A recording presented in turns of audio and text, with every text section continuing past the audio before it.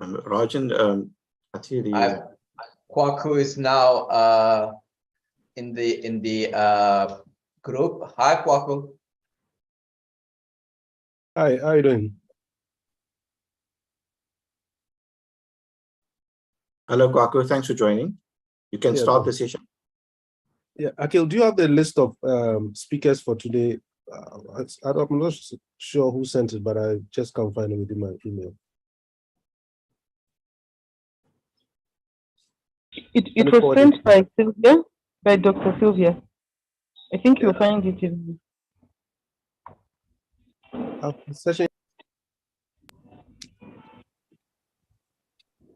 So I will share the screen to show you the program.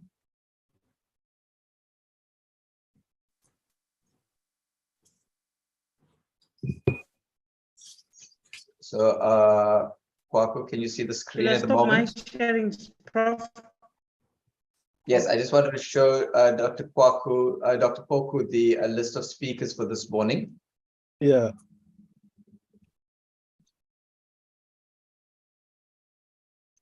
And I'm co-chairing with Dr. Hoga.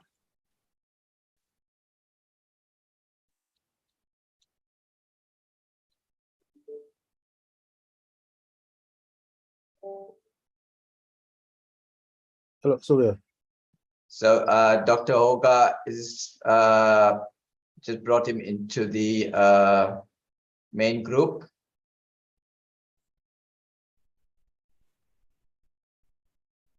Good morning, Rajan. Good morning. This is Adeto. I'm just testing my speaker. Yes, we can hear you clearly, and we can, if you put your video on, we'll be able to see your video. Okay. Okay. Okay, good morning. Morning, Kwaku. Morning, everyone. Good morning. Nice background. Thank you for joining. Good morning. Morning, Tune. Hey, Morning, everybody. Nosiku, good to hear your voice. Same.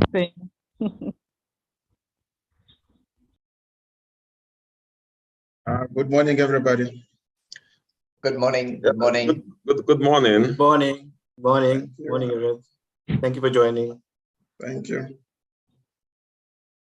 Dr. Poku, so the only speakers that are on the program for this morning, keynotes, that I'm not able to identify is Prof. Ngoi. I know she is connecting from the US at the moment. As soon as we identify her, we'll promote her up into the panelist section. But otherwise, I think we're ready to commence this morning's sessions. Thank you very much. I'm here, Rajan. I'm around. Oh, hi, Vera. Welcome, Hi. welcome. Thank you. Hello, Vera. Should we start now? Yes, we're all going to start now.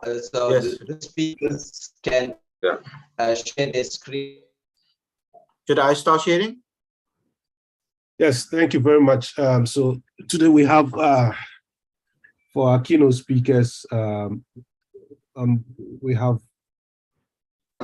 4 keynote speakers for this morning. We would like to start at this moment. I'm co-chairing this session with Professor Jonathan Hoga. And so we would like to start. I hope you all had a good time yesterday, and we're expecting same for today. So we would like to invite Professor Akil to speak to us. Prof, you're welcome. And you can kindly share your screen. Okay. Thank you very much for the introduction, Kwaku. So I'm sharing the screen. Let me just go to slideshow. Okay.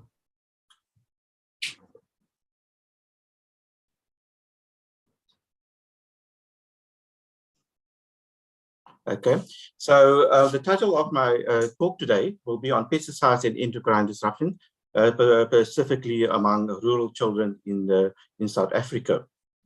Akil, your screen is still not being shared.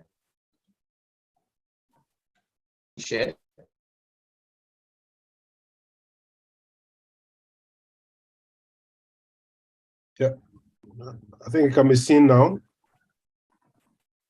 but you are muted, maybe.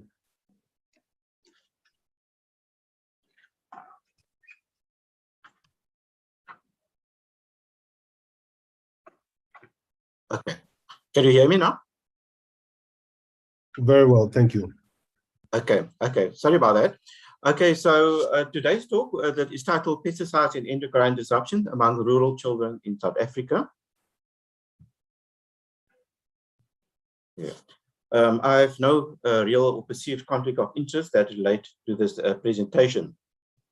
So agriculture is an important activity in Africa.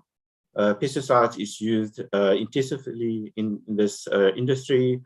South Africa is the highest use of pesticides in sub-Saharan Africa, using more than 3,000 products. And a larger proportion of these pesticides, especially including the current use pesticides, are known or suspected endocrine disruptors, meaning that they have, because of the similarity in their structure, chemical structure to naturally occurring hormones, has the ability to disrupt many physiological systems and can lead to adverse reproductive health effects, including neurotoxicity, cancer, adverse reproduction, and respiratory effects. And early development, especially male and female reproductive effects and development and neurobehavioral effects are particularly important. So the slide shows the rural Western Cape in South Africa, which is important for its agriculture, especially for crop farming. Here, the slide shows some pictures of pesticide exposures, tractor spraying, spraying going to nearby communities, including houses and nearby schools as well, where children can be exposed. So we recently did a study where we looked at the levels of pesticides in rivers in 3 intensive agricultural areas in the Western Cape. And these are the sites of a current cohort study which we are doing on 1,000 children. The slide shows quite a number of current use pesticides, including those that are endocrine disruptors, including fungicides, herbicides, insecticides, and their transformation products that were detected in the river systems.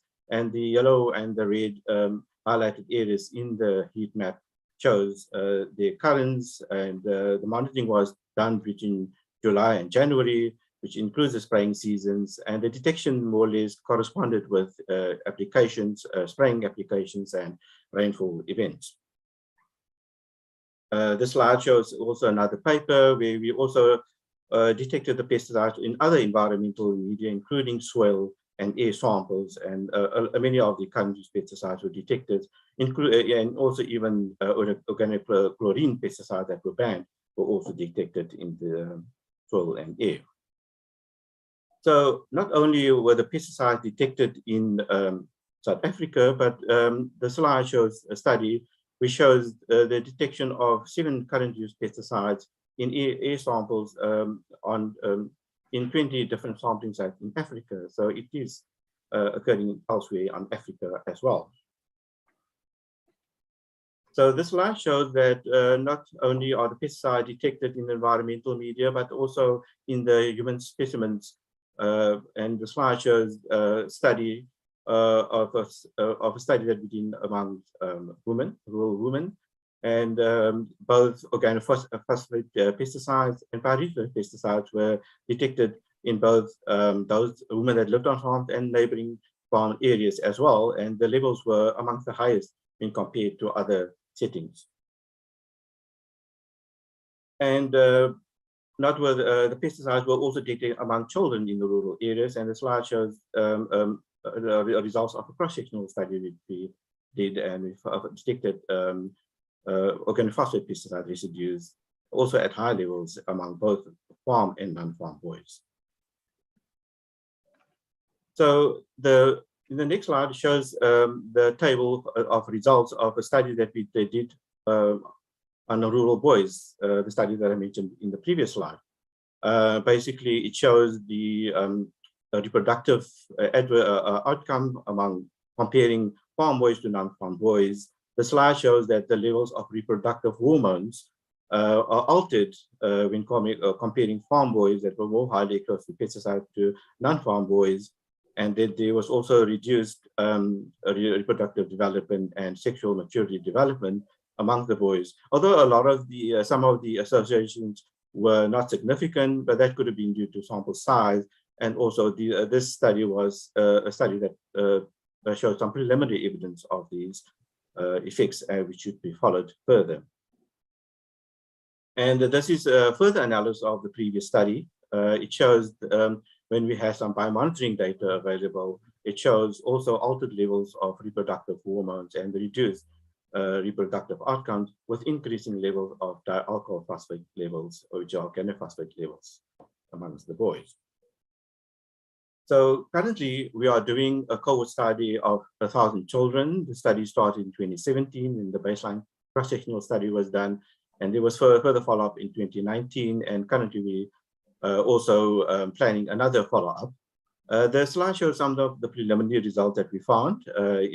So far, we did the analysis of the baseline cross-sectional study, and the slide shows some evidence that there were increased headache symptoms and reduced neurobehavioral outcomes, including effects on processing speed, attention, and memory, with reported farm activities by the boys, by the children, eating crops from sprayed areas, and also doing leisure activities like swimming in nearby dams that were in spraying areas.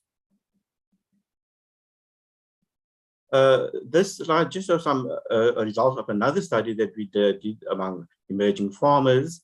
It investigated the effect of DNA variants on the neurotoxicity of organophosphate pesticide, and the slide shows that the effect of the effect sizes of neurotoxicity were different with different variants of the hormones, which are metabolizes organophosphate metabolites in the body, and this could also be applicable to children as well.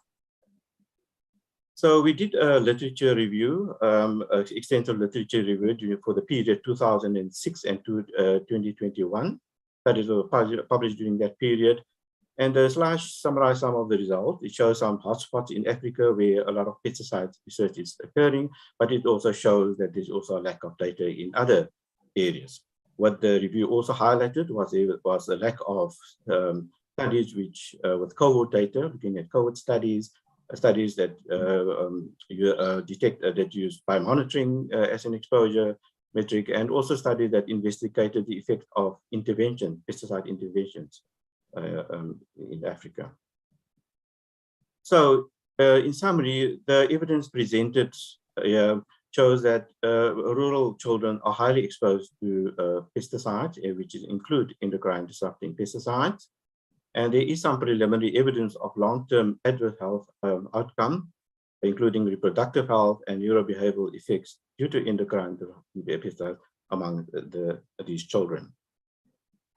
So the recommendation is, for now, is a reduction in pesticide uses and alternatives, changes in the workplace and environment and home settings, improve legislation and implementation, further research, as I will go into more detail in the next slide, and improve access and access to healthcare and screening.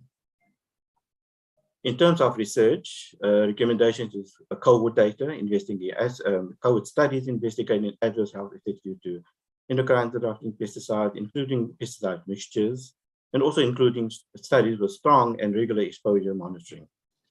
And studies investigating the effect of intervention to reduce pesticide exposure, also identifying the most effective interventions. So we did in 2021 a international multi-stakeholder workshop, where we tried to discuss the pesticide reduction interventions that should be focused on. And it's important that these discussions continue and acted upon.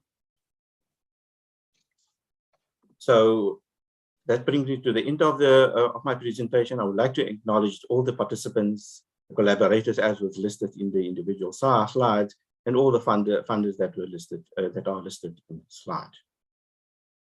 Thank you. Thank you very much,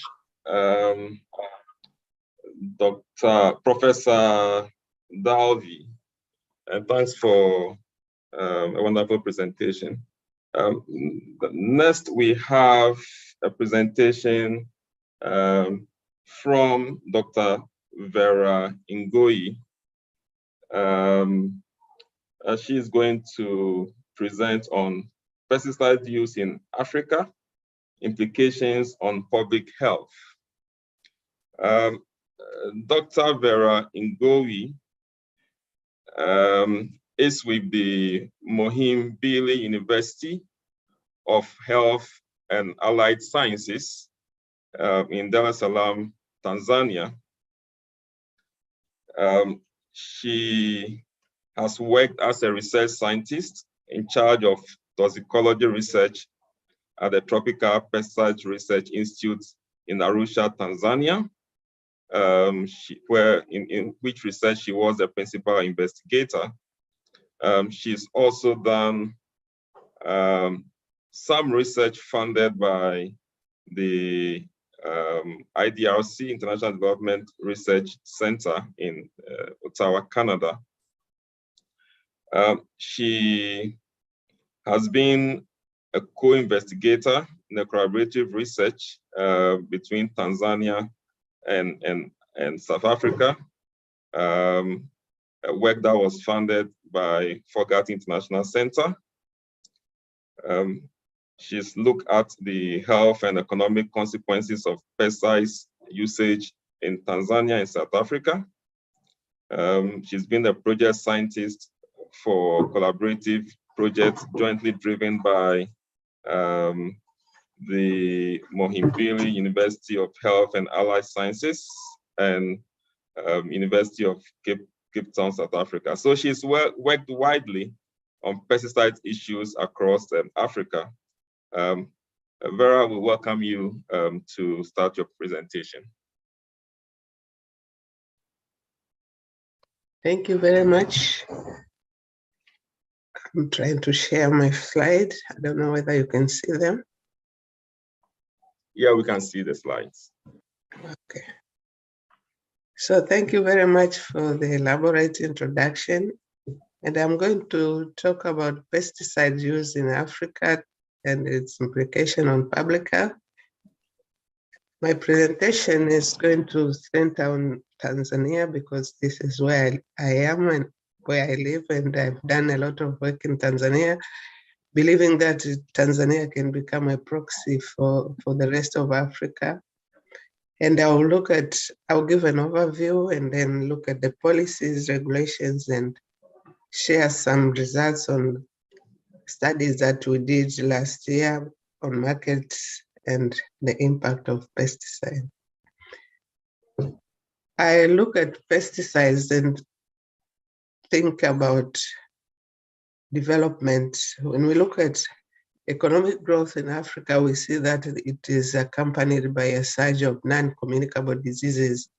And these diseases, they are adding burden on our population because we're still having the communicable diseases to deal with, and our health systems are fragile. They cannot handle both. And WHO is telling us that by 2030, non-communicable diseases will cause more deaths in Africa than all infectious diseases. We are interested in non-communicable diseases because pesticides also contribute to them. We are dealing with pesticides in occupational and environmental health, but these are, sometimes we ask ourselves, are they obstacles to growth? Because we are trying to control the risks, and these risks, some of them like chemicals, they are considered necessary for development. And occupational and environmental health has a problem because we have regulations and enforcement institutions that are not competent, that are not helping. They are not sufficient. We don't have surveillance systems, we don't have trained people, we don't have equipment. So the government is making decisions without having assessing what is in the environment on people. And when we look at industrial pollution, especially with chemicals, it does not have it is very low in priority. And this is because development has taken up the dominance in the policy paradigm. And sometimes we have a problem of international agencies interfering with the regulatory systems and initiating reforms, some of which are not beneficial to us. And all this lack of political will and interferences, they make public health institutions unable to remove the obstacles.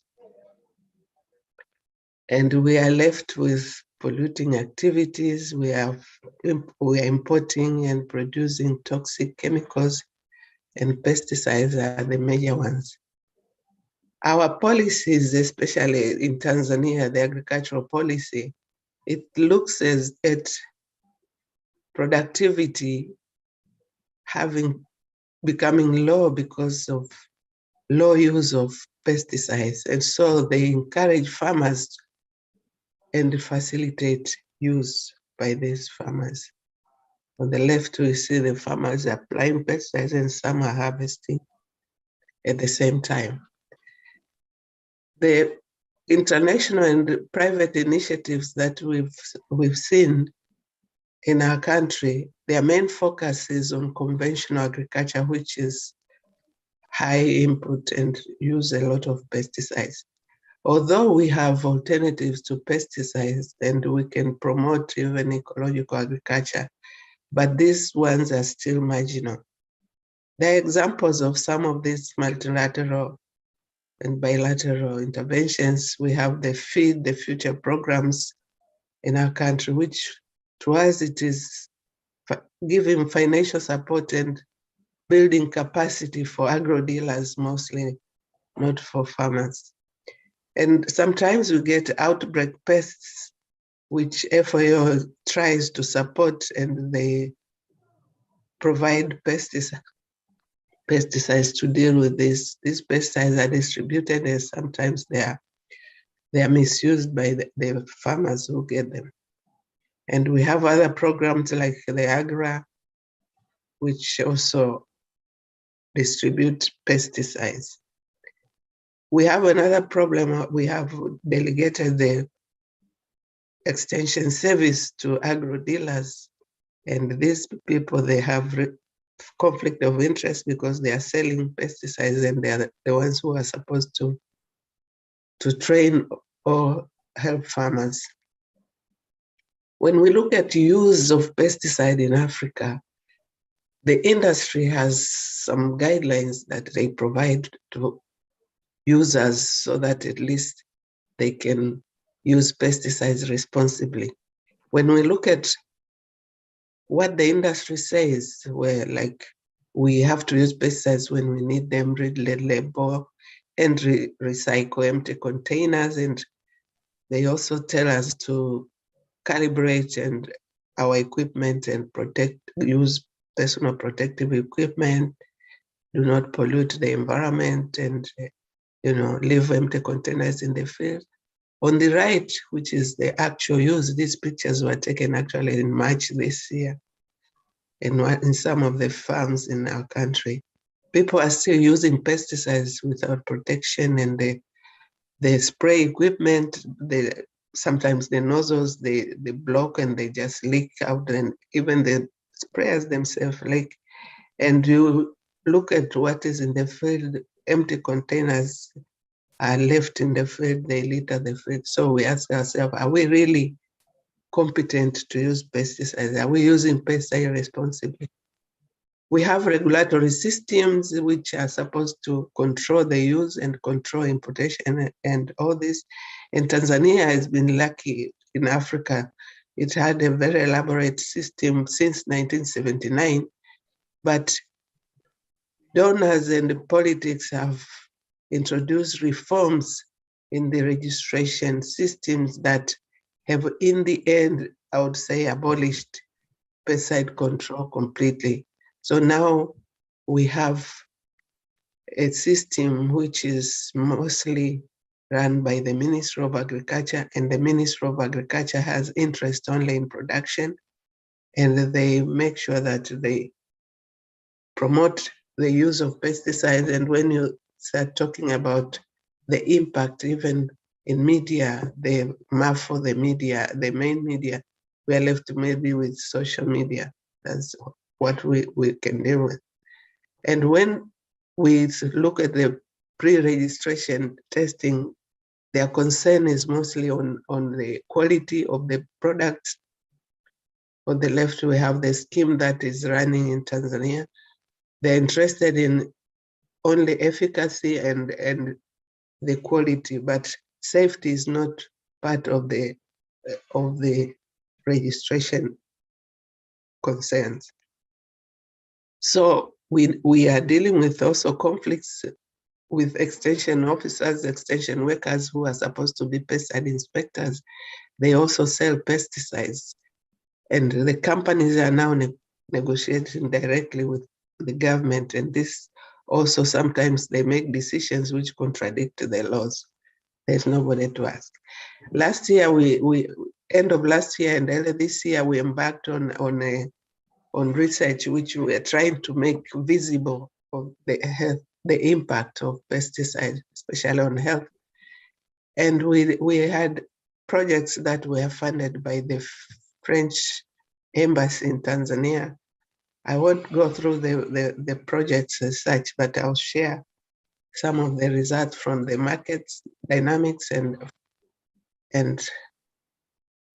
look at what we need to do. When we look at pesticide imports, we see on the right, the graph shows an increase. Since 2015 to 2020, there's a sharp increase in the importation of pesticide in Tanzania. And China has rapidly increased the market share, so 70% of the pesticide imports are coming from China. They used to come from Europe and America, I think, but now they're coming from China.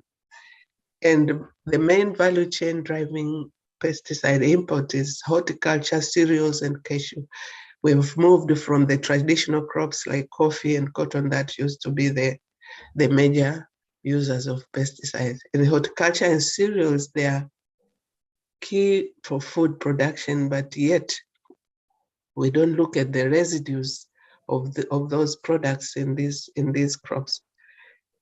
And we export horticultural crops, but the ones that we export, they are grown without much pesticides, but the local ones are not. And we see horticultural sector as the driver of registration of hazardous pesticides. In Tanzania, they were able to fast track about 368 products in 2009. And by fast tracking, it means that they don't go through the rigorous process of testing and evaluation. They just register them.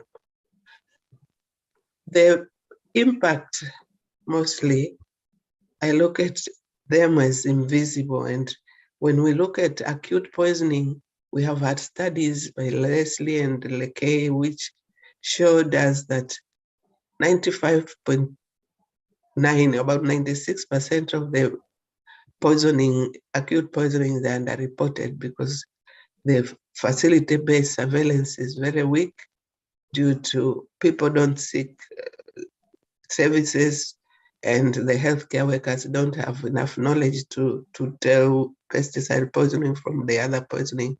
We also tried to use community-based self-reporting, which will complement the facility-based surveillance, and this worked nicely, but it ended up as a pilot. We have problem of low dose chronic exposures. The effects are known, and Akil has just presented some of these effects, but the magnitude in Africa remains unknown. So acute poisoning also contributes to chronic exposures as well if we use them as sentinel events. So what can we do? I think we need to in public health, we need to make the exposures and health effects visible, and we can do residue analysis and, show what we have in our food. And we can also look at the long-term health effects by looking at the exposures among farmers and consumers, maybe, of the products that comes from the farm. We also need to address the struggles of overregulation, maybe by using activism. We have to mobilize farmers, we have to mobilize consumers, and so on. And we also have to introduce lobbying. And we look at the dynamics of invisibility or visibility. Maybe it is knowledge, ignorance on pesticide-related health effects also. And try to organize workers also so that at least they can deal with this. So thank you very much, Santeni Sana. And this I worked on behalf of the pre-hit, the team that looked at studied the different aspects of pesticides since last year. Thank you. Thank you very much, Dr. Ngowi. Dr. Asante, can you introduce the next person?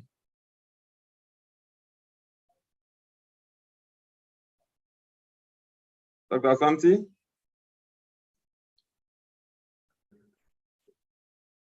Okay, let me go ahead. The next presenter, yeah, Dr. Asante, yeah, go on. No, please go ahead. Okay, the next presenter is Dr. John Yabi. I hope I got the name right. He's going to present on lead and heavy metals arising from unsustainable mining activities in Kabwe, Tanzania. Dr. John Yabi studied veterinary medicine at the University of Zambia, and he joined the University of Zambia. He joined UNZA as a lecturer researcher in the School of Veterinary Medicine in 2007. He also studied for a PhD at Hokkaido University in Japan. He has worked widely in the area of environmental health, public health, and today we'll listen to some of the findings on heavy metals arising from mining activities in Zambia. Dr. Yabi, please, you can start. Thank you for the introduction. As mentioned, the title of my presentation is Lead and Heavy Metals Arising from Unsustainable Mining Activities in Kabwe, Zambia. Before I present, I would like to thank the conference organizers for inviting me to present today as a keynote presenter. I'm coming from the University of Zambia, and I'm a lecturer now at the University of Namibia. And I'm also the team leader for the Kampai project, which mainly sponsored, which gave me the platform to conduct this research that we are going to look at today. So what I'll do is I'll give a brief overview of lead toxicity, and then I'll also look at the various research that we've done in the environment and arising from the environment affecting human beings as well. So the brief overview on lead is that it is a metal that is ubiquitous in the environment, and mostly children are the ones that are vulnerable to lead contamination and toxicity. There are many reasons, and we understand that there are many sources of lead contamination in the environment, but one of the main anthropogenic activities is mining. And then human exposure mainly is via ingestion and inhalation of lead. There is also dermal contact to some extent. Lead is known to have a half-life of 35 days in the blood. and then it can be disseminated to various organs like the liver, kidneys, and the brain, where it can produce various deleterious effects. Also, it is known to accumulate in the bones, where it can be there for many decades.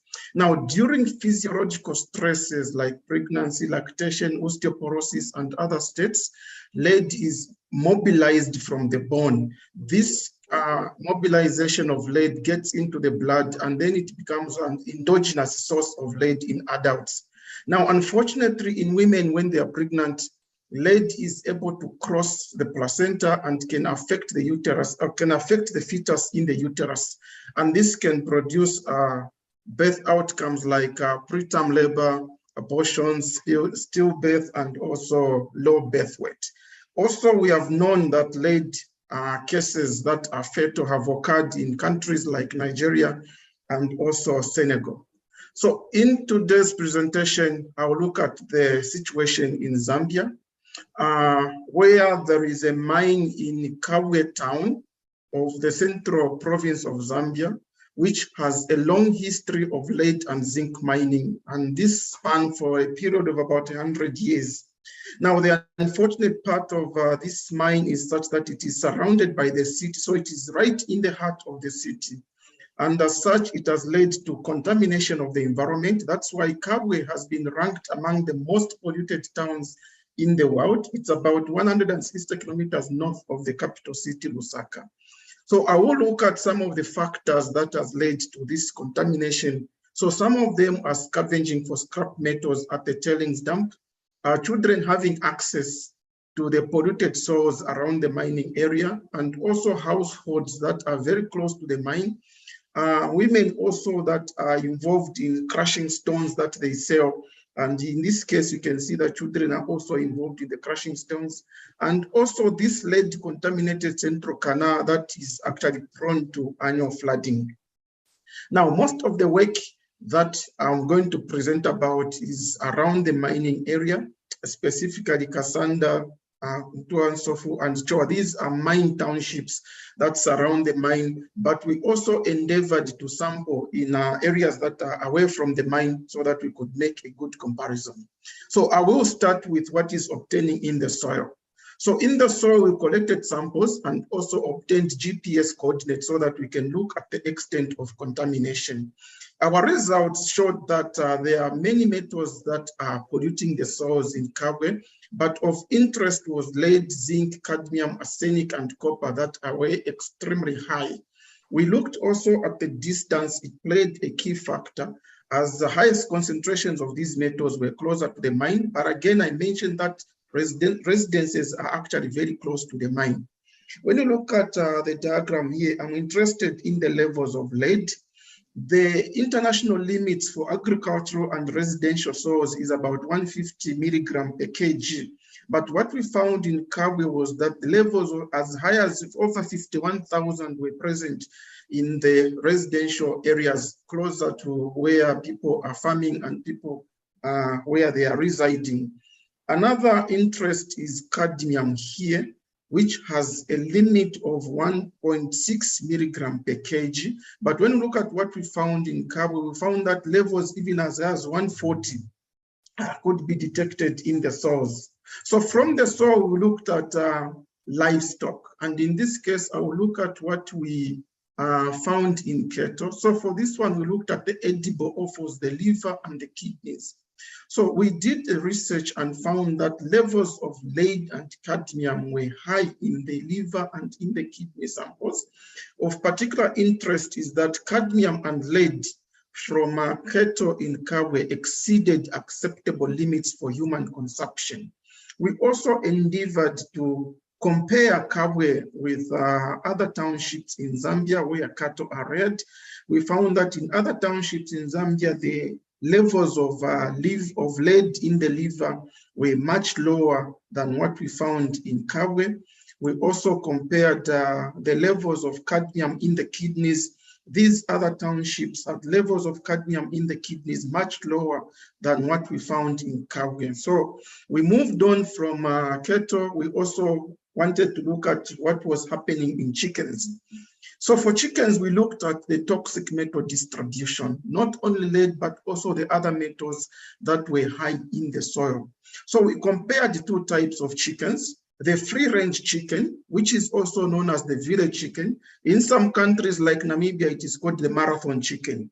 We compared the levels of lead also in what is in the broiler chickens. These are the table chickens that are kept in an enclosure.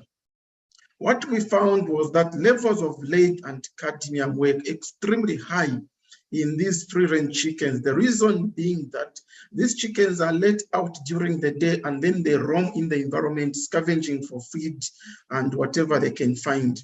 So what we found was that the concentration of lead and cadmium in the liver and kidneys exceeded acceptable limits for human consumption. So this figure here shows the distribution of these metals. For lead, it was mostly in the kidneys, followed by the liver, the lung, and also these other organs. For cadmium, it was also highest in the kidneys, followed by the liver. It was low in these other organs. So meaning that the most important organs for chickens were the liver and also the kidneys that are widely consumed in the local communities. Now, we also wanted to look at the other exposure variable, which could be milk from cattle reared in the vicinity of the mining area. So for this, we sampled milk samples and blood samples. These were paired between 2019 and 2021. What we found was that levels of lead in the milk reared in cattle in Kabwe were generally low. The levels of lead in the blood were high and exceeding the baseline for blood in cattle, especially for Munga. So these are the areas. This is Munga and that is Kangomba. This is the mining area. And this was the most important direction from the mine. So we also looked at the cancer and non-cancer risks from exposure to lead through consumption of milk. These were negligible. So we wanted to look at, so this is just the figure that is also comparing the wet and the dry season. So in the wet and dry season, the differences were not significant. So meaning cattle could be exposed during the wet season or could be exposed during the dry season.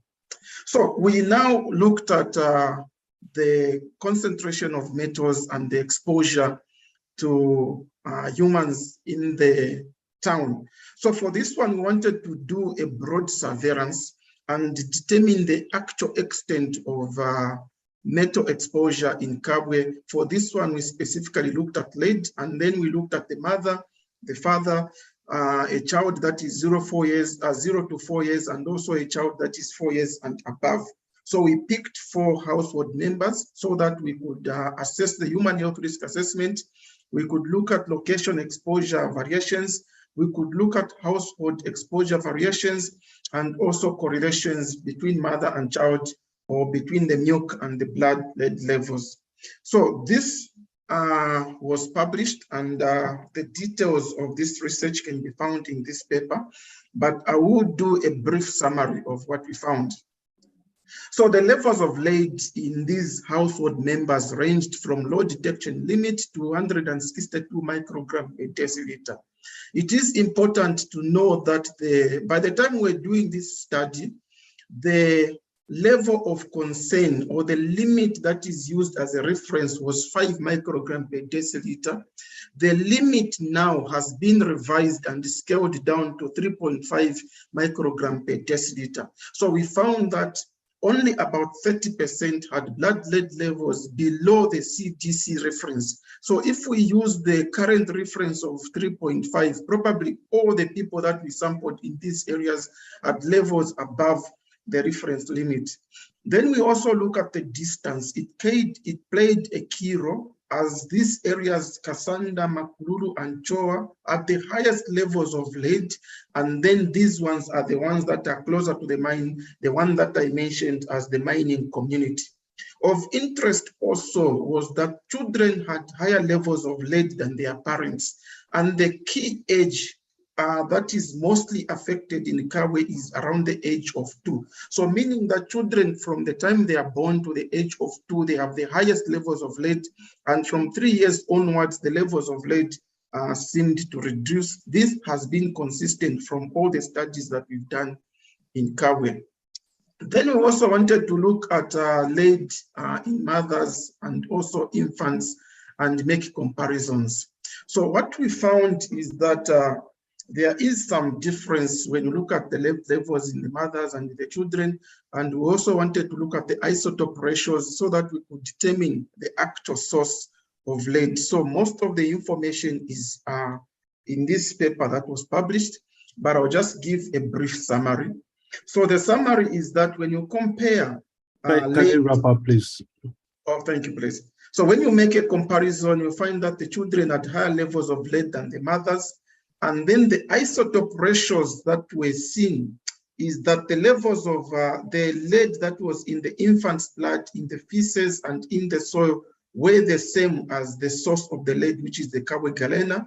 And then the levels of lead in the breast milk and in the blood of mothers were different from the soil, but were similar to the infants, meaning that the infants were getting lead from the mothers and also from the environment. Then we also looked at the levels of lead in the milk. This figure just gives you that the levels of lead in the breast milk samples were detected, but lower than the limit that is acceptable. So meaning that it was a bit safe. Then I'll just quickly look at the biochemical parameters that we found. So in the population in Kawe, we found that lead has an effect on the liver as it affected the enzymes like LODH, GGT, and also ALP. So these were high, indicating that there were some hepatic disorders. And also the total protein was low, indicating that there was also a renal disorder or a hepatic disorder. So the other study was just look at the use of dog as a sentinel animal. So I'll quickly mention that all the other findings that I've mentioned in humans and in animals were similar in the dogs, in the sense that the levels of lead in the dogs were more common in the infant or in the younger dogs, and also in the dogs that were closer to the mine. So in this case, we have established that the dog can be used as a sentinel animal for biomonitoring, because using human beings is quite difficult. So briefly, I'll mention that the levels of lead in Kawe is high, and then the chicken could be a main source of lead, and also the soil. And children that are lower than 2 years, that are younger than 2 years, are mostly affected by lead. And then also the dog could be used as a sentinel animal. So I'll also mention that in Kawe right now, there is a project that is treating the children with chelation therapy. Remediation is also underway, and there are also some other studies that we are currently doing to further understand the situation in Kawe. Thank you for your attention, and also thank you for inviting me to present today. Thank you very much. And so we would like to move on to the next presenter, and then after that, we can go through the questions quickly. So our next presenter is Dr. Aditon Mustafa, who is a previous chair of the ISE and now a counselor at the global level. And we're happy to have you here.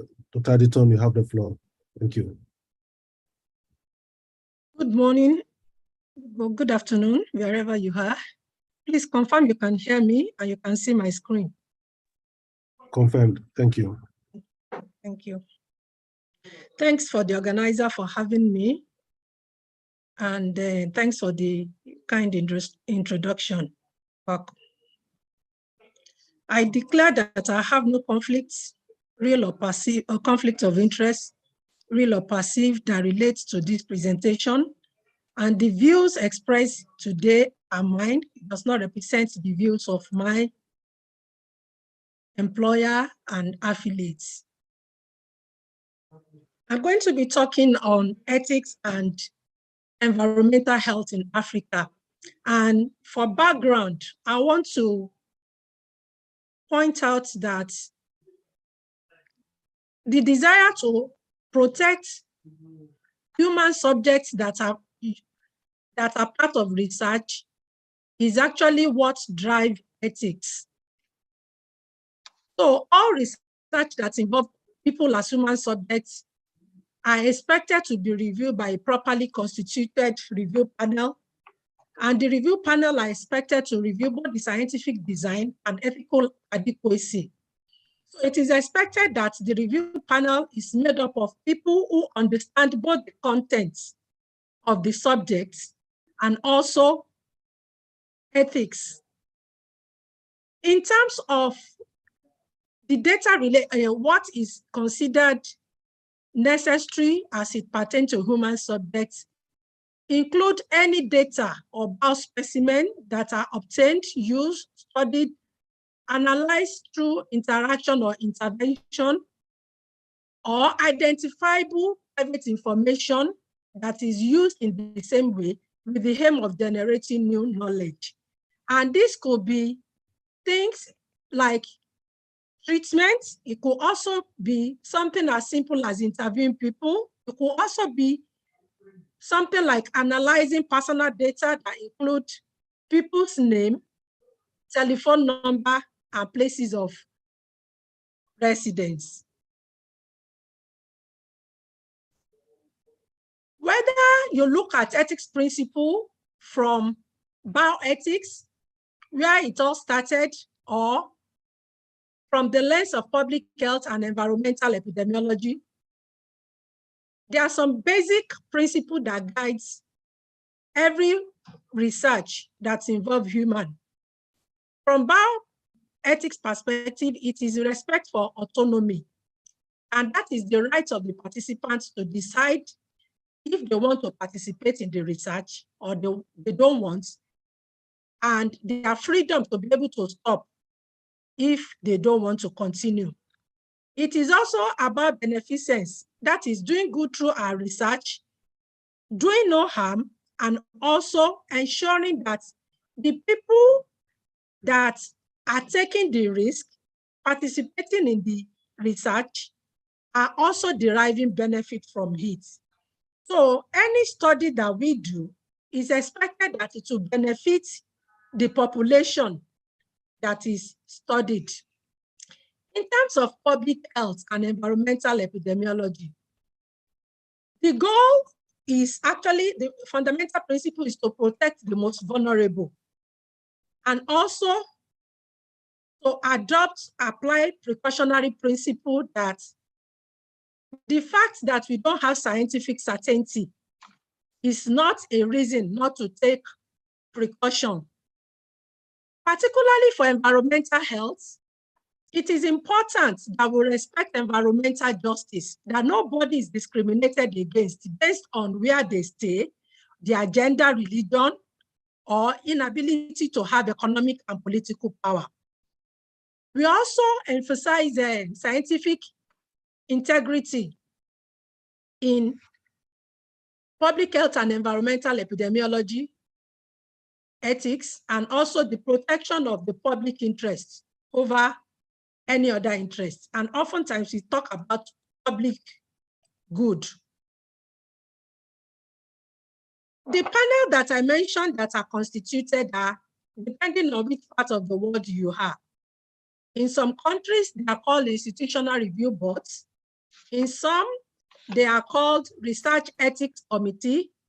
In some, they are called National Health Research Committee, Research Ethics Committee.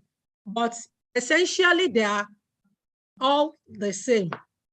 And their mandate is actually to ensure the protection of the right, safety, and well-being of human research participants. But in addition to that, they need to provide an assurance to the public that they are actually, what they said they are protecting is real. So it is not just to do it, but it has to be seen by the public, an assurance given that they are actually protecting the rights of research of participants, human participants in a research. And that is why they often have to review the study protocol, the suitability of the investigators, the facilities, and the methods that are used in obtaining and documenting informed research consent of research participants. But what you think, the cartoon I have on the right-hand side, what you find in most times is people think that it is a lot of, sometimes in quotes, they are showstoppers, but actually their mandate is to help to ensure that we do research based on ethics principle. One of the challenges we have in our region is lack of research on major topics. And that also, you find it also in terms of ethics. There were few studies that have assessed the effectiveness of either HRB or even ethics process. There were two studies that came. One was by Tilagawa and Wasana. They reviewed 23 studies and on structure, functioning, and outcomes of RRB. And another study looked at the composition and capacity of institutional review boards in Ethiopia. Those two studies find that the challenges faced by African RRBs are majorly lack of adequate skill sets in the composition of institutional review boards and lack of diversity in the membership.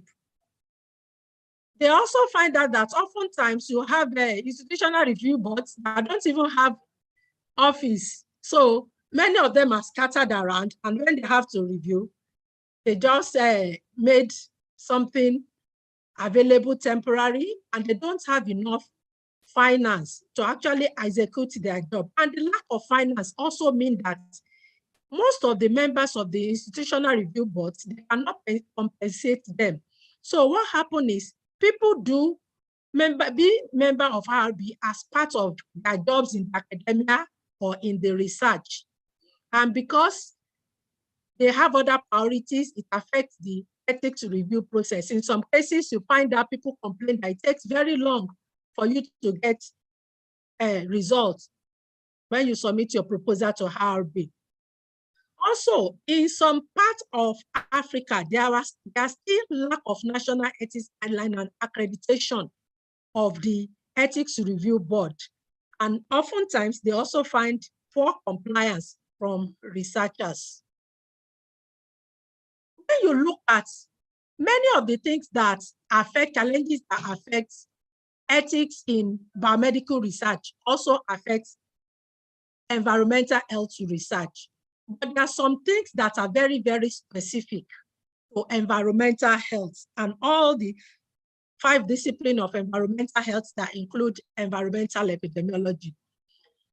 Because there is an epidemiological transition from communicable to non-communicable disease. And we have seen that in Africa, about 25% or a third of the burden of health we have are caused by environmental stressor. There is a gradual increase in environmental health research activities, but this is not complemented by ethics capacity enhancement for the institutional review board. So you have institutional review boards that are used to looking at purely health studies. Now you take environmental epidemiology proposal to them, and then you get a lot of challenges. People asking, why are you doing this? Is this really what is important? And also in the composition of the environmental, in the composition of the HRBs, oftentimes environmental health specialty are lacking, and especially when you look at disciplines such as environmental epidemiology that sometimes look at big data sets. One of the challenges I've had several years ago, things have changed now, was somebody saying, is this really science? Merely analyzing data or using questionnaire, is that really science in quotes? Because I come from science background, because you don't mix something together or you did not do animal tests, is that really science? Because people don't really understand that when you need to study population, you might not be able to go to the whole population. You take samples that are representative. And sometimes you go where there is no funding, you use other tools that are cheaper, such as questionnaire, to gather information. There is also the data of ethical issues in modern environmental health hazards. Things like electronic waste, things like genome studies, and also the data. People sometimes in the traditional harvest, they often lack knowledge about data protection in human biomarkers, and even things like how do you take consent of adolescents and teenagers. The other challenge you have that is specifically for environmental health research in Africa is environmental justice implication. When I talked about the ethics principle, one of the principles of ethics is that the people that you are using for the study must benefit from the results, and the findings must impact them. But one of the challenges we have in our field is that the population we are studying, oftentimes the ones that are exposed to environmental stressor, they don't have the ability to take themselves out of it due to economic or political repression. So if you go around, for instance, scavengers in electronic waste, yes, you can document the risk associated with their work. But even that research finding does not mean the life of those people will improve, because they are not capable, they don't have the economic power to move away from the exposure by themselves. Unlike in health study, you do a randomized control trial and you find that this drug works, you could go back and get funding to provide drugs for members of the population that are affected. But for us, we have a challenge that we may not be able to help the population directly. The other bit about environmental health research is that oftentimes environmental issue comes with controversies. There is a lot of arguments and counter arguments that environmental pollution is caused by this or by that. And people come to the table for the research with different biases. So the mechanism for community engagement and even to disseminate the findings to the participants is tricky and very difficult, because there's been a lot of issues that has been on ground, and there's sometimes also pressure to say that you find positive thing, or people say maybe what you find on pollution is not what is causing the health issues, depending on which interest is at play. The other challenge in terms of ethics for us is most of the time we are not able to adequately influence research, environmental and public health policy with our research results. Take for instance, even though when you compare Africa to the rest of the world, we've not done as much as air pollution studies if you go to the literature. But even for the ones we've done, we've not done enough adequacy to change that our regulations change.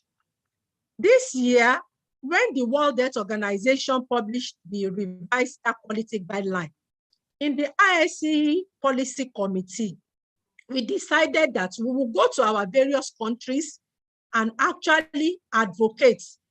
The photo you see on the right is one of such advocacy we did in Nigeria, where we look at the National Environmental Air Control Guideline and realize that PM25 was not even covered in there. Apart from the challenges we have with conducting environmental health research in an ethical manner in Africa, we also have some dilemmas, and we really need to look at it. because we don't have funding, most research in Africa are not funded by governments of Africa. Oftentimes, things that the funder wants to pay for is what we do. Research relevance to local community needs or national priorities are often not what we work on. And the challenge then is that we do these studies that are good, but people ask, how does it translate to my own community? How does this? Kindly wrap up, Dr. Adetono, okay, please. Okay. Thank you. In certain cases, we'll do this, but for most time, it is what the funder's objective that we work on. Also, one of the dilemma we have in things like environmental health research is the quality of the science we employ. When you look at most of our papers, the study designs are inappropriate to answer the hypothesis, or the sample size are too small, or exposure misclassification, and those are the challenges that does not make some of the work we do. Don't forget that ethics is about both the scientific adequacy and ethics principle. You also have the issue of role of incentives. In the context of poverty, depending on the price you are willing to pay, some people will give up their rights, and that is the reality. And we also have cultural and community norms about whether it is an individual that should give a consent or the head of the family, who often are men. One of the things the ISC has done is we have an ISC ethics guideline for environmental epidemiologists. This is available on ISC websites, and it talks about what we need to do as environmental health practitioners, environmental epidemiologists for our study. It talks about what we need to do before we do the research and what we need to do after the research in terms of communicating of our research finding. We also have a paper on EHP that summarizes the environmental guideline. Some of the challenges we have are not limited to the terms of how the process of research, but we also have some that are external. In recent times, the issue of helicopter research and ethics dumping has been elevated, especially after the 7th World Congress on research integrity that happened ending of May in Cape Town in South Africa. Journals like Lancet are now saying that people that do the research has to be represented in the papers that are publishing. And ethics dumping, which is a principle where if you have a collaboration with Western partners, they fulfill ethics requirements in their base country, but not in Africa. One good thing that has come out of this is that a community like the San community in South Africa have come out with the San Code of Research Ethics, in which case they want to be part of IRB and they want researchers to also consult them and take their comments before you can do research in their community. We also have the Global Code of Conduct for Research in Resource Poor Setting, which was funded by European Union, and it is on trust. You can look up that. That is another one that tends to protect us in Africa. I haven't talked about this. I think some of the things we really need to look at is how we need to enhance the capacity of our RRBs and people that are part of ethics review. And it is not just basic ethics training. It is on advanced ethics training, research ethics, and understanding of modern environmental health issues. There is a need to have a database that shows formal registration of RRBs and operational guidelines to support them. We also need to do more, make provision for duty of care, dissemination of research findings, and providing a sort of duty of care to research participants. Most importantly for us as a research community, it is not just enough to do an air pollution study, publish it in a journal and keep quiet.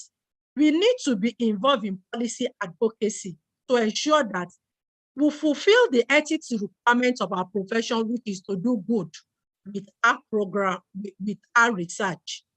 And we need to communicate to local people in the language they will understand. So in conclusion, we need increased regional collaboration to develop guidelines. We need capacity enhancement program for IRBs on environmental health research. And we need our national institution to be intentional, systematically sustained development of ethical research. As IAC Africa chapter, we are privileged to have last year the acting executive director of African Academy of Science. And this is a body that covers the whole of Africa. And one of the things she committed to is to work with us to be able to develop programs around this. Last week or this week, I was just having a conversation by email with the chair that this is something we committed to do. We will open it up for the benefit of the region. Thank you. Thank you very much, Dr. Aditon Mustafa, for these thoughtful comments on ethics in environmental research. We'll quickly go and look at comments and questions that have come up. So there's one for Dr. Yabe, which says, what are the ethical considerations that you employed in sampling animals? Dr. Yabe, do you want to respond? Okay, thank you for the question that has come. So the research, before it was conducted, we followed the due process of submitting the proposal to the University of Zambia Biomedical Research Ethics Committee. So for the samples that were obtained in animals and the samples that were obtained in humans, an ethical approval was obtained.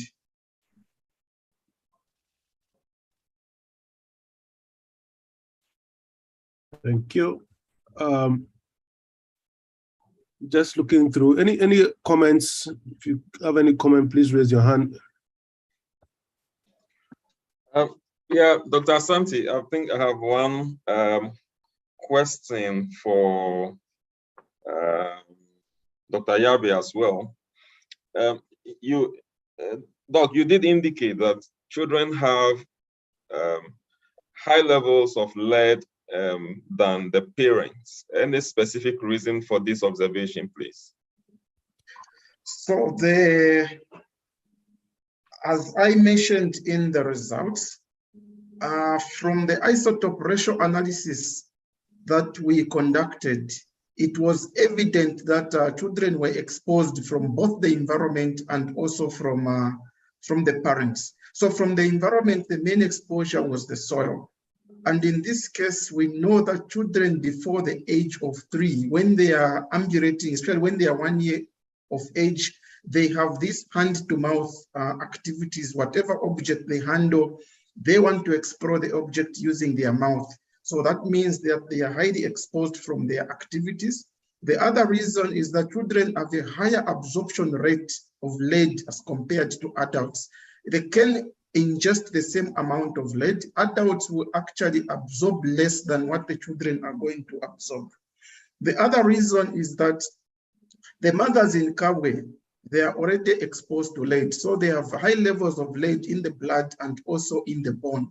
So during pregnancy, because of the physiological stress, there is bone resorption. So there is mobilization of minerals from the bone, including lead into the blood.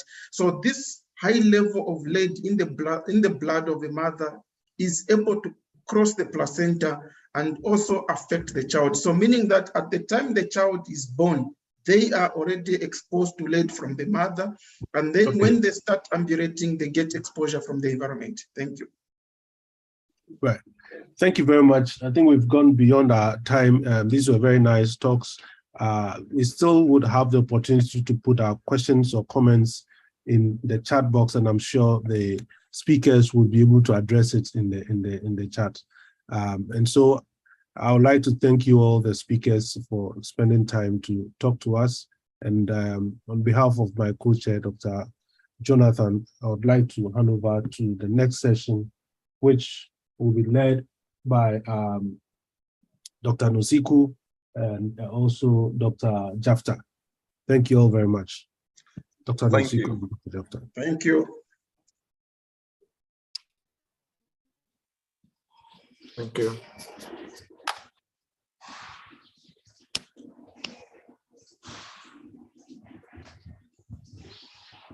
Thank you, Chair. Can we go into the next session now? Are we taking a break?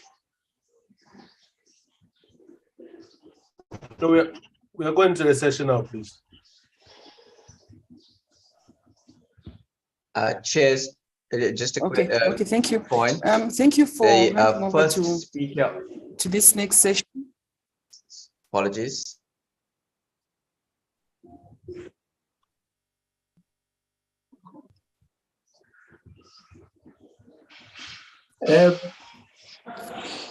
Dr. Nosiku, I think you can go on.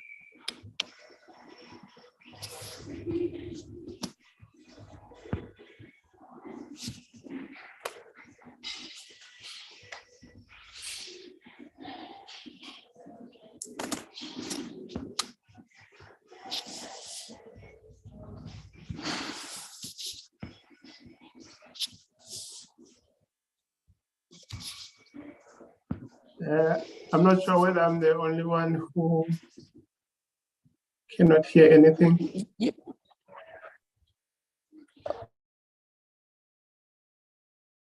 Dr. Nosiku, I think you can go on, please.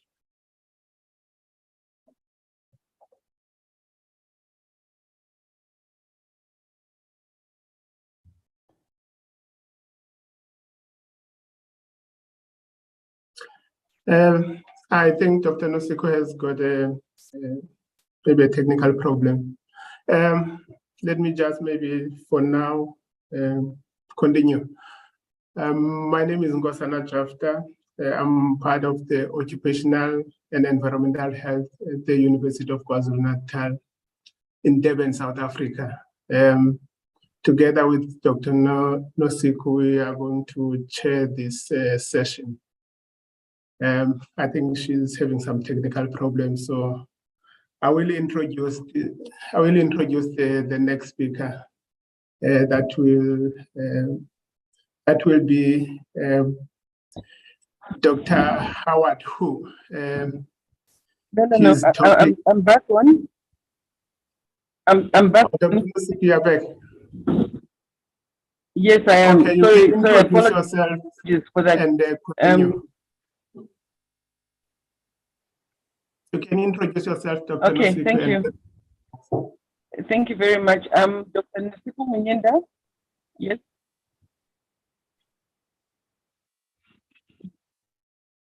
Okay. I'm Dr. Nosiku Munyenda from University of Zambia. I'm part of IEC Africa, part of the organizing committee.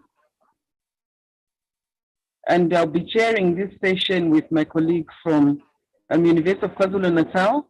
Maybe my colleague, you can introduce yourself as well. Can our co-chair introduce yourself?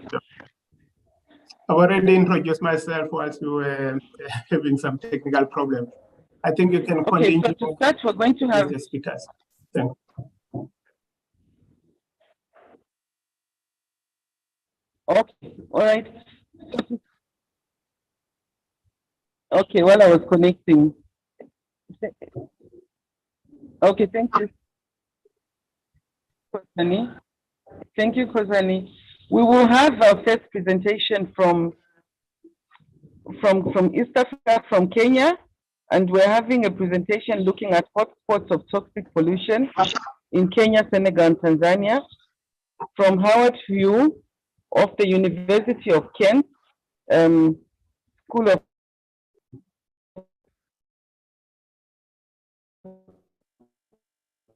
Public Department of Population. I'm given the instructions for 7 minutes for the presentation, and we'll reserve 2 minutes for questions and answers. So I'll give an indication when you have a minute left, and you should be able to conclude within that minute. Thank you. Howard, you can start your presentation, please. Chairs, I just want to inform you that Dr. Who is not on the platform at the moment, and I would recommend that we move on to the next speaker. I will advise you when and if he does join in. Thank you. Dr. Kwanzaa is the next speaker, and he is already on the platform. Okay. Thank you so much, Prof. Naidu. I think, Reginald, you can go ahead and present your work. Thank you.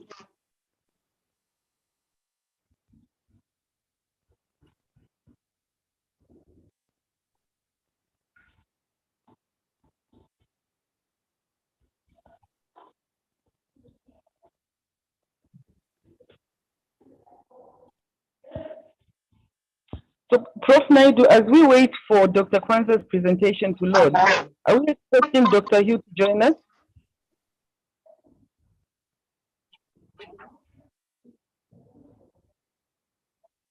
Yes, so he is not currently among the participants. If he should join the participants, I will keep a lookout. If he does join, I will inform you. Okay, well noted. Thank you.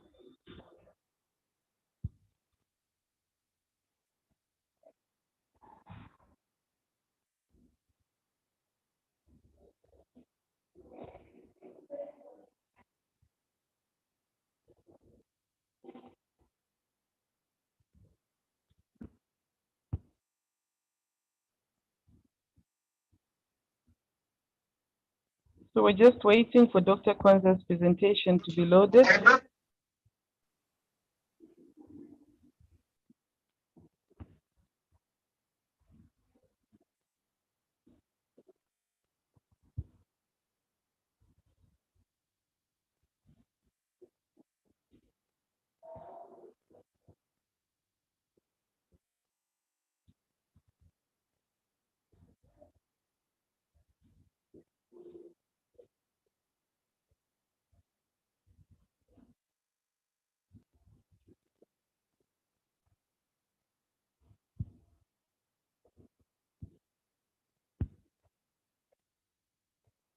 Okay, thank you so much. Dr. Kwanzaa, please go ahead with your presentation.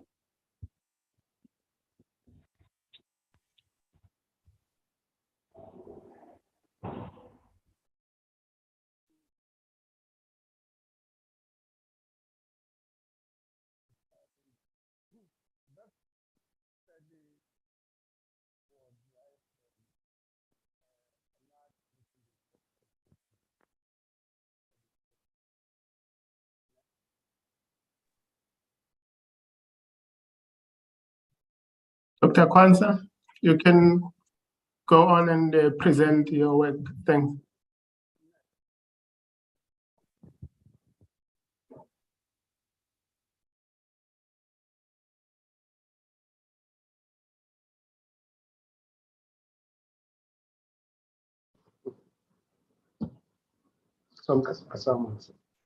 Next.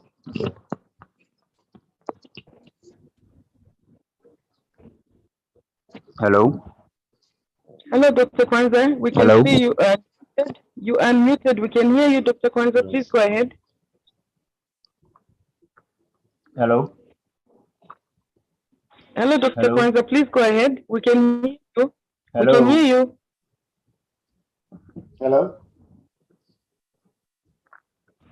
Okay.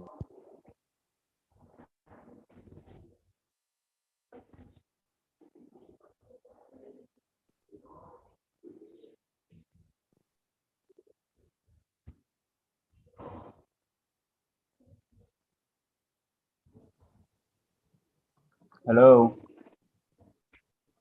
Hello, Dr. Kwanzaa. We can hear you. Please go ahead. Next. Please, can you put it on the next slide? Yes. Yeah. Good. Okay. Okay. So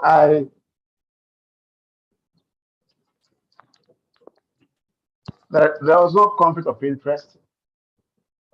Next. Okay. So the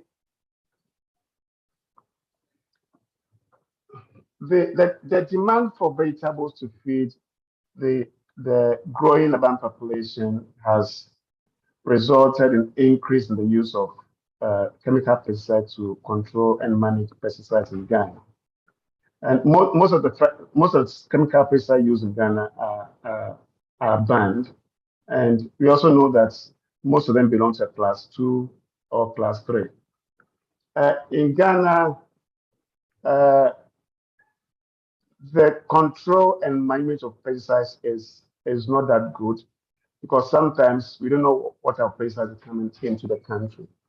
And we have our previous studies shown that it's shown high levels of pesticides in adult population engaged in farming in a steady area. However, in Ghana, little is known about the pesticide exposure experience among children living in farm communities. Evidence linking pesticides to acute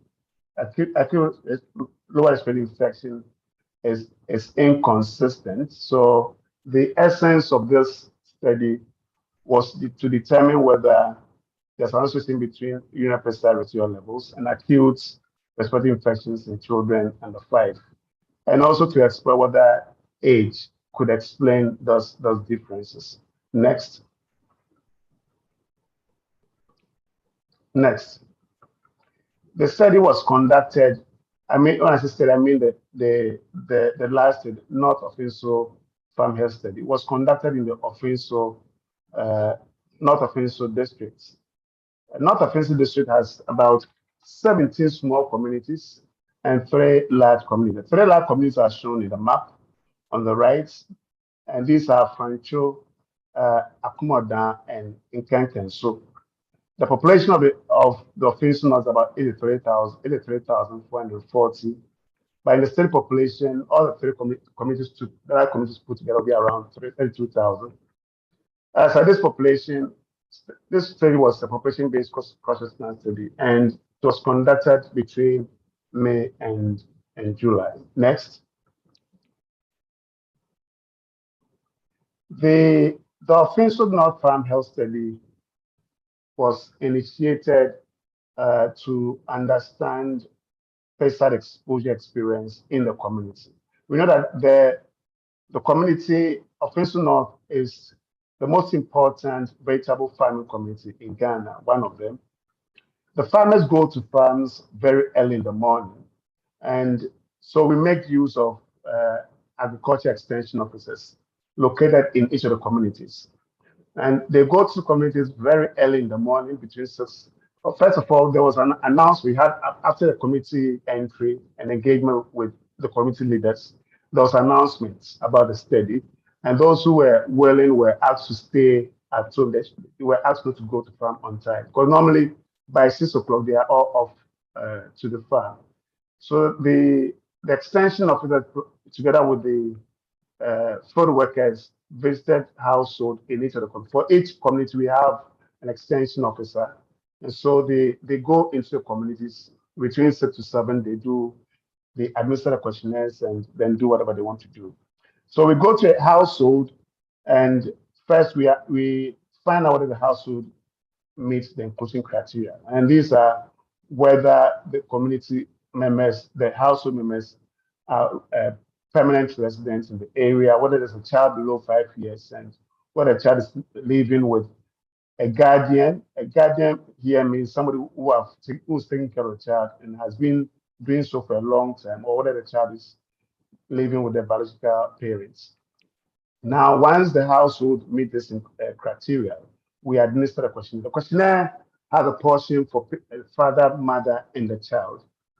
And so, we recruited about 310 households, involving 930 individuals, that's mother, father, and children. We had 150 households for Akumodan, 95 for Nkenkenso, and certified from Afrancho. Once the social workers administer the question, they also explain the protocol for urine sample to the mothers. And that's involved washing and cleaning of the hands before they handle the container for urine sampling. So they sample the urine from the mother themselves, the fathers, and also the children. Then the next day, this urine sample were handled based on a standard protocol, and then later transferred to Ghana Standard Authority for the laboratory analysis. Next.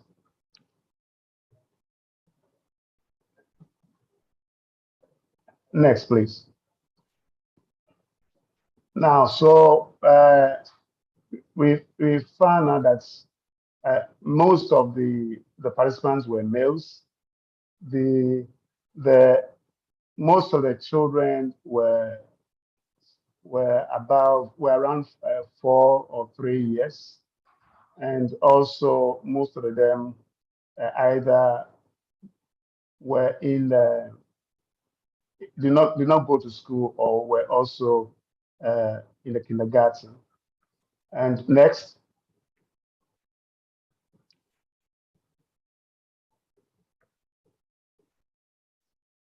The prevalence of acute respiratory infection was about 22%, and then we realized that does increase by age.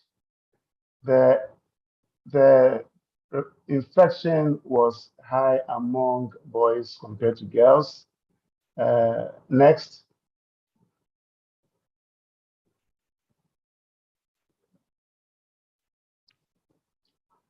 We registered quite high levels of these, both organochlorine, pyrethroids, and organophosphates in the children, and these were quite high compared to what we observed in other studies. Next.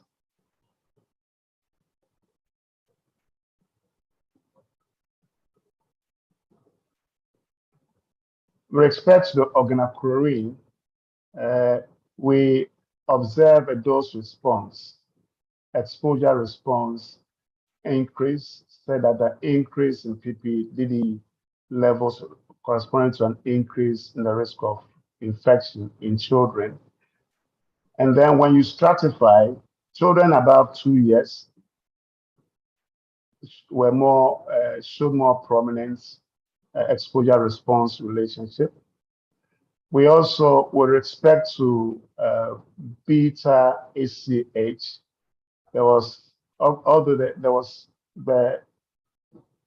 with respect to beta HPH, in the entire population, we realized that there was an increase, about 1.9 increased risk in all children.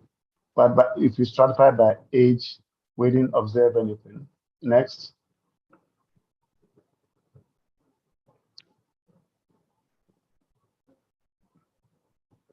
Again, in the entire age group, the pyrethroids showed again an increased exposure response relationship with an increase in the concentration of the mitotrine, increasing the risk, and the same thing. This was also observed in the children above 2 years. Next.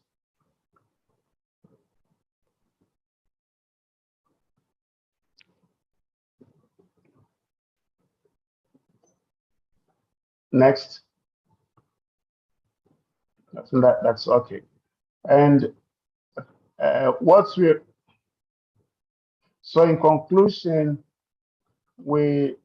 this study supported the hypothesis that exposure to chemical pesticide was associated with acute respiratory infection in children under 5 years. Specifically, we observed an increased risk of PPDD with acute respiratory infection. We which was also noted in children above 2 years. Delta HCH and beta HCH also show some significant association. The same thing with delta methylene levels. And so those studies provide evidence that exposure to PESA among children could increase the risk of acute lower respiratory infection. Thank you. Thank you. Thank you very much, Dr. Yes, Kwanzaa. Very good. We are grateful to the chief and others of the community, agriculture extension officers, the communities and students and everybody who supported the projects.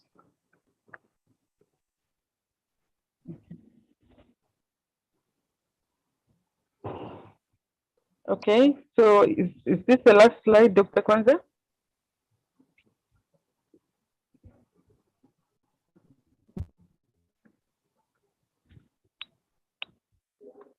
All right, thank you, Dr. Kwanzaa, for your presentation. I'm not seeing any questions in the chat. Do we have any questions for Dr. Kwanzaa? After that very interesting presentation, kindly just raise your hand if you have any questions for Dr. Kwanzaa. We have a question for Gabriel Jackson. Please go ahead. Gabriel, please go ahead with your question. Hello? Yes, please go ahead.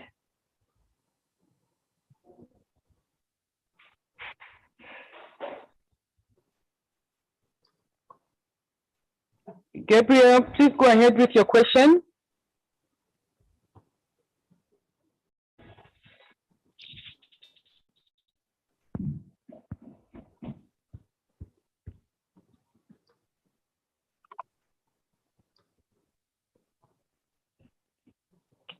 Okay, we have another hand from Angela. Hey.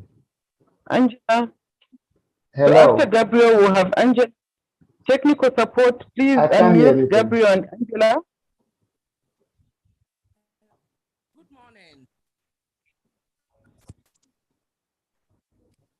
Hello. Angela, your mic is open. Please go ahead and ask questions. Good morning. Yes, please. I want to find out with the vegetable growing aspect. So you realize that of late, when you take vegetables, there is this soapy smell after eating the fruit itself. There is this soapy taste, which I feel is very dangerous to our health. So what is public health doing about it?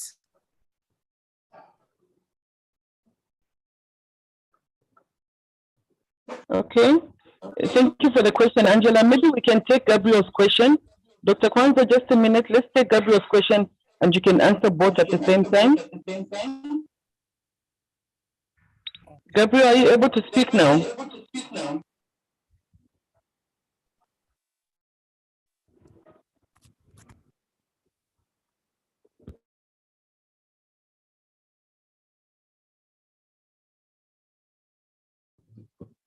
Chair, Gabriel should be able to unmute himself to speak.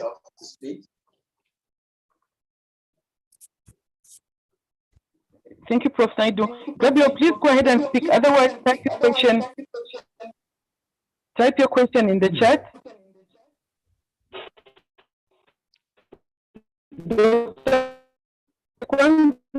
You can answer Angela's concern.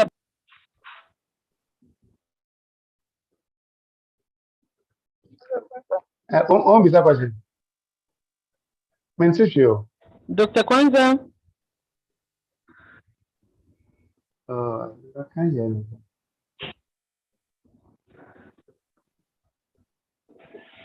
Dr. Kwanzaa, are you still with us? I don't hear.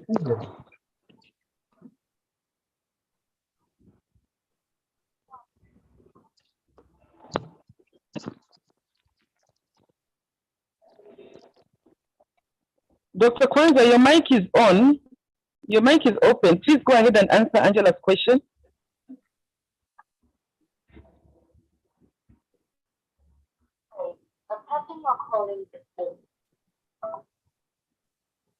One second.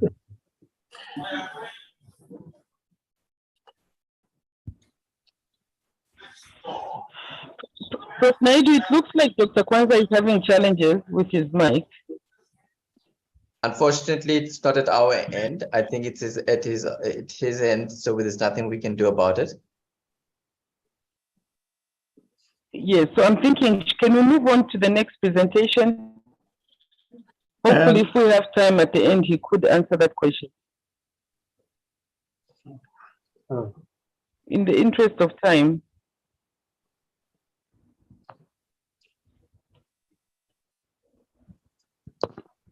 Okay, let me introduce the next speaker. The next speaker is Charles Mugabo. He is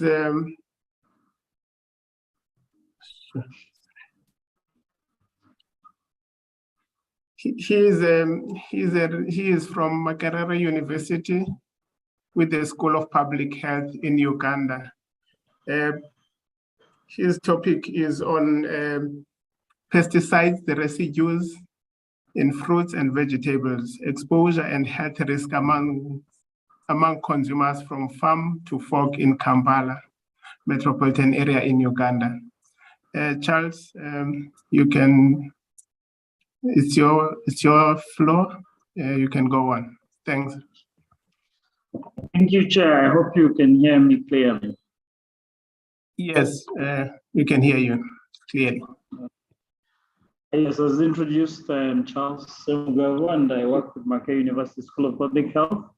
I will be presenting to you my PhD work that is looking at pesticide residues in fruits and vegetables, where I also tried to look from the farm to fork within the Kampala metropolitan area. So, for background, there's been increase in the pesticide use both globally but also locally in Uganda over the years. And of course, this is due to the increase in population that is also resulting in the increased demand for food. And thus, the need to have as producers as much food that can meet the population needs. And from the figures, you can see that the increase has been gradual for both a global picture, but also the Ugandan picture. And we all know that, once we use the pesticides, they end up within the environment. Some decompose into the soils, others leak into the water bodies, and others will accumulate on the foods. And through the different substances or pathways, these pesticides end up in one way or another end up in our bodies, and they can cause acute health risks, or they can also cause chronic health risks, depending on the amounts that we are exposed to and the time. And we are all familiar with some of these. The chronic health risks, cancers have been implicated, reproductive health defects, neurodevelopment effects, among others. So, and why is this study, of course, important, especially for Uganda, is that a significant percentage of the pesticides used for fruit and vegetable production, but many of the farmers do not follow the good agricultural practices. So many of them, spray even on the day of harvest, and others do not follow the mixing concentration. And so this results in accumulation of these pesticides as residues in amounts that may actually go beyond the standards. And so when we do consume such kind of fruits and vegetables that have been grown with such practices, it also promotes another pathway of dietary exposure to these chemicals. And now with fruit intake being looked at as one of the preventative measures for NCDs, there is increased fruit and vegetable consumption than before. And again, this tries to escalate the exposure pathway for these pesticide residues to human beings. So our study just looked at trying to determine the concentration of pesticide residues in fruits and vegetables at different stages along the chain. And we also tried to assess the human health risks that could result from exposure to these pesticide residues in fruits and vegetables. So this study was done in the Kampala metropolitan area. Which is about 3 or 4 districts around the capital, Kampala.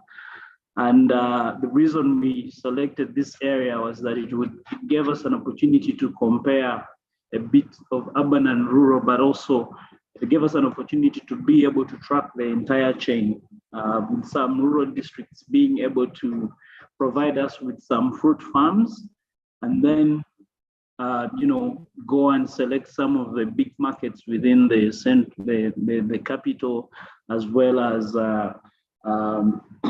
homes and restaurants around these markets. So that's why we selected that study area. So we collected about 160 samples from different stages along the chain for different fruits, and we focused on watermelon, passion fruits, tomatoes, cabbages, and eggplants. And the reason we did so is because from our chat with the agriculture extension workers and some farmers, they said that these were the most pesticide fruits and vegetables, but also they were the ones that are commonly consumed on the market. So I collected 50 samples, same as the market, and moving down, we reduced to 20 at street, but also 20 restaurant and 20 from homes. So these samples were of course tested using tandem liquid chromatography, mass spectrometry, and tested for organophosphates, carbamates, prethroids, neonicotinoids, thiocarbamates, and a few other classes. We also did collect data on fruits and vegetable intake from consumers within the Kampala metropolitan area, with a sample of 2,177. And so we used the food frequency questionnaire, but it was a modified one with a focus on just the fruits and vegetables of interest. And we also did take the body weight of the consumers. So we analyzed the data, took summary statistics for the pesticide residue data, and we analyzed by stage along the chain, as well as fruit and vegetable type. Then for the risk assessment, we compared the pesticide concentrations with the MRLs. And the MRLs, we used the EU ones because they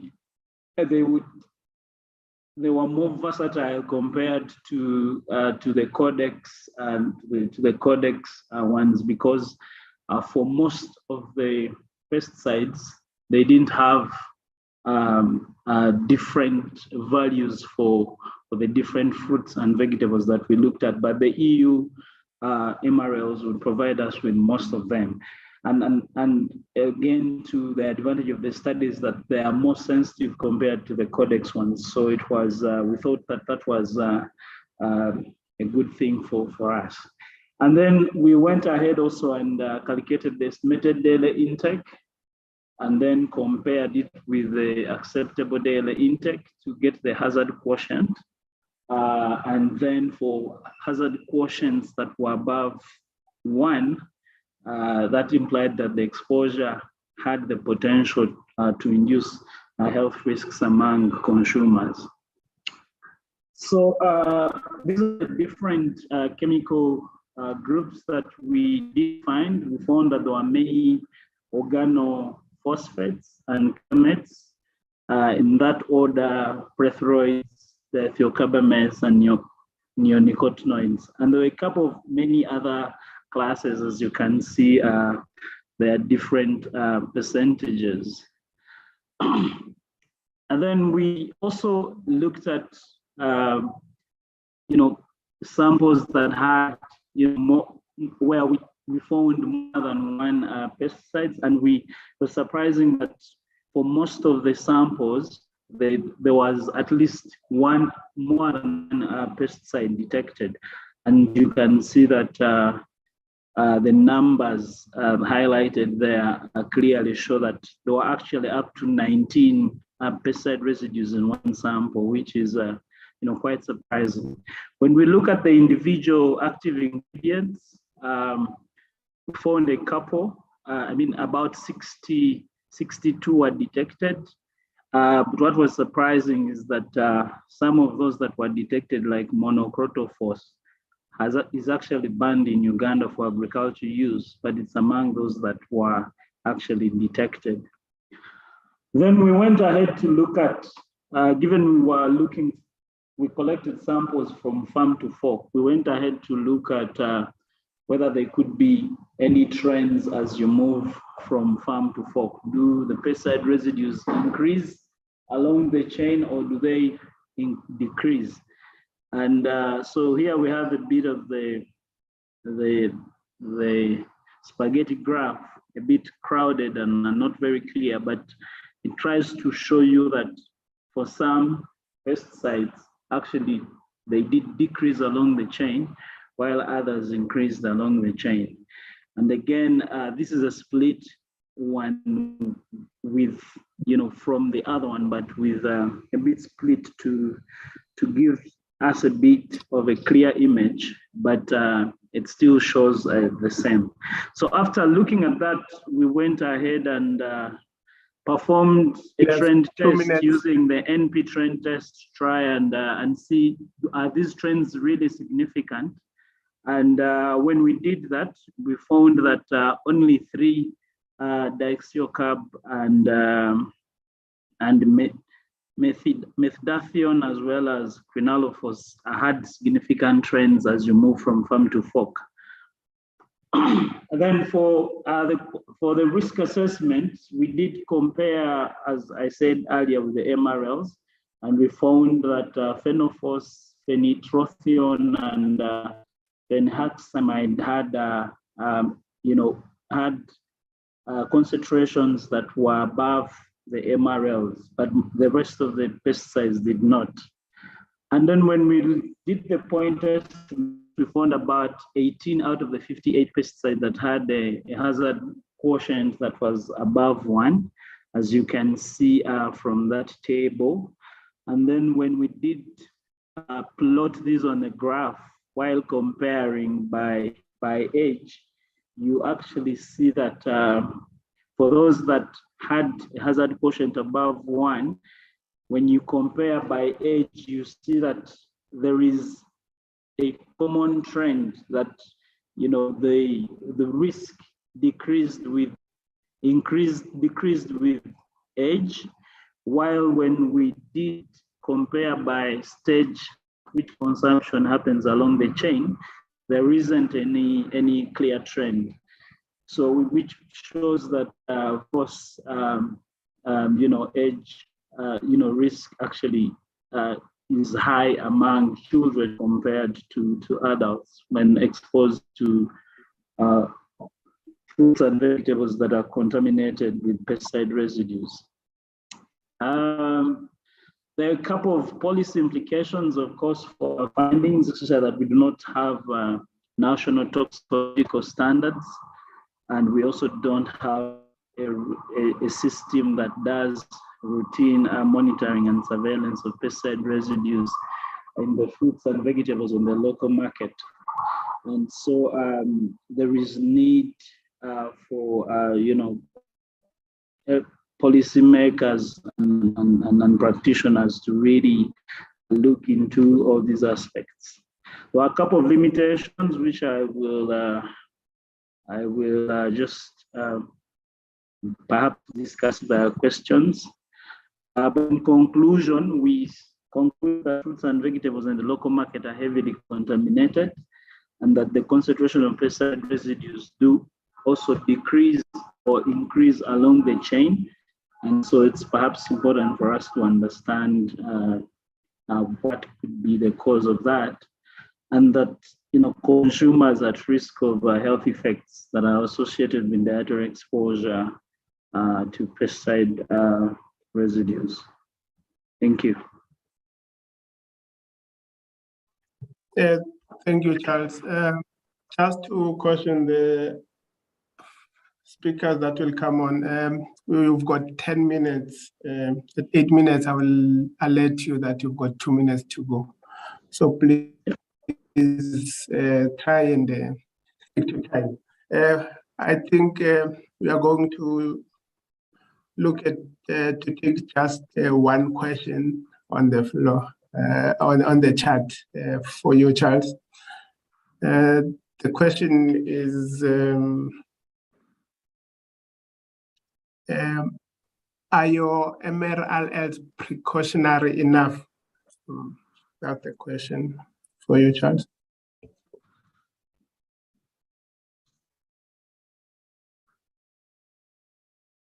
Charles, you can respond to that question if you hear me. Yeah, I did. So first, she asks if they are tested for local products or exports in Uganda. No, they are not tested for the local products. So that's why I said there is no system to do the monitoring and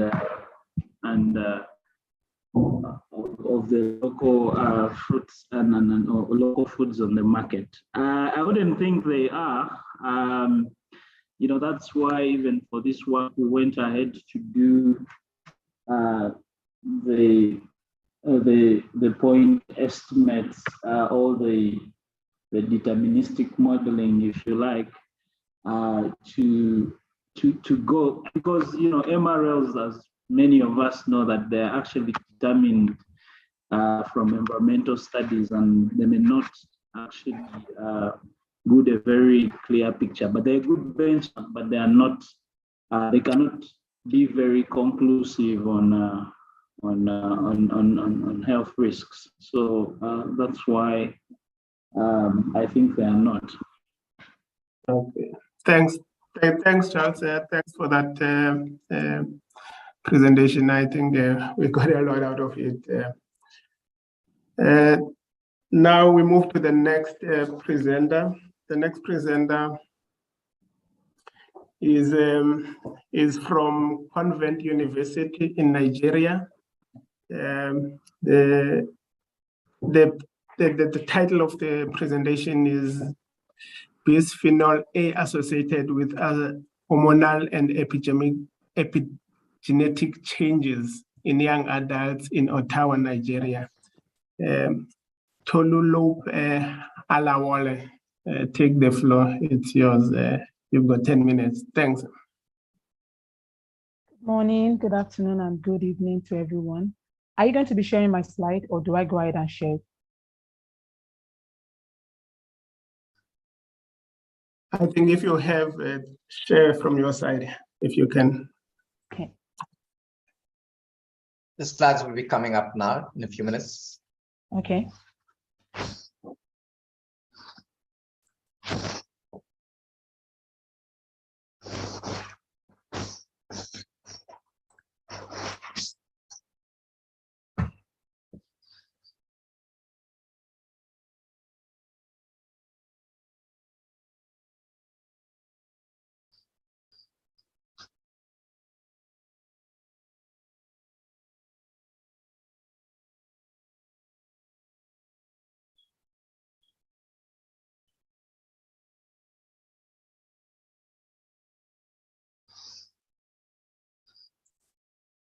Do I just go ahead to share the slide?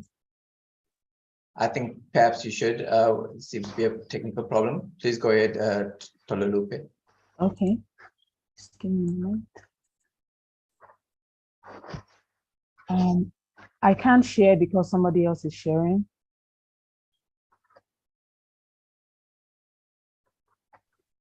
Afwa, can you please stop sharing your screen?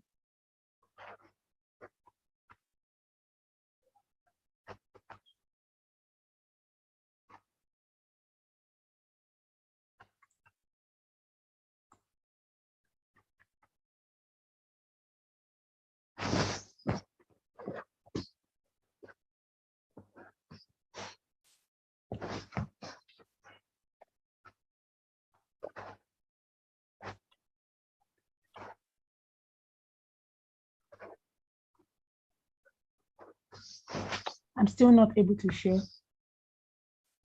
No.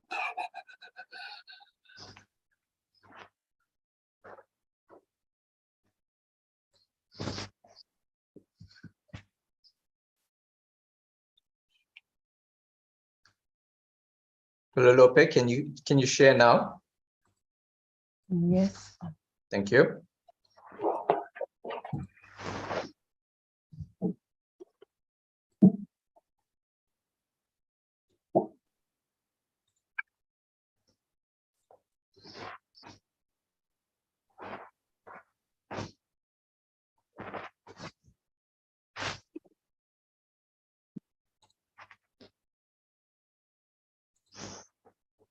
Can you see my slides now? Yes, we can. Thank you very much. Okay. Good morning, good afternoon, and good evening to everyone from wherever you might be joining from. I'm Dr. Tolulope Olawole, and on behalf of my team, I'll be making a presentation titled Bisphenol A Associated Hormonal and Epigenetic Changes in Young Adults in Northern Nigeria at this first virtual African conference of the ISEE. It's a well-honored privilege to make this presentation. We have no conflicts of interest to declare. Endocrine disruptors are chemicals that have the ability to mimic hormonal activity, and so they can interfere with the functioning of the endocrine system, and they are found in a variety of household products. A typical example would be bisphenol A, which is used in the manufacturing of polycarbonate plastics and in the lining of cans.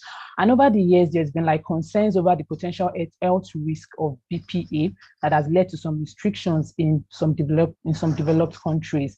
And this is because BPA has a strong estrogenic effect, and it has the ability to compete for the binding of estrogen. And several studies have suggested that environmental exposure to BPA during critical windows of development may be associated with epigenetic changes and reproductive abnormalities. There is a growing concern in Africa because there is this increased urbanization and adoption of the Western lifestyle. And so there is a need for the biomonitoring of EDCs, particularly BPA within Africa, in a bid to try to assess the prevalence and the relevance of exposure in public health. And our interest was actually spurred by limited information on BPA in Africa.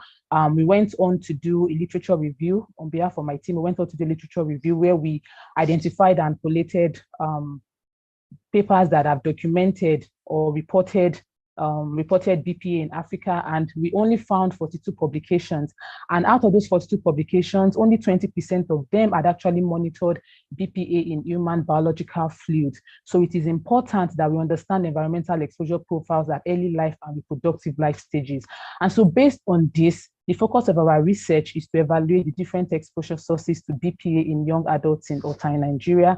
And we also wanted to investigate the relationship between BPA exposure, reproductive hormones, and DNA methylation changes, with the hope that this pilot study will lead us to expand our research into other populations in Nigeria. We got ethical approval from the CHREC, and then we recruited LD Covenant University students, 90 of them, into this research. We got whole blood, and in glass EDTA vacuolas, and we also got urine in BPA-free bottles. And then from the plasma, we went on to assay for hormonal profiles, all of these hormones mentioned, and then we went on to estimate BPA in the urine using ELISA, and then we went on to bisulfite convert and pyrosequence for these 3 genes. From our study, we discovered that BPA was detectable in all the urine samples, but interestingly, the range in our study was actually lower than what has been reported in other continents. Although this might not be a true representative of BPA levels in Africa because studies are limited and there's a dearth of information on the biomonitoring of BPA. Out of the studies that we found, we realized that just a few of them are focused on biological fluids.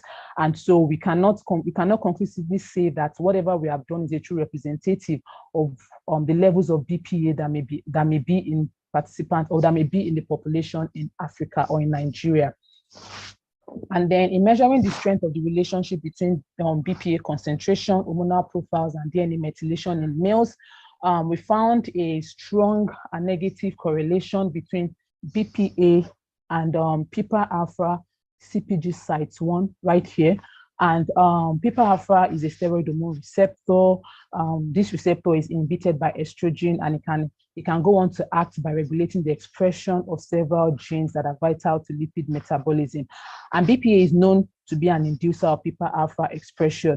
And this is because it can bind to PPAR alpha, it can modulate the transcription of downstream genes.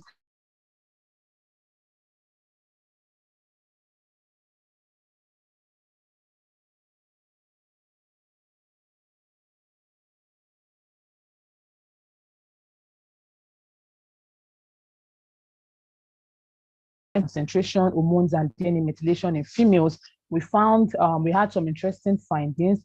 We saw that BPA was negatively correlated with testosterone and also OX-A10 gene at CpG site 1 and also ESR1 gene at CpG site 1.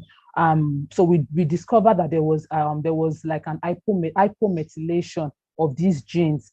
OX-A10 gene is essential for the normal functioning of uterine embryogenesis, and it's been reported that testosterone is a regulator of OX-A10. So it's not surprising to see a strong negative correlation between testosterone and OX-A10 gene. And alterations in OX-A10 methylation has been associated with several human cancers. And we also discovered that in our study that BPA is capable of hypomethylation in the DNA, and several studies have actually documented this. So BPA, when there is hypomethylation of the DNA, it can lead to impairing of gene expression. Then we used the urinary BPA concentration as potential predictor of hormonal and DNA methylation changes, and we observed that with higher levels of BPA concentration resulted in an increased level of luteinizing hormone and then progesterone hormone, all else being equal. We also went on to see sex-specific differences by the time we adjusted in the adjusted models. We saw that on average for females on average will have about like 0.01137 unit increase of luteinizing hormone and then 0.275 increase of progesterone hormone than males, accounting for BPA concentration, and this effect is significant at 0.05 levels. We also saw that there was a 1% decrease in BPA concentration that was associated with PPAR alpha at CpG site 1, accounting for sex and BMI. In conclusion, BPA was detectable in this selected population, and even though the values were lower than what was obtainable in other continents, we still need validation using a larger sample size to be able to conclusively make our decide what is going on within the population. And then when we looked at, we also saw significant correlation between BPA exposure, hormonal and DNA methylation changes, and these significant associations were seen in the adjusted models. So it is important that an awareness must be created in Africa so that individuals can make personal choices to reduce exposure, because there is a dearth of information on BPA exposure, on human exposure to BPA and the developmental programming consequences in Africa. So personal choices like reducing the use of canned or plastic food and opting for glass, porcelain, or stainless steel, and then also eradicating or using BPA-free formula bottles and toys for children. So the extent of exposure assessment for BPA in Nigeria and Africa, the possible sources of exposure and the range of exposure levels should be further investigated. I'd like to acknowledge University of Michigan African Studies Center, Covenant University, where I work, the Do-Good Spy Lab, where I went to carry out the study, and then the UMAPS Fall 2021 cohorts and the Rotimi Lab. Thank you very much for listening. Thank you very much, Tolulope. Are there any questions? Are there anyone with a hand up, or there is Prof. Akil? You can go on, Prof, and ask the question. Thank you very much for an interesting presentation. I must have missed at the start of the presentation. I would like to know who the study sample was, who the participants was in the study. Okay, thank you for your question. This research was carried out among Covenant University students, and they are like young adults between 18 to 24 years age or 24 years old. So they are university students that they predominantly like stay in the university throughout their stay, throughout the semester, and then they use, there's a widespread use of plastics within the university. Okay, thank you. Thank you. Dr. Addington, you can go on and ask the question. Thank you very much. So, very good study and well presented. Thank you, I just want to find out, did you consider other sources of PPA? And did you adjust for, in the local environment among the students, and did you adjust for it in your studies? Thank you very much for that question.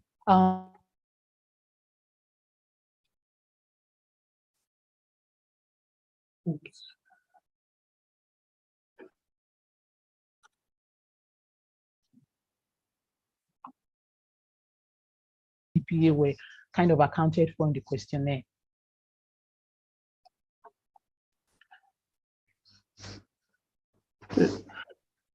Thank you. There is a question in the chat box. It's asking what are the sources of BPA in the environment, and are there any risk factors of exposure? I think you answered part of that question, but what are the likely other sources of BPA in the environment? So like I mentioned, there is a widespread use of plastics within the studied population. And then because it's a controlled environment, like the students stay in the university for a minimum of maybe 3 to 4 months. And so throughout their stay in the school, they use plastics to eat in the cafeteria, and they also drink from a lot of plastics and cans. And then also like thermal receipts and all the other sources of BPA. Okay. Thanks, Dr. Alawale. Thank you very much for the presentation. I think we will leave it like that for now. We'll move to the next presenter. Dr. Nusik, you can introduce the next presenter. Thank you. Okay, thank you so much. And just quickly introducing Mohammed Mustaba from Kintapo Health Research Center. And Mohammed will be speaking to us and sharing his findings on a study looking at retention and enrollment strategies for environment-related studies. So Mohammed, please go ahead and just be mindful of time. Thank you. Thank you very much, Chair, for the opportunity. As you rightly said, I'm Mohammed Mustaba. Is going to look at enrollment and retention strategy for environmental related exposure states, evident from the graph. And the co-authors are KHRT, Columbia University, and then School of Medicine at Mount Sinai. Next. Next, please.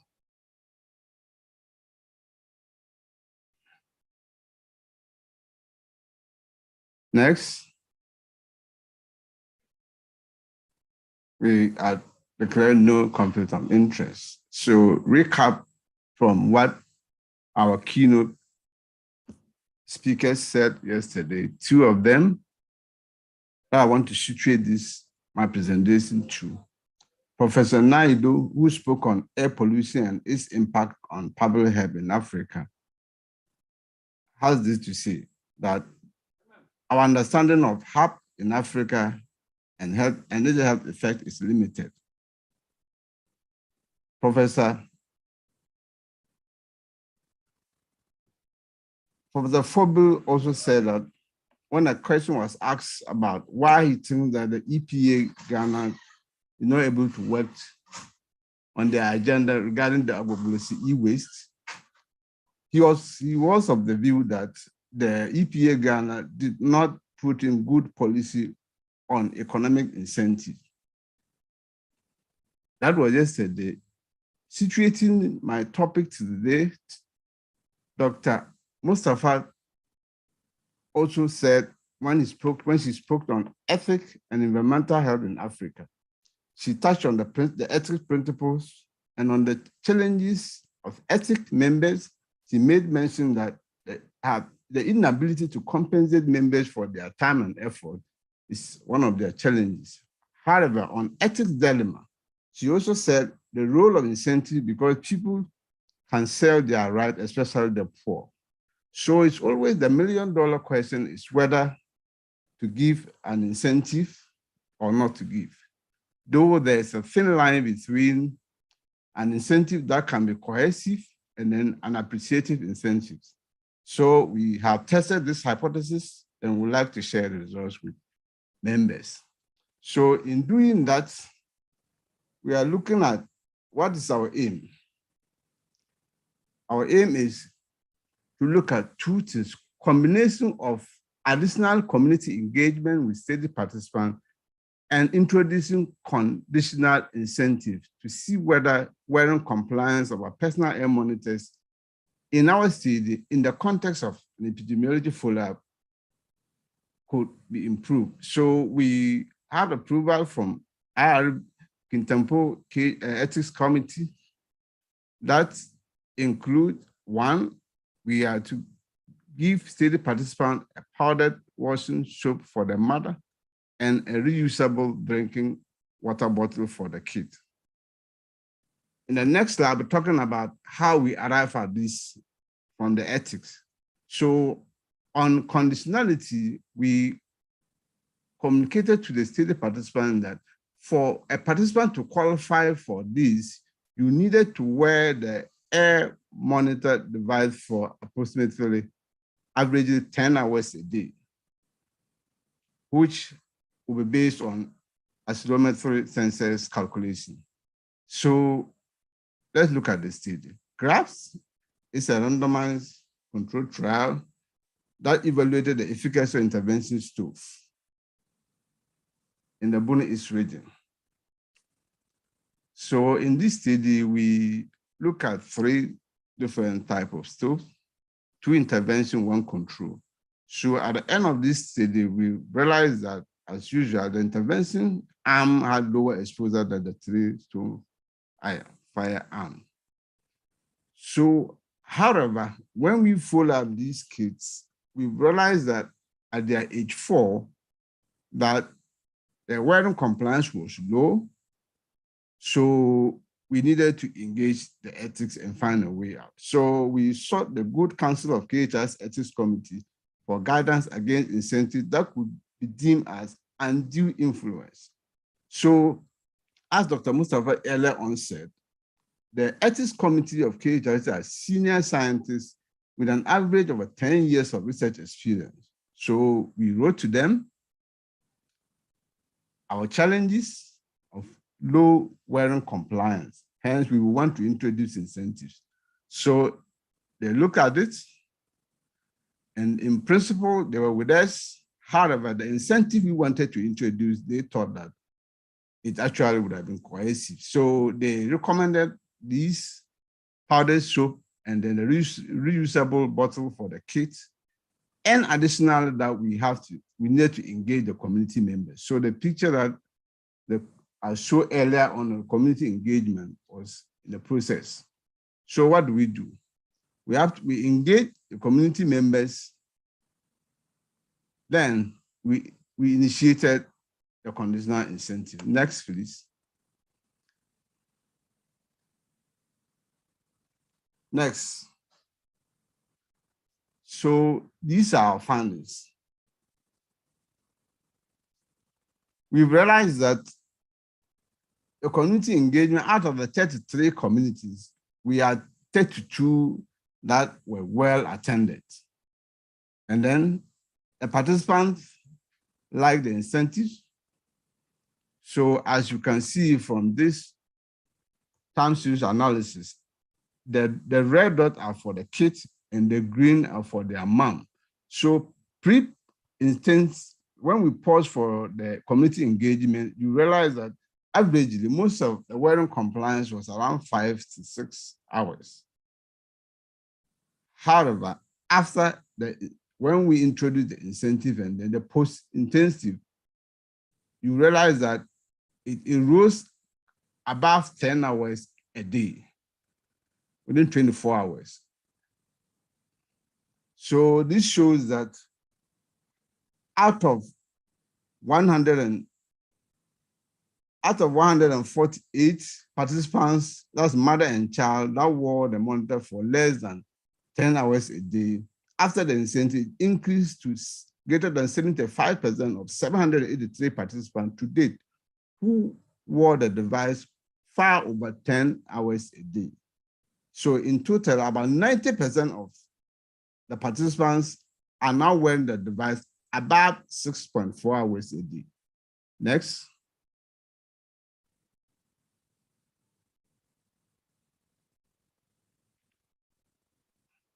So in this. Sorry, Mohammed, you have to be a little bit faster. You have to be a little bit faster.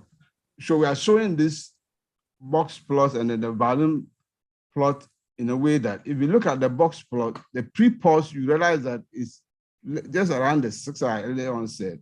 However, about the volume plot, because we wanted to see the tail and the peak, that is why it's the same data. But you see that if we had used only the box plot, we would have lost the tail and the peak of this analysis. Next.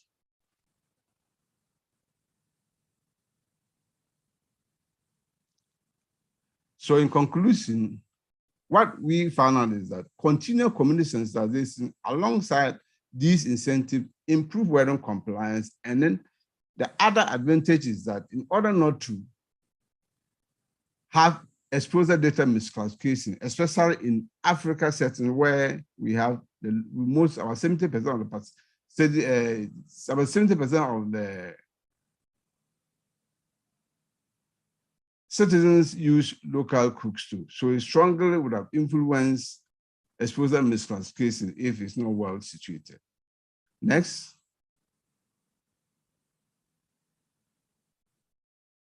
So I would like to acknowledge the following institution for their help.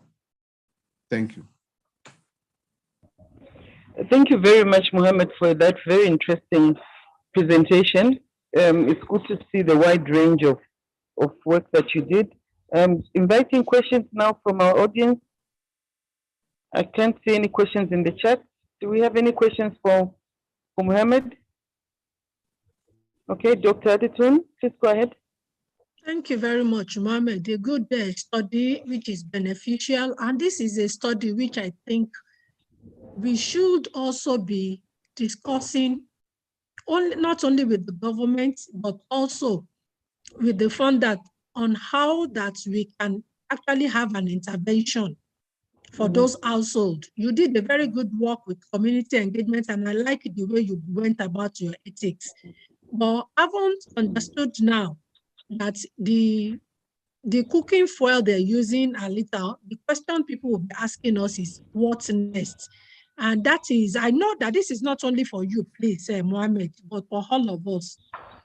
How do we then move away from, we've done the study, we've documented the risk, into getting interventions that could improve public health? I think that is the next stage of where we need to take our advocacy to.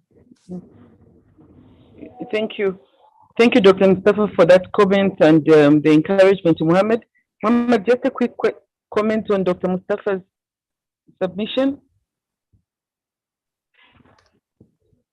I think in Africa, the most challenge that we have looked at is about financial, though some areas, behavioral comes to play.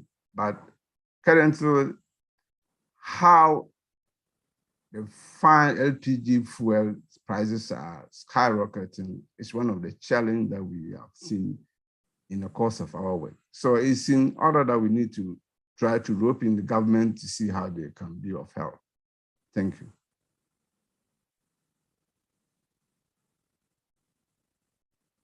Thank you very much, Mohammed, for your answer. And just in the interest of time, I would have loved to know the differences between the children and the adults in terms of their exposure.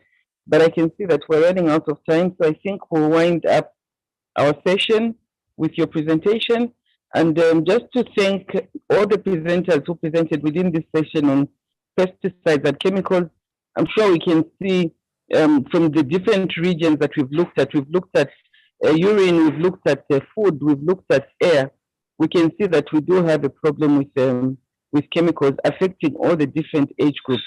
And there's the new emerging issue of plastics as well, with BPAs and so on. So the work is still there, and we still have, I think, a lot that we can look at. And I'm hoping that the others who are listening can pick a few points and see how we can continue with these studies and move environmental epidemiological studies in the areas of pesticides and chemicals further. Our afternoon session is looking at climate change and other environmental health issues, particularly water and sanitation. So let's stay tuned, let's stay connected until the end of this conference. Just thanking the presenters once again and my co-chair, Kusani, thank you so much for co-chairing so ably, and all the organizers. Thank you very much. We end this session at this point. And I hand over to Prof. Naidu for the next stages. Thank you. Thank you. We will reconvene at 12:40 GMT. Thank you.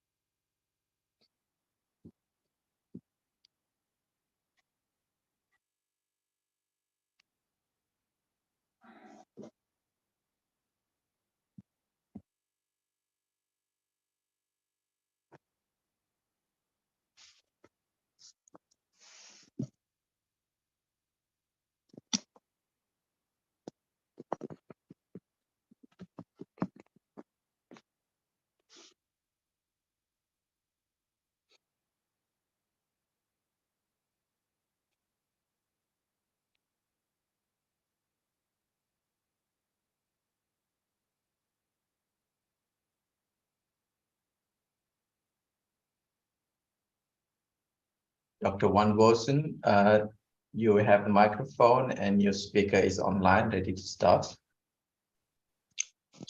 Okay, thank you. Can you hear me now? I can hear you clearly. I can hear you clearly. Okay, thank you very much. The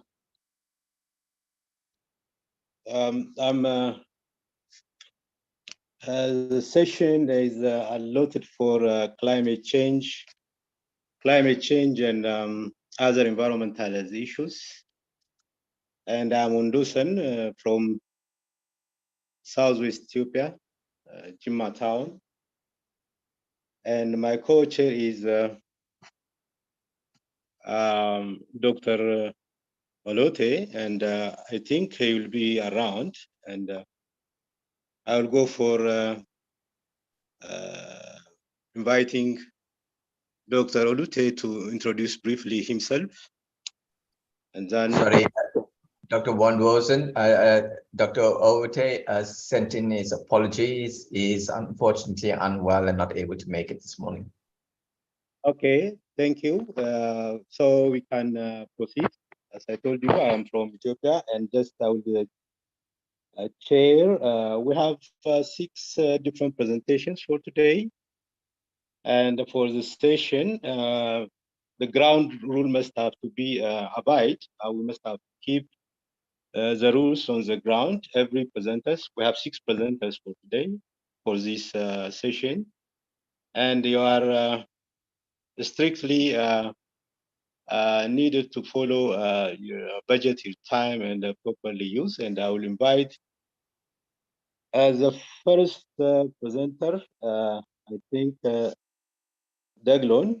Deglon is from University of Cape Town, South Africa. And the title of the presentation is about the impact of extreme weather events or mental health in Africa. It is a sort of a review, as a systematic review. So you're welcome, and please take on board, and just you can present your what you have at hand. The floor is for you now. Please go ahead. Thank you so much, Professor. Good afternoon, everyone. My name is Michaela Deglon. I'm a postgraduate student in the School of Public Health at the University of Cape Town. The work presented here is my master's thesis and is co-authored by my supervisors, Professor Dolby and Dr. Abrams. We declare no conflicts of interest. As we know, anthropogenic climate change is altering the frequency and intensity of extreme weather events. And these events are said to have a devastating impact on mental health. Africa has been identified as being uniquely vulnerable to these impacts, due in part to its high climate variability, relatively low adaptive capacity, and our extant burden of disease. Despite an emerging global interest in the association between extreme weather events and mental health, Africa remains poorly represented in the literature. Unfortunately, mental health is under-prioritized and under-resourced across much of the continent, resulting in large gaps in the evidence base. Therefore, we deemed it necessary to conduct a systematic review of the evidence on this association for populations in an African context specifically. We did this with the aim of informing policy and adaptation planning. Outlined on the slide were our specific objectives. Regarding the last point, we hypothesized that the uptake of mental illness would be inherently higher among some populations based on social factors which enhance their vulnerability. Next slide, please.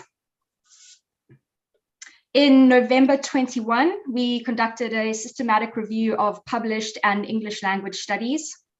The initial search strategy was developed for PubMed and then adapted for various other databases, which are listed near the bottom of the slide. The start year 2008 was aligned with the launch date of the World Health Organization's Mental Health Gap Action Plan, which called for enhanced research and evidence for mental health in developing countries. A strict set of inclusion and exclusion criteria were listed prior to the search. Ultimately, we excluded studies if they discussed normal psychology or cognition, general climate change, or non-weather related disasters. Next slide, please. A total of 12,204 peer-reviewed articles were initially identified, of which 12 were retained for analysis. Of those, 4 were qualitative methodologies, 4 were cross-sectional, 2 were interventional, 1 was an ecological study, and 1 utilized a mixed methods design. All the studies were conducted in sub-Saharan Africa, namely Botswana, Burundi, Ethiopia, Ghana, Namibia, Nigeria, South Africa, and Tanzania. 8 studies identified psychopathological mental health outcomes, that is, recognized disorders with a predictable symptomology as described in the DSM-5. These outcomes were dependent on the use of clinically accepted psychometric tests. The pathological outcomes identified are those listed on the slide and included mood disorders, trauma and stressor-related disorders, and suicide. Outcomes which didn't use any standardized psychometric testing, and therefore we could not describe them using diagnostic terminology. We just categorized them as psychological distress.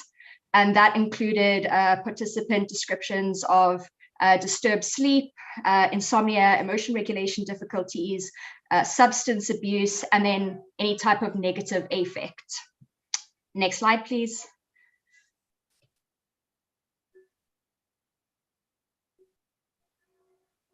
Thank you. The articles were grouped according to the type of extreme weather event. So we found evidence for flood and drought, which were the most commonly studied phenomenon.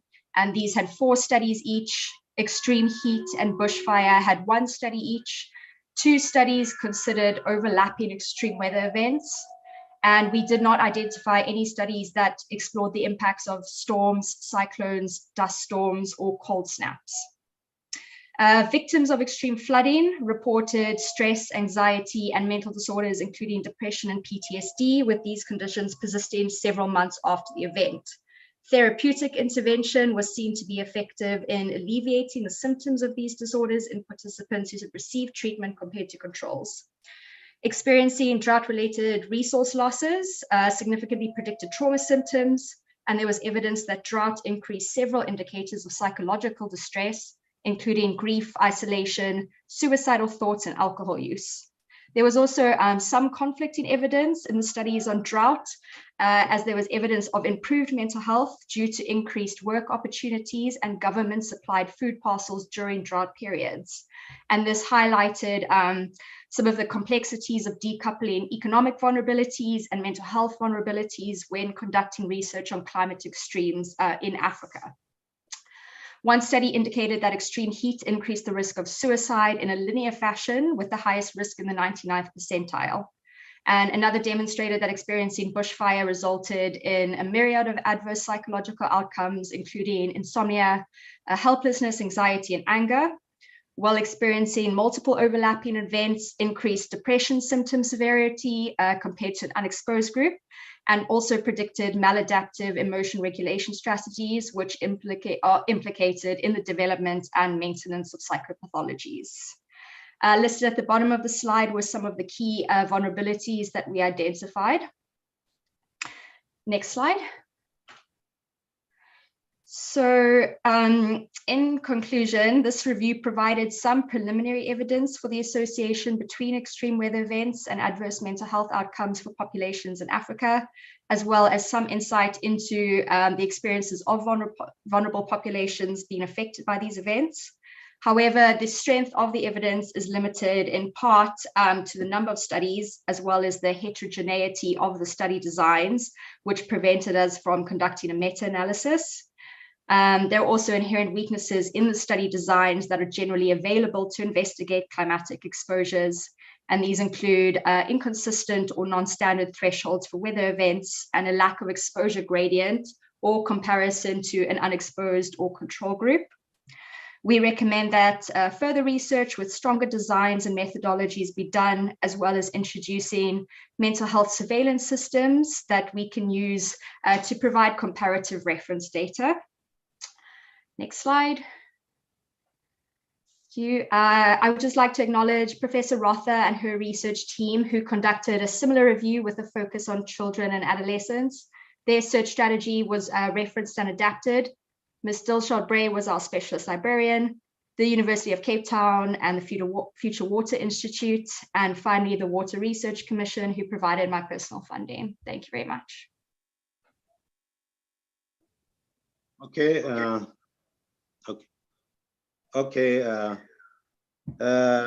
Delegan, you presented very nicely, and the presentation is very clear, concise, and at the point. And probably if there is any question from the floor, I entertain, and the technical people may help me if there is any question, just to bring it front. I don't see anything from my screen. Hello? Okay. Okay.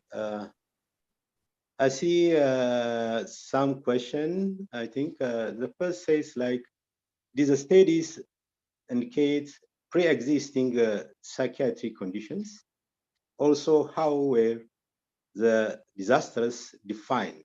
Example, according to number of deaths, extent of damage. First question, Delgan, this is for you. Sure, thank you. Yeah, thank you. That's actually a very good question. So unfortunately, there's almost no data, pre-existing data on base levels of psychiatric conditions in Africa. From some Lancet reports and WHO reports, we know that Africa has higher than global average suicide rates and higher than global average of depressive disorders. So we know it is an issue, but I think that it's so underfunded. We don't have a lot of the evidence of pre-existing psychiatric conditions. And in general, where there's an extreme weather event, we don't have the data. You can't predict who's going to be impacted. So we don't have a lot of the data from before that event. So no, the way that people living with extreme mental illness, how they deal with extreme weather events, I would propose as an additional avenue for future research. And then how disasters are defined. Again, one of the big problems in studying environmental exposures is we don't have a standard way of defining that. So yeah, it was done differentially across all of the studies. How does extreme heat lead to suicide attempts? Yeah, there's a lot of theories about that. I think a common one in psychology is that heat aggravates violence, forms of violence. And the argument is that suicide is an internalized form of suicide. But there is actually a really good paper on that I can email to the presenters, and they explain it far more far more efficiently than I will. Thank you, Deligan, and I think that they have already satisfied the two people who raised Haripar's side and also Waku. Hopefully, you satisfied with the answer given by Deligan, and I think for the sake of time, it's good to go for the next presenter. From my side, I think I don't have any question to raise, because the presentation was well done, and it's also more than enough for me. So I will proceed for the sake of time. If there is no any additional comments, queries, or suggestions for this time, for the sake of time, I would rush to the second presenter. I think I don't see any question from the floor. And the second presenter is Malibo. I think Malibo, you are on the floor, and Malibo is from University of Pretoria, South Africa. And the presentation title is Health Risks of Temperature Variability on Hospital Admission. All right, it's like that. Hospital admissions in Cape Town from 2011 to 2016. So the floor is open for you, and you can go ahead, please. Malibo. Good day. Thank you, Chair, for the introduction. Can you hear me clearly? Yeah, I can hear you clearly. You can go ahead, please. Okay, thank you. I will be presenting one of the objectives of my PhD research titled health risks of temperature variability on hospital admissions in Cape Town, South Africa, between 2011 to 2016. And all my supervisors are co-authors of this chapter. Next slide, please. I'll also declare that there were no conflict of interest. Next slide. There are several studies that were conducted across the globe that attributed the effects of non-optimal temperature extremes such as heat waves, extreme cold or hot weather on health outcomes such as hospital admissions and mortality. However, there are very few studies that were conducted in Africa, and there are even fewer studies that assess the effects of temperature variability on health outcomes. To my knowledge, there were no studies that comparatively assessed the effects of temperature variability using the composite index of intra and intraday variability on respiratory and cardiovascular diseases. Hence, the objective of this study was to investigate the association between short-term temperature variability and cardiovascular and respiratory hospital admissions in Cape Town during 2011 to 2016. And the map to the right shows the location of the 7 private hospitals where I obtained the hospital admission data from. Next slide, please. The outcomes of interest were respiratory diseases and cardiovascular diseases coded according to the 10th International Classification of Diseases. And the exposure of interest, as mentioned, is temperature variability, which was calculated using the method by Guo et al., which uses the standard deviation of the minimum and maximum temperatures during exposure days. This method of calculating temperature variability accounts for the temperature variability within same day of exposure and temperature variability of the neighboring days, unlike other indexes of temperature variability such as diurnal temperature, which only focuses on temperature variability within the same day of exposure. I used quasi-Poisson models to evaluate the relationship between temperature variability and the health outcomes. But before I could run my models, I had to do a pre-analysis to determine which model options better explains the association. I firstly had to test whether the association or the relationship between temperature variability and the health outcomes were linear or not. As you can see from the snapshot of the model, I added temperature variability as a linear term.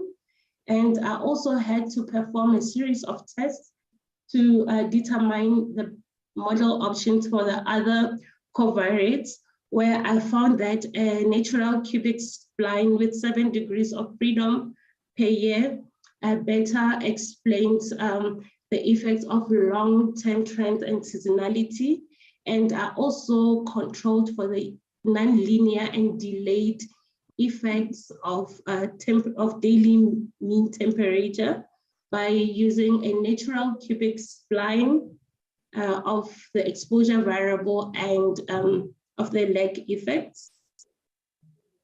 And I also added a day of the week, public holiday, and relative humidity to the model, because previous studies had shown that these covariates might increase the risk of temperature variability on the health outcomes. And also the pre-analysis showed that these covariates were significant. Next slide, please. This graph summarizes my results, which shows the percentage increase in cardiovascular hospital admissions per interquartile increase of temperature variability. So basically it shows the risk of hospital admissions as temperature variability increases. We can see here that the effect estimates of temperature variability, they varied according to exposure days. For example, if I was assessing for 0 to 1 day of exposure, we can see that the risks or the estimates were higher for the elderly, which is the older than 65 years age group. However, if we were looking at entire study groups, we can see that in general, the 15 to 64 years age group had higher effect estimates, and also males had higher estimates as compared to as compared to females. So here, temperature, we can see that males and the 15 to 64 years age group had were more at risk of excuse me, were more at risk of temperature variability. Next slide, please.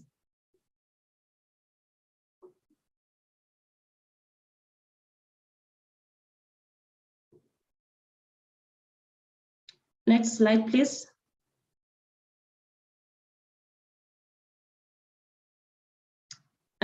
This plot summarizes the effect estimates of temperature variability and respiratory hospital admissions.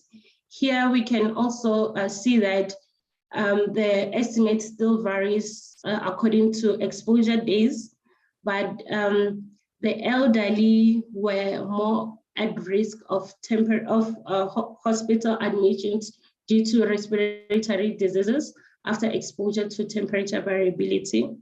And I also want to highlight that we can also see that the highest effect estimates were in general observed at shorter legs, which implies that the estimates, which implies that temperature variability had acute effects on hospital admissions on most groups except for the elderly, where the effects were delayed.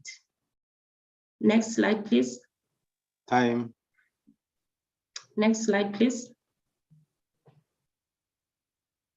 In conclusion, the study demonstrated that temperature variability has adverse effects on health in Cape Town. And this further implies that when assessing the health risks of climate change, we should not only focus on temperature increases, but we should also pay attention to temperature variability. Next slide, please. I would like to acknowledge all my supervisors, sponsors, and the data suppliers. Thank you.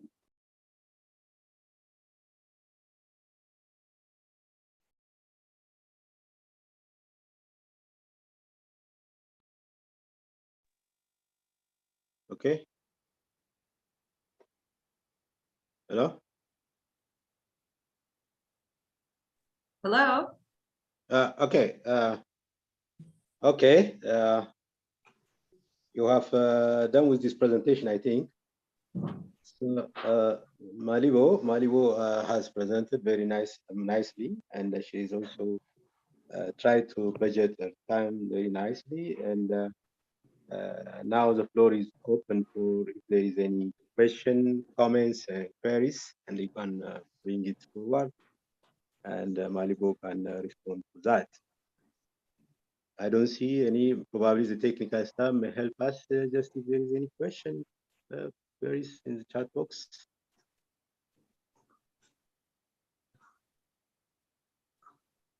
Hello? Okay, if there is nothing, Malibu, can you hear me? Yes, I can hear you, Prof. Yeah, it's a very nice presentation, as I said, and probably sometimes, it's very difficult to bring some temperature variability is only the reason why, or the cause that favored hospital admission of these patients. Probably, how do you see the health outcome, specifically correlating this with temperature variability? Is that possible to control other things that might encounter in between? Yes, I did control for relative humidity, day of the week, and public holiday. And I think one of the limitations of my study is that I did not control for air pollution. It has been shown that air pollution can also confound or modify the relationship between temperature variability and health outcomes. So I did not control for that. But I think for future studies, that's what should be done, and also should look at, for my PhD, I'm also expanding the study to look at effects of temperature variability on mortality in several other cities in South Africa. Malibu, satisfied. Thank you. And in the chat box, I see also one question. The question says, did you adjust for air pollution in your analysis? Okay, no, I did not. I just mentioned that I did not adjust for air pollution.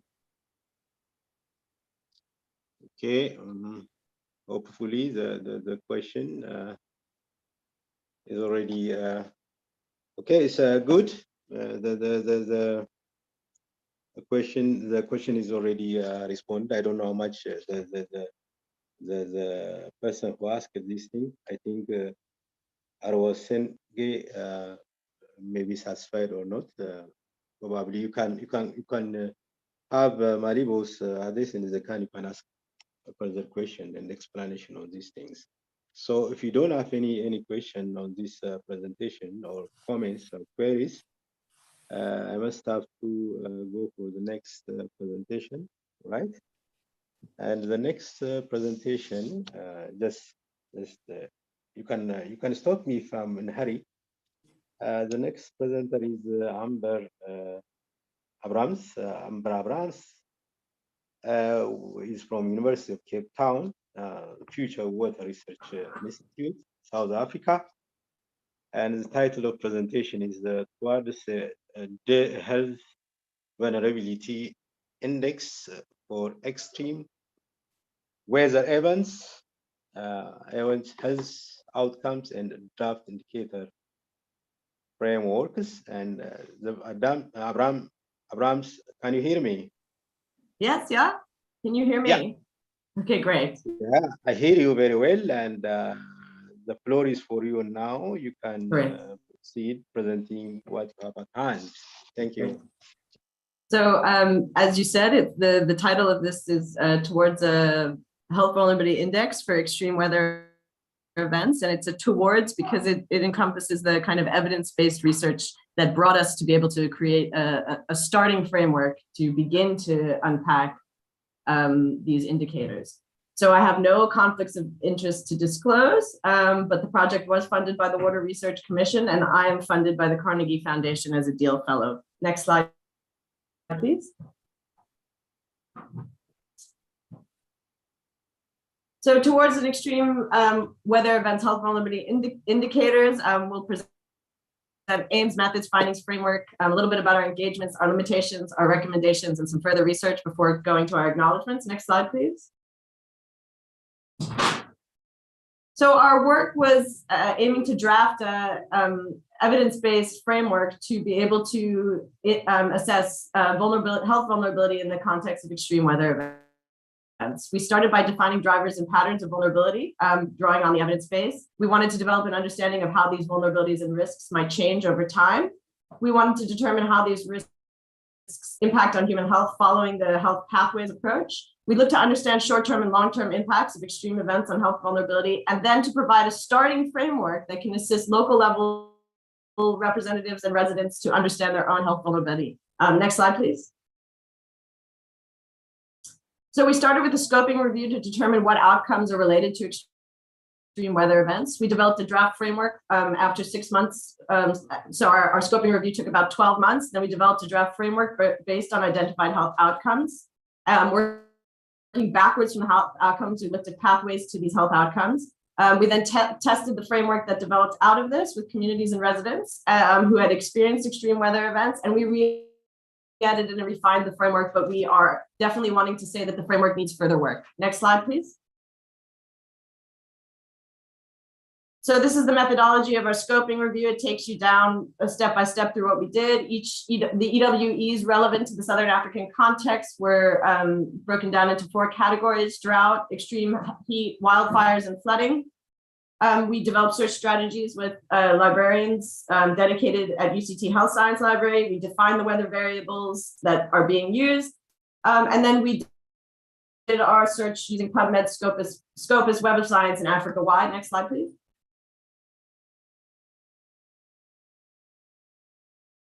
Next slide, please. This shows you the outcomes of our searches and our total numbers. So we ended up with something like 15,000 hits that we needed to get through. One of the things to note is that we had very few hits related to wildfires. Next slide, please. This is a flow diagram showing you what we came out with. So when it came to drought, we found 15 included studies. When it came to heat, flood, and storms, we had 75 included studies. And when it came to wildfire, we ended up with 0 included studies. Please, next slide. So these are the frameworks. And this is an example of the framework for flooding. You can see it's really difficult to look at, and I'd be happy to share in more detail with others, but it's to show you that we considered exposures, lived experience, and then follow up with what happens as the outcome. And those are the different colors. So exposure is pink, blue is the lived experience, and the orange is what happens as adaptability or response. Next slide. Next click, keep clicking, please. This shows you a little more detail of the exposure. Please keep clicking. Sensitivity analysis related to the flood experience. So that's the blue section. And the next slide, please. The next click. Showing more during the flood and then after, since the last flood, to give context to the lived experience. Click again. Time, please. One more time. Okay. Okay, and that shows adaptation. Okay, next slide.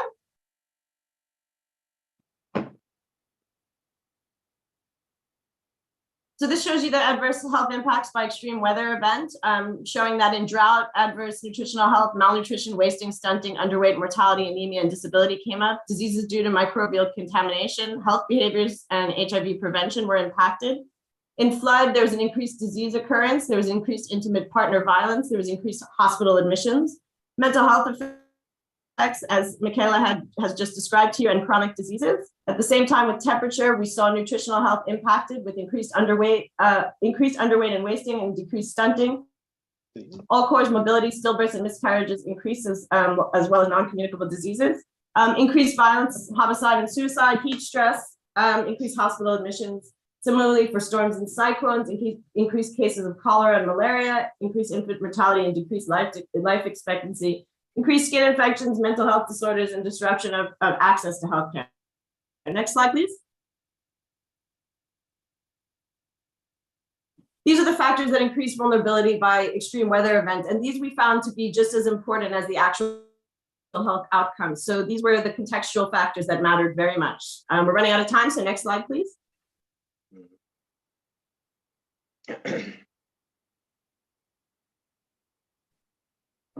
Next slide, please. Just to say that this process was then engaged with residents, asking them about their own experiences and finding gaps in our analysis to see where there are more experiences, and then to list our limitations and challenges, which I'd be really happy to talk about with others, but mostly that there are big gaps, and so we weren't able to assess things like wildfires. We also had difficulty in clearly defining EWEs because heat waves are defined differently depending on context. as well as the onset and end of EWEs, which are not always clearly defined. Next slide, please.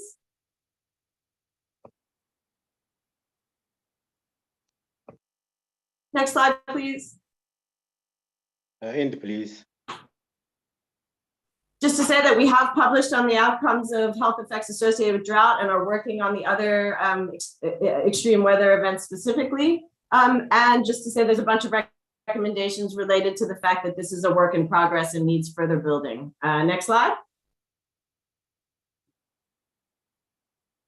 Just to say that future research is needed on this. The work with residents was slowed due to COVID, and we think that more of that is necessary. Next slide, please. And acknowledging our team, the Water Research Council, for future research, and the graduate student team, including one of the students who's just presented to you, Michaela. So thanks to all the team, thanks to Prof. Dalby for his support in this process. And that's everything I have to say. So please feel free to contact me, as I know we rushed through this.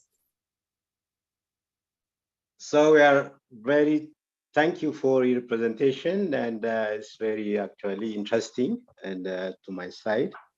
But only time will limit us just to go beyond this one. And I don't see any question from my side, but I do have good, your presentation was very nice and interesting. We'll actually have also the slides later on. And I see also some question in the chat box, and I will just will entertain this one as much as possible. Would you like me to answer that? Yeah. Okay, it's quite simple. The question is, what mitigation measures could be applied to reduce the health risks associated with extreme weather events? In each case, it's very different. But for example, if we think of flood or we think of heat exposures, spaces and places where people can be, where the heat can be mitigated. So green spaces, areas where people have safe spaces, other interventions by city officials that would mitigate from people living in flood zones, for example. So it's a wide variety of things and not one singular answer, but Felicia, I'd be really happy to talk with you about that more. Okay, well answered. So well done. Thank you very much, Abrams. And we thank you really for this nice presentation. For the sake of time, I must have to rush to the next presenter. The next presenter is Darko. Darko is from University of Ghana, and the title for this presentation is Evaluating Mitigating Effects of Environmental Factors on Child Health Outcomes using Generalized Estimation Equation and Geospatial Modeling Evidence from Sub-Saharan Africa.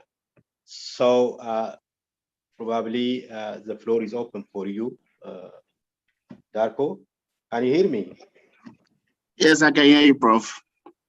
So the floor is for you. Please go ahead. Thank you very much. My name is Joseph Darko, PhD candidate from University of Ghana School of Public Health, and I'm talking on evaluating mitigating effect of environmental factors on child health outcome, generalized equation modeling. This is by Dura Jumal, Justice Aheto, and then Professor Julius. Next slide, please. All actors declare that they have no conflict of interest. Next. So, under 5 mortality is the probability of dying before the age of 5 per 1,000 live birth. And it is a key global health indicator and a child health indicator as well. Now, this is seen in the 4th Millennium Development Goal, and also it appears to be the 3rd on the Sustainable Development Goal. Even though the global under 5 mortality rates have dropped from 93 to about 39 per 1,000 live birth, the rate is still high for sub-Saharan African countries. This leaves a cause for us to worry about. Now, a lot of these deaths are amenable to healthcare and prevention, as most of the leading cause of under 5 deaths in children under the age of 5 are diarrhea, malaria, and pneumonia. Diarrhea is also responsible for about 90% of deaths to under 5 children in sub-Saharan African countries. Now, the environment, as we all see, play a very important role in under 5 mortality. Environmental factors are exogenous and they may directly or indirectly mediate vectors of disease transmission. Environmental factors such as water, sanitation, flooring are believed to improve chances of survival by minimizing contamination. Now, the aim of this study actually tries to investigate and map environmental factors on child health outcome and its effects on child survival in sub-Saharan African countries. More specifically, we wanted to determine the mediation effect of environmental factors on diarrhea and under 5. Also try to develop and validate a geospatial model that predicts under 5 mortality in sub-Saharan Africa. And also to estimate, predict, and map child undernutrition, anemia, diarrhea mortalities in sub-Saharan Africa. And lastly, to determine the prevalence and correlate of household air quality index in sub-Saharan. Next. Okay, in terms of methodology, this study makes use of the demographic and health survey dataset. The DHS dataset employs 2-stage sampling design. The first stage involves the selection of the clusters, which is made up of enumeration areas. Now, the second stage involves the selection of the household on the basis of a systematic random sampling, through which household listing is done. Now, the choice of this design is to make room for comparability sake for national estimate and for regional estimate as well. So for this study, a total of 362,772 children under the age of 5 was used. And this was obtained from 248,732 mothers. In terms of analytical method, we use the Cox proportional model and the generalized linear estimation equations modeling. Next, please. Now, results. So first, we try to estimate under 5 mortality rate in sub-Saharan African countries. Now, rate ranges between 49 per 1,000 live death to 152 per 1,000 live death in Sierra Leone. Higher rates between the range of 97 and 102 per 1,000 live death was observed in Mali, Cote d'Ivoire, and Congo. Similarly, higher rates greater than 113 per 1,000 live birth was also recorded for Nigeria, Burkina Faso, Chad, and Niger. Next. Now, in terms of the mediation analysis, diarrhea mortality was significantly associated with under 5 mortality, as this can be seen in the PAF-D with a coefficient of 0.119. Now, significant association was also found between diarrhea mortality and water source. This can be seen in PAF-A, whilst source of water and sanitation were also significant. The finding indicates that the effect of diarrhea on under 5 mortality is partially mediated by source of water and sanitation. Next. So diarrhea is linked to child mortality in sub-Saharan Africa. Furthermore, the relationship was mediated by the 2 sequential mediators: improved sanitation and then improved drinking water type. Policies targeted at reducing under 5 mortality should take a second look at the worst indicators. Next. Time. I would like to acknowledge the sincere effort of my success in my PhD career. Thank you very much. Okay, thank you, Darko. Yeah, it's very nice, and also I would like to acknowledge for your presentation and from the chat box. The floor is open for the participant or audience for any question, comments, queries regarding presentation of Darko.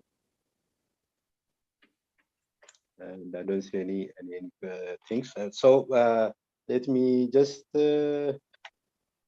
I have something for you. What was the major health outcome in this study? Darko? Yes, Prof. Okay. What was the major health outcome? So the major outcome variable was under 5 mortality. Mortality. Yes, under 5 mortality. Okay, thank you. So I don't see. Okay, I don't see any more question or comments, queries in the chat box. So it's my pleasure to wind up this session, and I will proceed to the next presenter. And next presenter will be Osani. Osani is from Federal University of if I'm not mistaken, it is in Nigeria, Federal University of Lafia, Nigeria. So the presentation is entitled Seroprevalence of Viral Hepatitis B and C among healthcare workers in Karu local government area. So Masarawa State, Nigeria. So the floor is open. Can you hear me also, Osani? Yes, I can. Good afternoon, Professor. Okay. You're welcome, and then go ahead for presentation. Okay, I'm also screen sharing. Can you see it? No, not yet. There are, I think the technical worker are just doing on that. They will come soon, I think. Okay, let me go ahead. Good afternoon from Nigeria. Please let me know when the screen is, when my slides are up, because I've started screen sharing here. Thank you. Good afternoon from Nigeria, and good morning or evening. Sorry, Mojisolo, can you please stop sharing your screen? We're not able to do the presentation. Thank you. All right. Okay. All right. Good afternoon. Okay, you can go ahead now. All right. Thank you very much. Okay, I'm Mojisola Owusheni, and I'm presenting on behalf of my team and on behalf of all the other authors. I'm from the Federal University of Lafayette Department of Microbiology. My presentation is on seroprevalence of viral hepatitis B and C among healthcare workers in Karu, local government area, Nasarawa State. And the authors will declare no conflict of interest. So, and the aim, the hepatitis B and C particularly, it's a chronic disease that has a lot of public health implications worldwide, and particularly also in Africa and as well as in Nigeria. And this study is also of importance because tomorrow is World Hepatitis Day, which will be celebrated tomorrow and acknowledged tomorrow. And the importance of it is that like in Nigeria, for example, over 20 million people are infected, according to reports with hepatitis B and C in Nigeria. And it's one of the major causes of liver diseases. And so it is important that this study is undertaken. The aim of the study is to assess the seroprevalence of viral hepatitis B and C infections among healthcare workers in 3 medical centers in Karu local government area, Nasarawa State. And this study was undertaken in Nasarawa State because that is actually where I work and reside.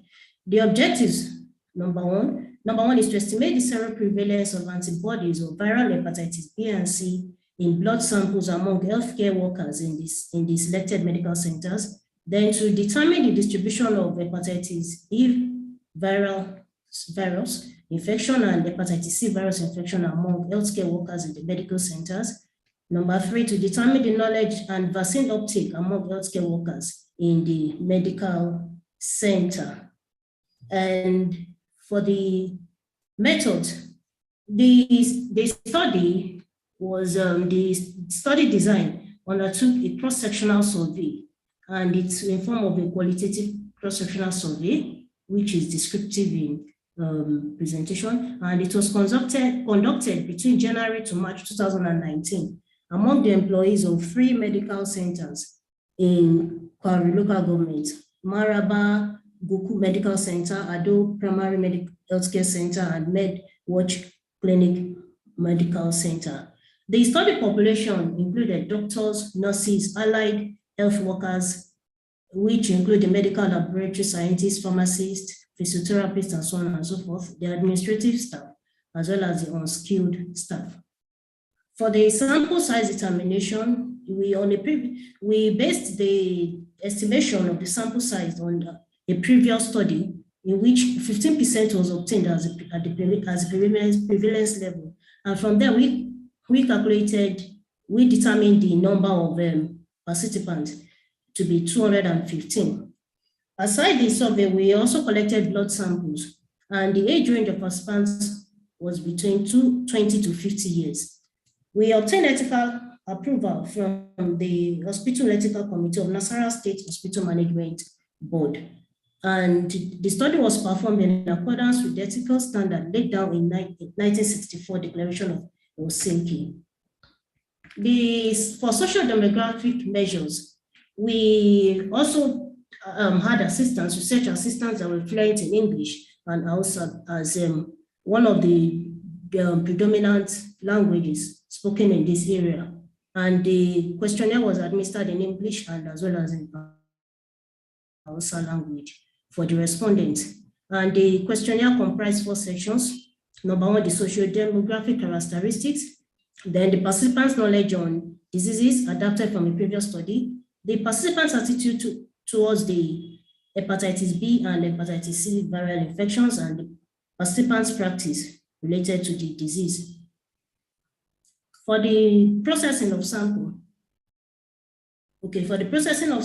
we had sample collection was carried out at the phlebotomy unit of respective hospitals, and 5 millimeters of venous blood was collected from the antecubital vein of each participant and subsequently introduced into potassium ethyl-diamine tetraacetic acid container by the phlebotomist. The supernatant plasma samples obtained were assayed for the antigen of hepatitis B and the antibody of hepatitis C virus in accordance with the manufacturer's standard operational procedures. Rapid test kits were used. Rapid diagnosis test kits were used. Next slide. Then the next slide, please. Okay.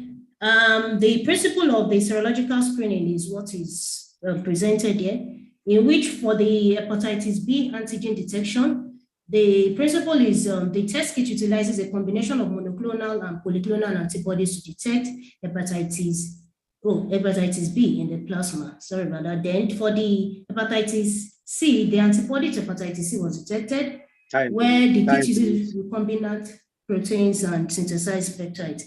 Okay, so for the result, next slide. Results, please, next slide. Okay, for the demographic characteristics of the healthcare workers, we had more female responding, consenting to be tested. Then the age range was 30 to 39. Then we have more of the allied health workers and the unskilled workers, married. Then many of them already had tertiary education, and many of them reside in the urban settlement. Next slide. Then, for the overall prevalence of hepatitis B and C among the healthcare workers, hepatitis B antigen, well, for hepatitis B, we found a prevalence of 13%, while for hepatitis C virus, we had a prevalence of 2.8%. And compared to national prevalence and other studies, it's compared to the study of Musa et al., it's still comparable to it. That is at 13.6%, but higher than that of OG 2020, that's for hepatitis B. While for hepatitis C, it was lower than what was obtained from the national prevalence and also for B et al. Though as of 2016, hepatitis B was 2.2%. Yeah, next slide. Then for distribution, we had more of the unskilled workers who were more seroprevalent, were more positive for the hepatitis than the other healthcare workers. Next slide. Then we tested the knowledge. For the knowledge, we found out that the unskilled workers had the minimal knowledge, and therefore, in the next slide, we'll see that therefore they had a higher seroprevalence. And then many of the unskilled workers too they had not been screened for hepatitis, and they had also not taken up vaccine. So their vaccine uptake was low. Next slide. Okay, so in conclusion, the healthcare workers are carriers of hepatitis B and C, and at 13% being on time.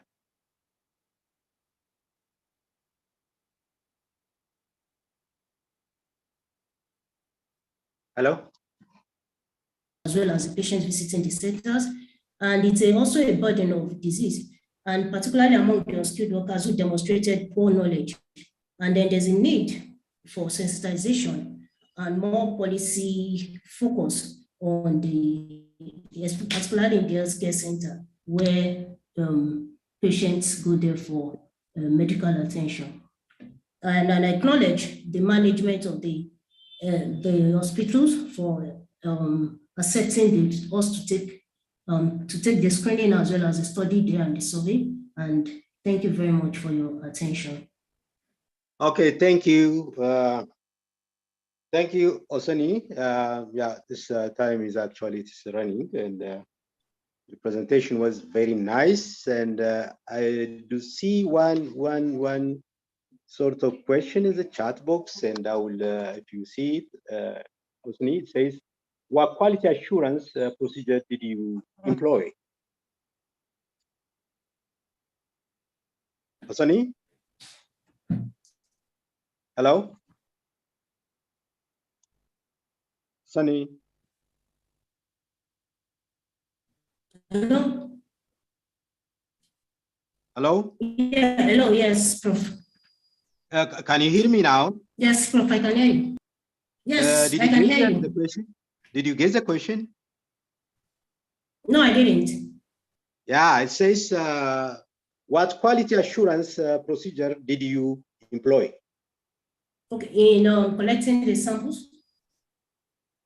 Yeah, for the blood samples, what we did was we were not the ones that actually collected the samples. The phlebotomist in the unit, in the phlebotomist unit was the one that collected. So that was one of them. Then we explained, before we took the survey, we also explained to them what it was all about.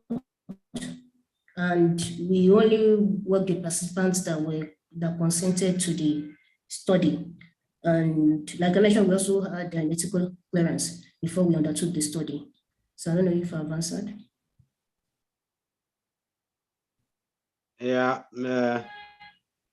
maybe Latifu may be satisfied or not, but I see also other question is coming. Sunny says like this: is it true that you received precise knowledge related responses from healthcare workers regarding your outcome variable? Sunny?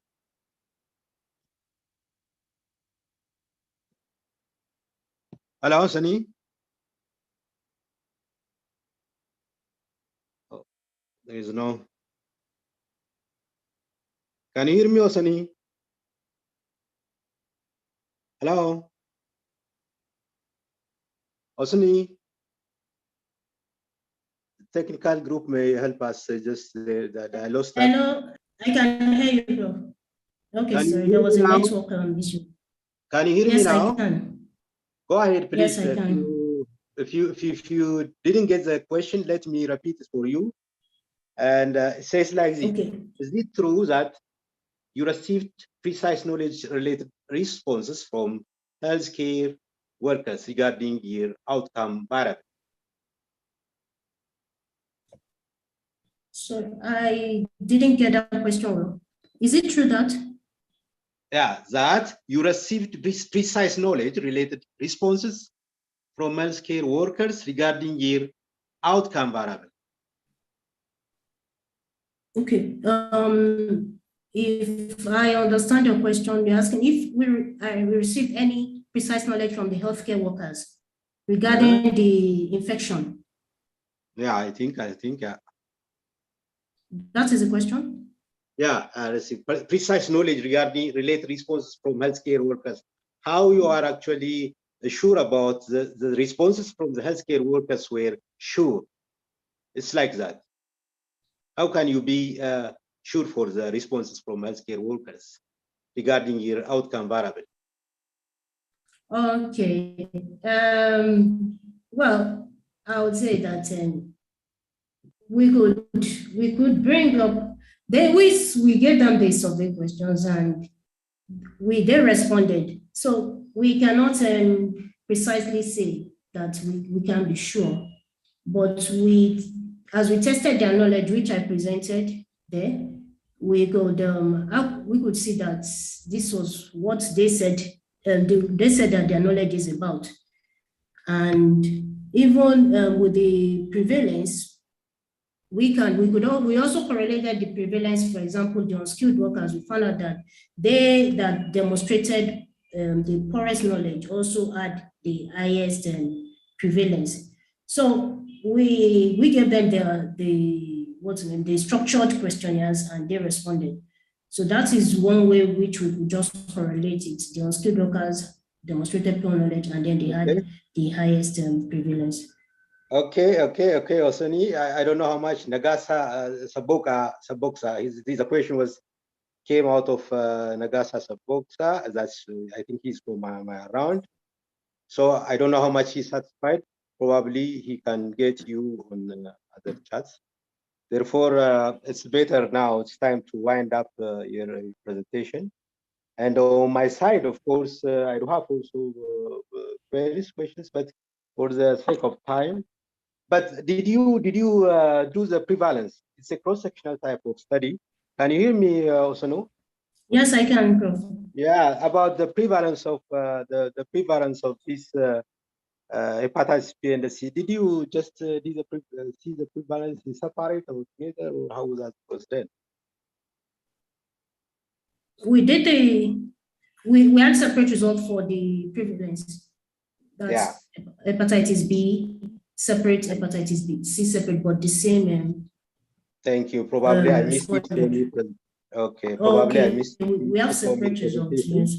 So thank you very much, and nice presentation. And we are actually left with one more presentation, and this presentation is by Yagan. The title of presentation is Association Between. Sorry, Chair, if you'd allow me to interrupt. Dr. Yagan is not available today, and so he won't be presenting. His slot is going to be taken by Dr. Howard Hugh, who was supposed to have been in the earlier slot, but unfortunately could not make it on time. So the slide that you're seeing on the screen now is Dr. Hugh. Apologies for that. You mean Professor Howard will continue? Thank you. And Professor Howard, welcome on board, and you can go ahead with your presentation. It's my pleasure to invite you. Hi, thank you very much. Can you hear me? Yeah, I can hear you. Fantastic. All right. Yes, and I apologize for missing my presentation time earlier. It was 4 in the morning here, and I slept right through my alarm. Anyway, I have the great pleasure of sharing with you a resource which I believe could be quite useful for the IAC members in Africa, which is the data that's been compiled by the Toxic Sites Identification Program by an NGO called Pure Earth. Next slide. I myself am an environmental epidemiologist, a member of IACE for the last 30 years. And most of my work has been looking at the toxic effects of metals on child development and the impact on chronic disease in adults. But more and more lately, I've been concerned about ensuring that the impact of our work can be seen through other countries which are still trying to understand the impact of these toxic metals in their populations. Next slide.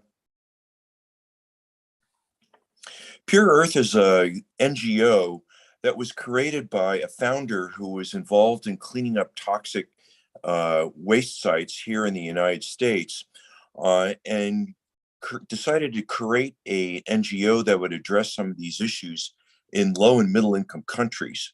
Their experience in doing evaluations in toxic waste sites around the world, particularly in low and middle income countries, is that metals represent one of the biggest problems, as well as pesticides. And so much of this is actually part of the sits on the conscience of high-income countries. So, because many of these relate to the export of hazardous industries, products, and wastes to low and middle-income countries. Next slide. The Toxic Site Identification Program involves the training of local experts, academics, and others in how to execute a standardized program of evaluation of potential toxic waste sites and create and curate that data so that we can prioritize toxic waste sites for cleanup. And one of the things that Pure Earth has done has been to fundraise around the world to bring resources to bear to do toxic waste cleanup that would reduce exposures to local populations. Next slide. This work has been financed mostly by the European Commission, the Asian Development Bank, the UN, and Green Cross Switzerland, and by some private industries like Clarios. Next slide. So the approach of the Toxic Sites program is modeled after the U.S. Environmental Protection Agency's hazardous ranking system, but it's much easier and less costly to implement. Basically, the investigators take samples from soils or wells in targeted areas, measure toxic metals on site using a handheld XRF device, collect other samples that can be analyzed in the laboratory, including air samples if it seems like there's clear evidence of the entrainment of toxic waste into the air, and assesses the size of the populations at risk with an assessment of groundwater, air, and food pollution. The data are used to identify the key pollutants and the most dominant exposure pathways at each one of these toxic waste sites, and to calculate an overall score of toxic potential, which would then prioritize them for toxic waste cleanup. Next slide. So far, the program has included over 50 countries around the world. And in Africa, this slide lists some of the countries that have been involved. Excluded are countries involved in conflict or with very small populations or with a small industrial base, or countries where other initiatives are already underway to conduct similar work. Next slide. So the protocol involves assessing the historical activity, such as mining, which is one of the biggest drivers of toxic waste, tanneries, pesticide manufacturing, then assessing the likely pollutants and the likely pathways of exposure and populations at risk, and then performing the composite sampling for the associated pollutants. And much of this is done in collaboration with universities, government agencies, and NGOs, which are often the source of the trained investigators who can then be further trained by Pure Earth to do the standardized assessments. Next slide. Here's a distribution of the sites worldwide where Pure Earth has been conducting its toxic waste site program. And Africa is a burgeoning site that can be seen as a site where we can do a lot more work. Next slide. This is a assessment of the main toxic wastes that have been identified as key pollutants in this worldwide program, with lead and mercury leading as the key pollutants in most of these sites, and the exposure pathways mostly through drinking water, also through the entrainment of air pollutants in air, as well as soil and dermal contact. This is available through publications that have been generated by Pure Earth and that can be seen on its website. Next slide. Here's the 3 most recent African countries for which I'd just like to give you a sample of the data. In Tanzania, 152 sites in 29 districts were evaluated with mercury as the main key pollutant found in these sites, pesticides, and lead concentrations up to 2,000 parts per million. Total population at risk over almost 700,000. And this is a map of the sites that are evaluated. Next slide. Senegal, 61 sites with lead as the key pollutant most commonly identified in 43% of the sites, with concentrations up to almost 6,000 parts per million. Pesticides as the second most common key pollutant. Total population at risk, 180,000. Next slide. And in Kenya, 132 sites in 8 regions in the country with lead as the most common key pollutant at 61% of the sites, with concentrations up to 100,000 parts per million. Arsenic, the second most common key pollutant at 19% of the sites, with the total population at risk almost 400,000. Next slide. So in conclusion, this program indicates that children and adults are at risk for exposure to toxic metals from hazardous waste. And this data is now publicly available. You can access it through its website, and its particular website that allows you to enroll as a registrant and click your way through all of the data that's currently available through that website. And the data, I would argue, is potentially usable to prioritize areas for environmental epidemiology research, for instance, of exposure biomarkers or potential health impacts of the surrounding populations. That's it. Thank you. Okay, greatly appreciate Professor Hu. Really, you have done very nice job. And also, it was very disastrous also losing you for this session. And it's nice to meet you for this for this session. It was really a loss if you missed you without having you today. And it was really just in all, it was really very nice presentation. Thank you for all. On the chat box for the time being, I don't see any question, comments. For the sake of time, really, I don't like actually just to waste more time on this presentation session. But all in all, it's my pleasure to acknowledge all of the presenters. Only we missed one presentation. Of course, we actually regain it with the presentation of Professor Hu. That's very nice presentation. Therefore, I would like to thank all of the presenters for today. And really, I will hand over. I don't have actually any more to add on this because of time. Therefore, I will hand over for the technical group to carry on the next presentation. Thank you. Thanks so much.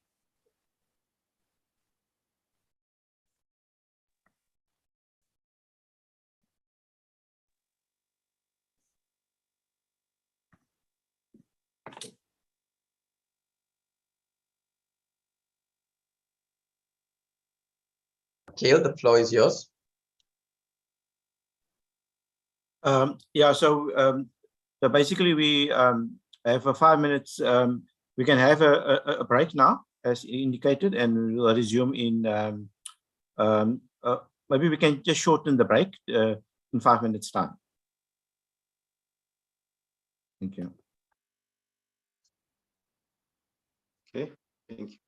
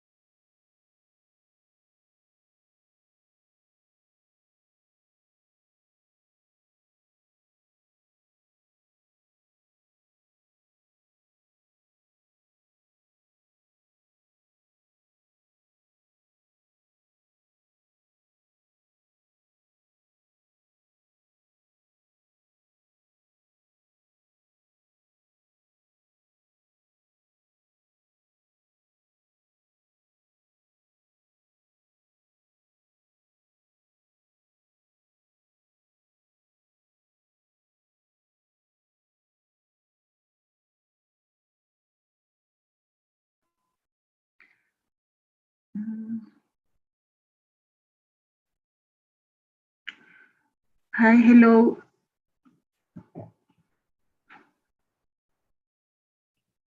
Hello.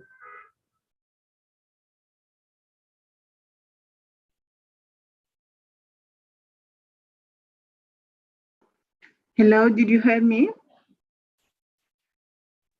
Yes, we can hear you, Sokna. You are going to be co-chairing the next session with Oyewale. Yes, but I have a problem with my video. I will be not able to activate due to some technical challenges. I'm sure that's not a problem. Yeah, it's not a problem. I think it's a while I am dealing with this one, IT, but he said we cannot recover. I don't know what is the problem.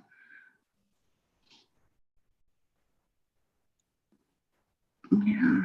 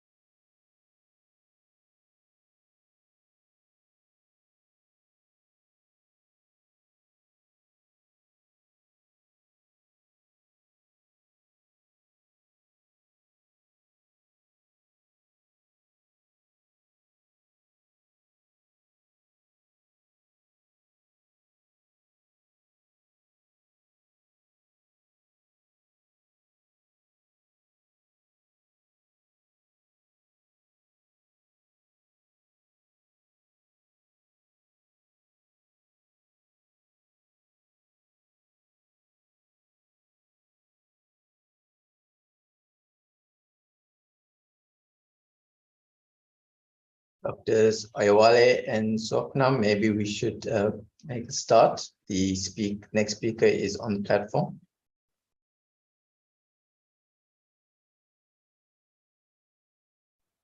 Okay.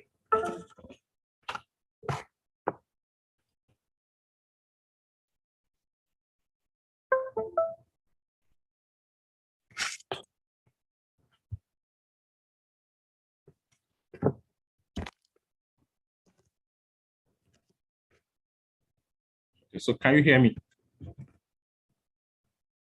Yes, I can hear you. Yes, yeah. Okay. So thank you, everyone. You're welcome to this section on water and sanitation. My name is Oyewale Murakio. I lecture and I conduct research in the University of Ibadan, Nigeria. And with me this afternoon is a distinguished scholar who is going to serve as the co-chair of this section. I would like to invite Dr. Suknat to introduce herself.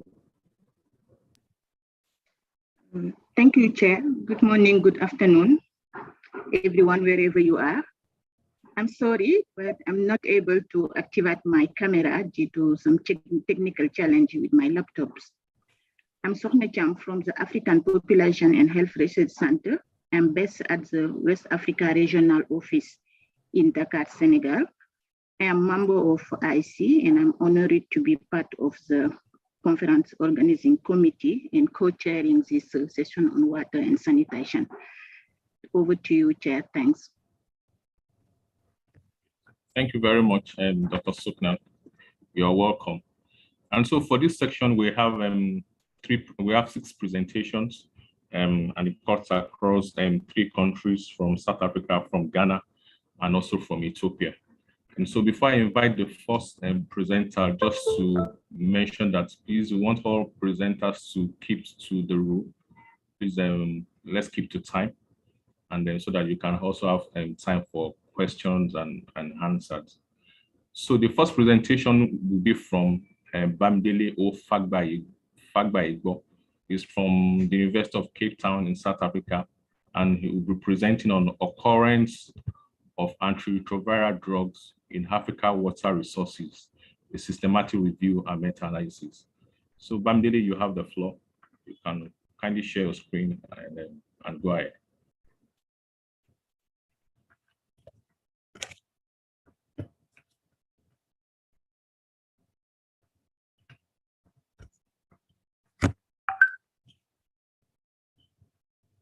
Hello, Bamidele, can you hear us? Can you hear me? Oh, thank you. Thank you for having me. My name is Bamidele Oladapo Fagba. I'm a postdoctoral fellow with Center of Environmental and Occupational Health, School of Public Health and Family Medicine based of Cape Town, also working with Future Water Institute. So I'm going to be talking about the occurrence of antiretroviral drugs in African water resources. And I'll be shedding light on probabilistic hazard assessment, the systemic review. Next slide, please.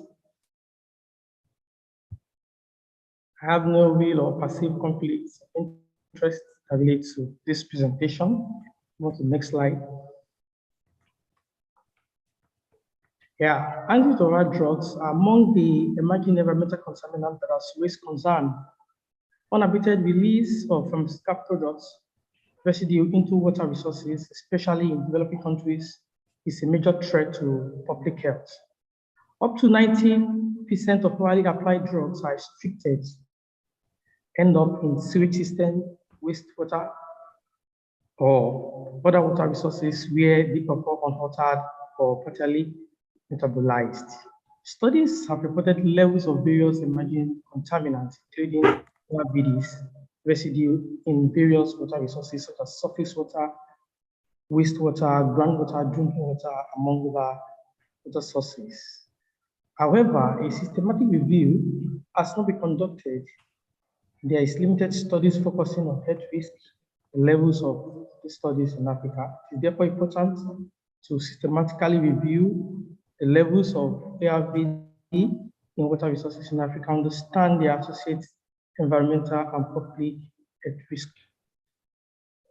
The aim of this study is to conduct a fair review, reporting levels and distribution of ARVD in water resources, and also to conduct health risk assessments on ARVD in water resources using rainbow probabilistic risk assessment to estimate the percentage accidents in Africa.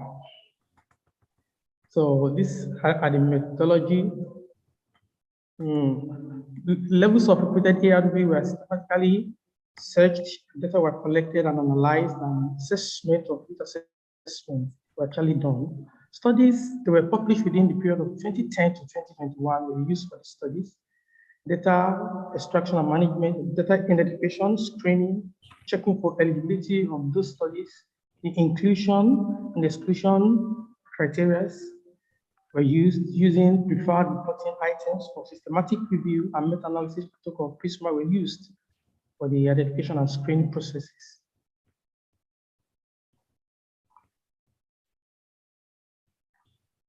Yeah, our search items were carefully selected to actually cover all the report that were, all the studies that report levels of VDs in water system.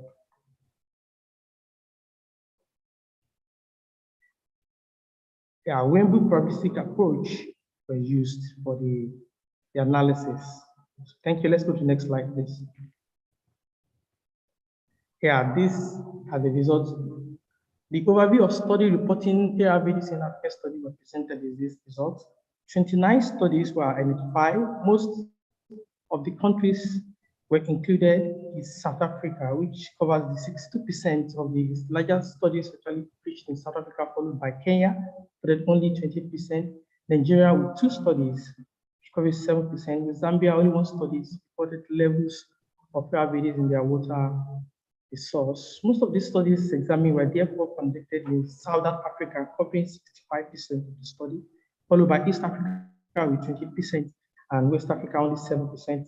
It was observed that few studies reported levels of ARVD in drinking and groundwater, indicating a direction of monitoring in Africa mostly focused on surface water and wastewater relative to drinking and groundwater.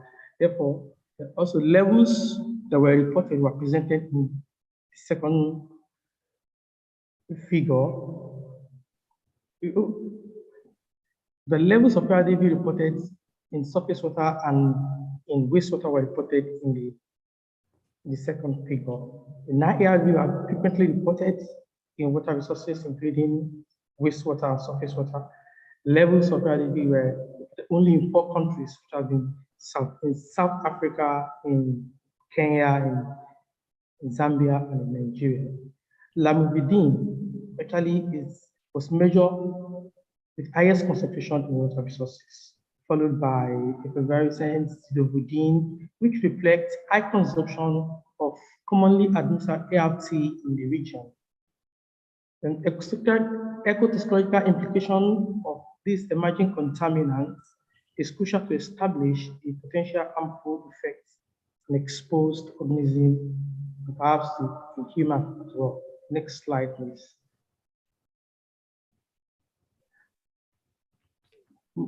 The probabilistic risk assessment was actually conducted to actually examine the level of X. In my first presentation,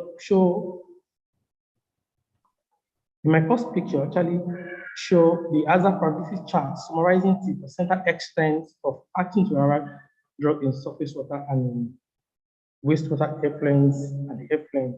And we found out that the concentration of each of these LDB from various environmental media fall well above the provisional safe water quality limits as proposed by EMA, that is the European Medicinal Guidelines, and also with US FDA and drinking water guidelines as proposed by Australia that were used for the studies. They were far above that. And percentage accident value of ARDB in Africa were generally above the permissible limit set by these organizations, and elevated levels of ARDB in potential environmental is a potential environmental at risk water resources. Possible human health implications due to elevated levels of these contaminants in the environment are inevitable.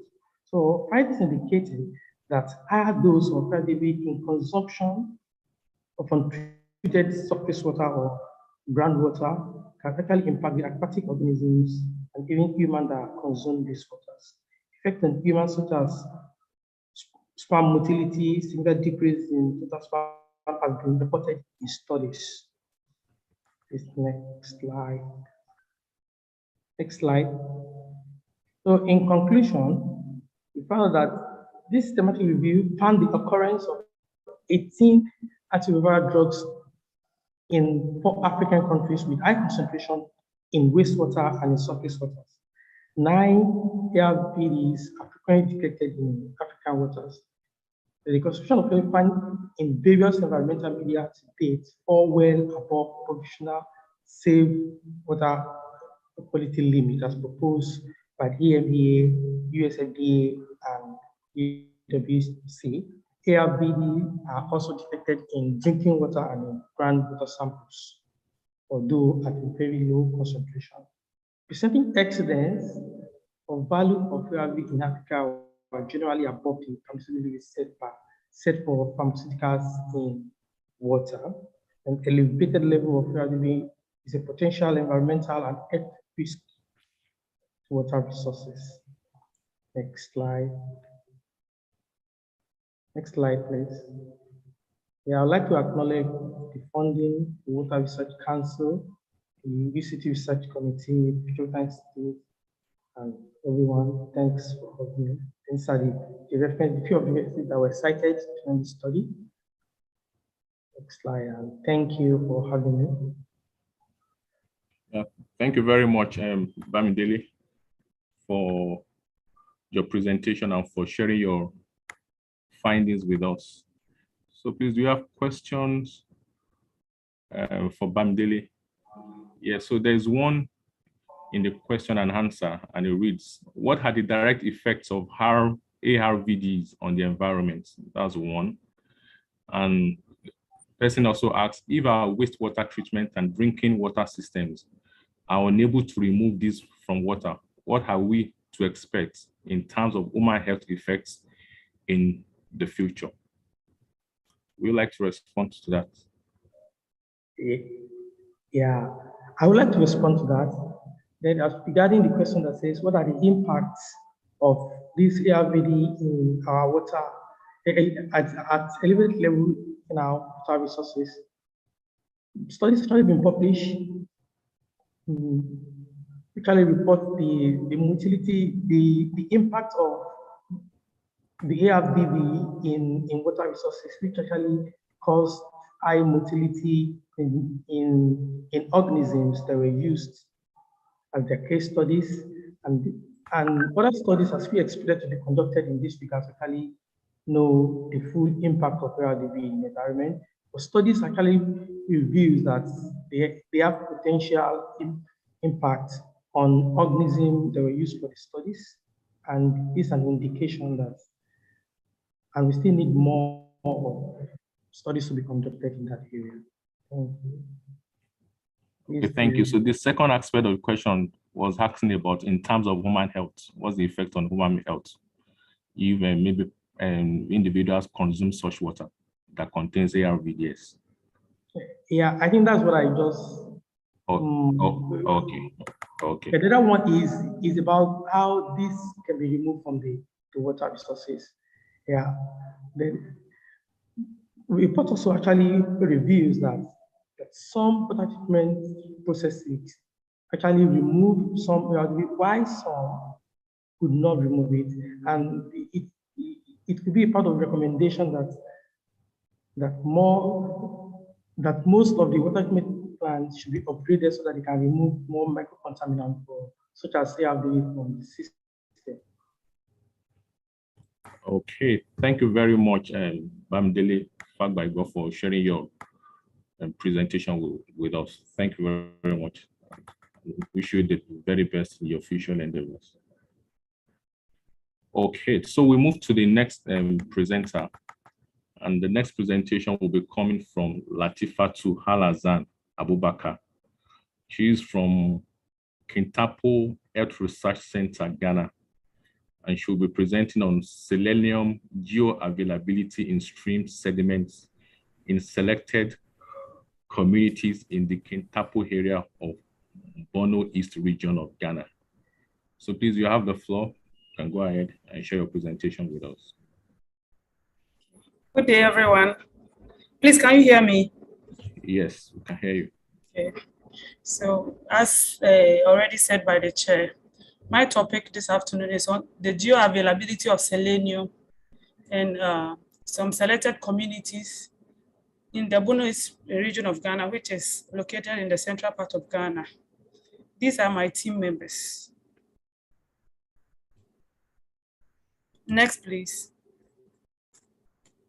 We, the actors, declare that we don't have any conflict of interest that may affect the presentation of this work.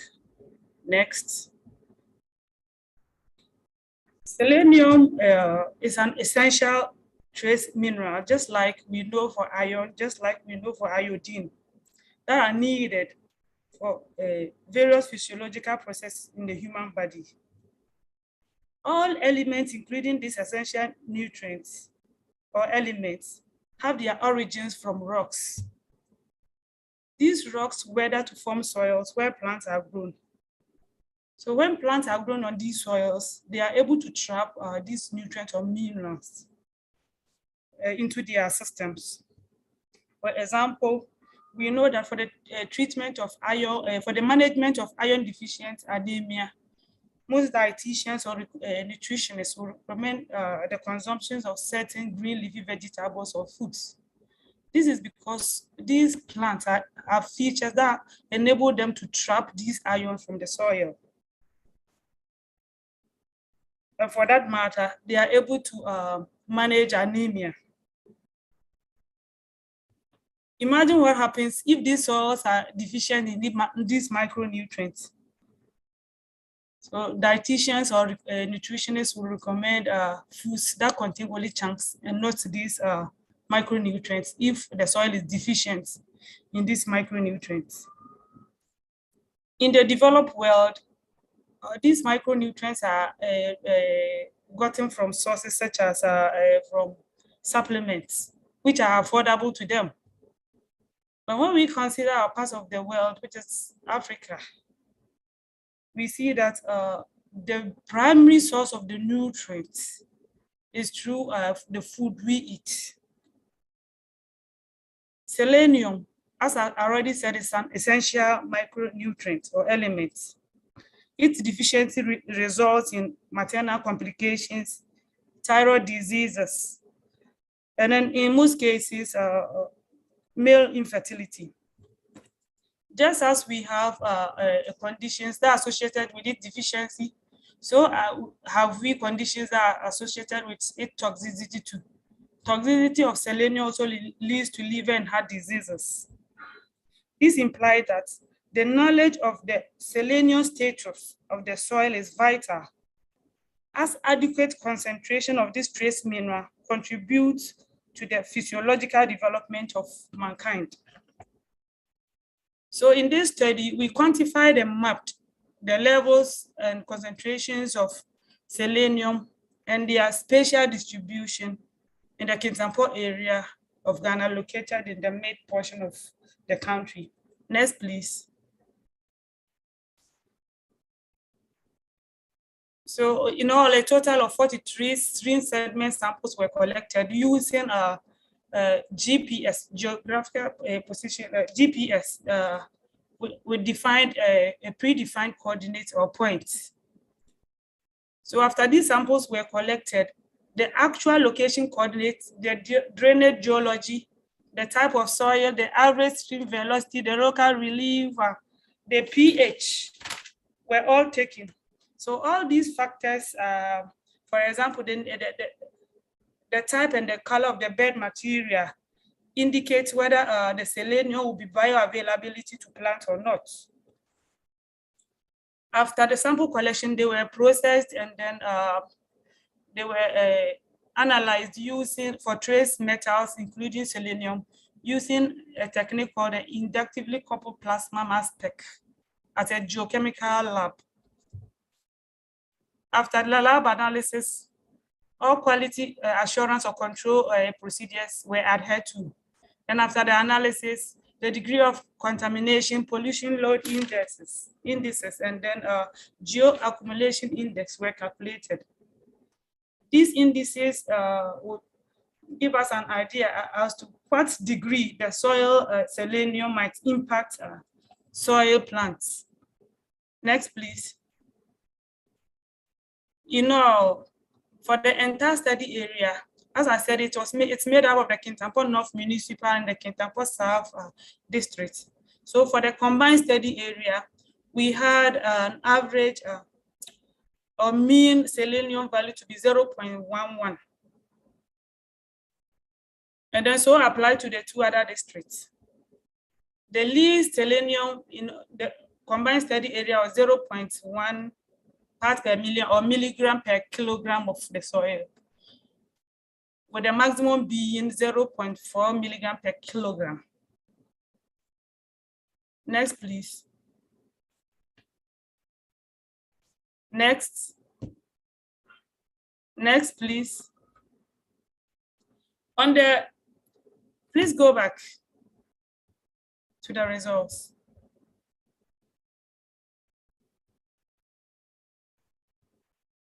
Please go back, not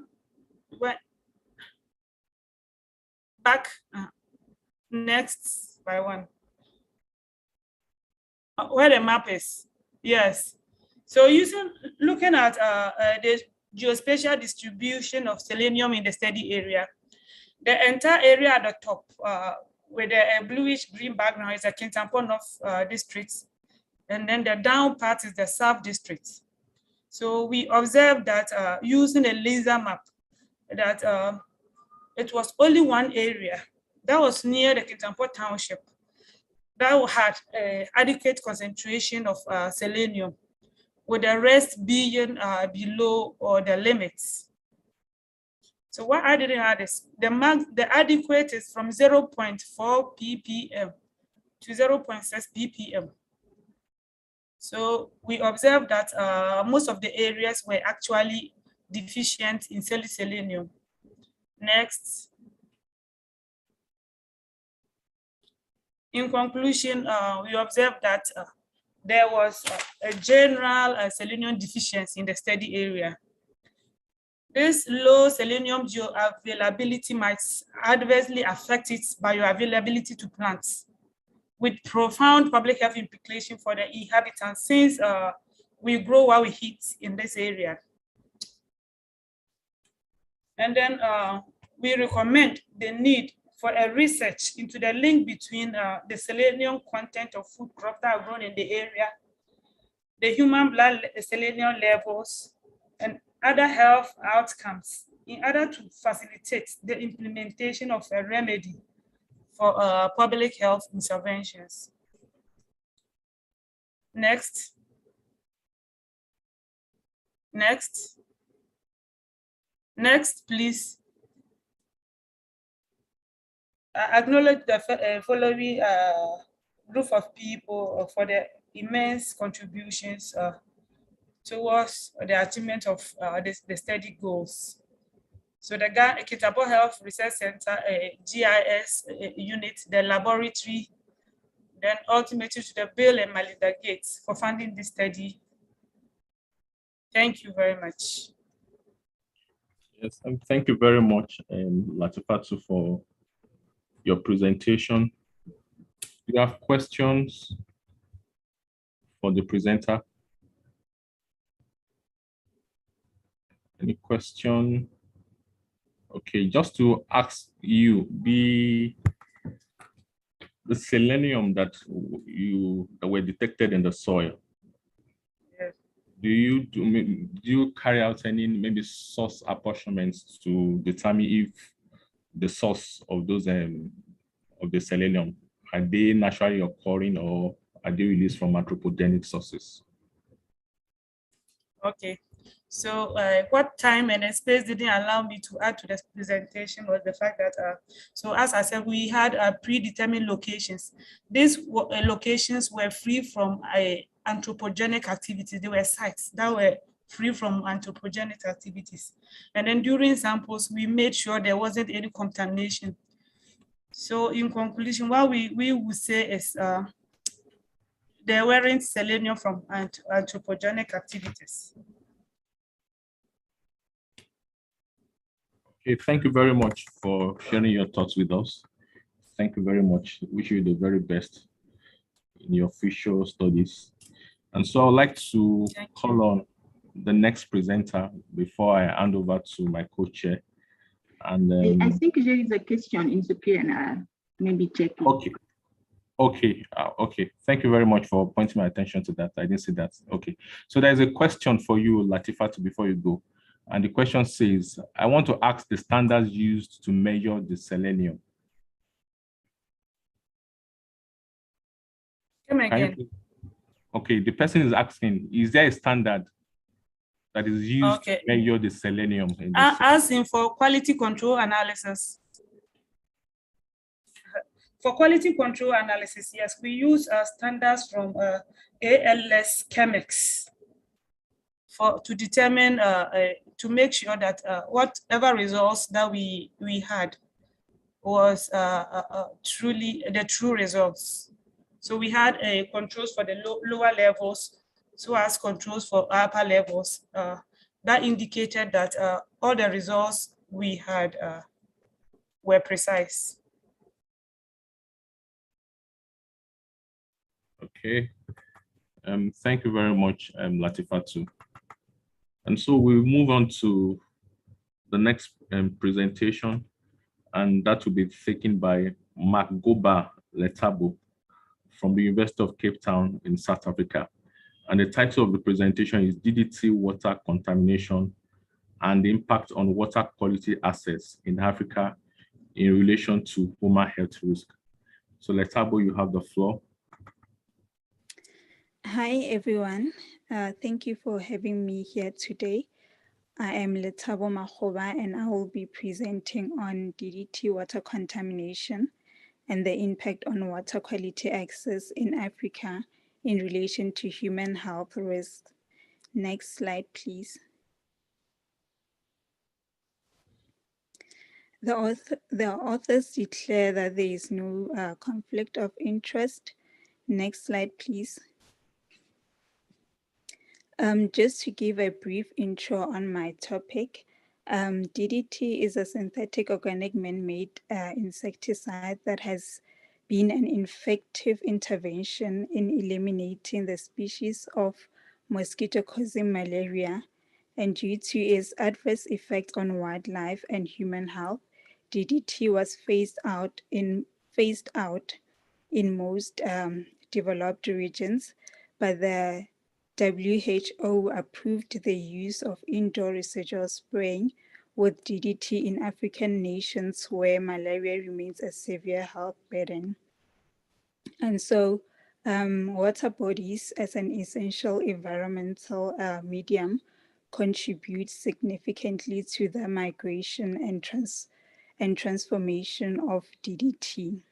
So the objectives of my study was to systematically assess available research on the presence and concentrations of DDT in water sources, to evaluate the sources of DDT leading to water pollution, and lastly, to summarize the available research on the human health risks associated with DDT contaminated water resources. Next slide, please. Then when coming to the methodology, a scoping review of published studies was conducted in Africa, which was facilitated through an extensive electronic search using the databases stated such as PubMed. And the screening of relevant articles took place after exporting the articles from the databases into EndNote, where we screened the titles, abstracts, and then the full text to select the relevant studies according to our eligibility criteria. And then the data was extracted from the selected articles and organized into summary tables, such as the figure illustrated on the right. And then the assessment of risk and bias was done through the critical appraisal skills program checklist, depending on the study designs. And because this was a scoping review and therefore a desktop activity, no ethical approval was required. Next slide, please. So when coming to the results, 20 articles were reviewed that were found in different African countries. And the figure here illustrates the number of countries and the number of studies that were found in each countries, whereby also the African countries were grouped into African regions. So DDT concentrations varied between no detection at all in water samples to 81.2 micrograms per liter, with 35% of the studies having found DDT concentration that exceeded the WHO drinking water guideline of 1 microgram per liter for DDT. And so South Africa and Egypt had the highest DDT concentrations in the sampled water sources. Next slide, please. When continuing with the results, DDT levels were found to be higher during the wet season, and moreover, water from taps, reservoirs, wells, and boreholes containing DDT residues were the ones that were most samples, and they were the ones that were used to provide drinking water. And so 5 studies conducted health risk assessments, and 2 studies found cancer risk values that exceeded the permissible limits in water sampled from the sources. And on the other hand, for the non-carcinogenic risk, the risk values in the studies were below the hazard quotient of 1. Next slide, please. In conclusion, DDT residues were detected throughout the year in African water systems, and evidence of risk to human health was found as the concentration of DDT residues exceeded the WHO drinking water guideline, and also the cancer risk permissible limits in the sampled drinking sources in African water systems. Therefore, alternative methods for malaria vector control should be investigated, and larger studies that include risk assessments and seasonal monitoring of DDT residues in multiple water sources are recommended. Next slide, please. I would like to acknowledge everyone who is listed here and the organizations for their support throughout the research project. Thank you. Yes, thank you very much, Magoba, for that brilliant presentation and for sharing your findings with us. So please, do you have questions for Letabo?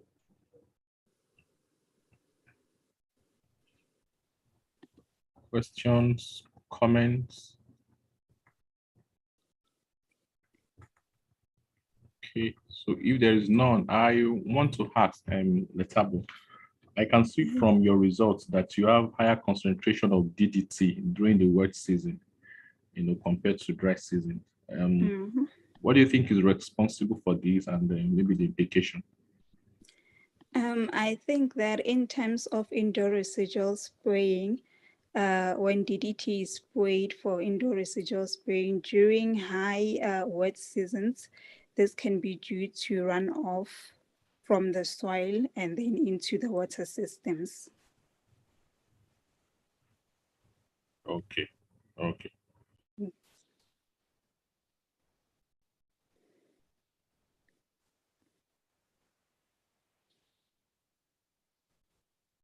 Okay, so I would like to invite Dr. Sukna to, okay, so there's a question.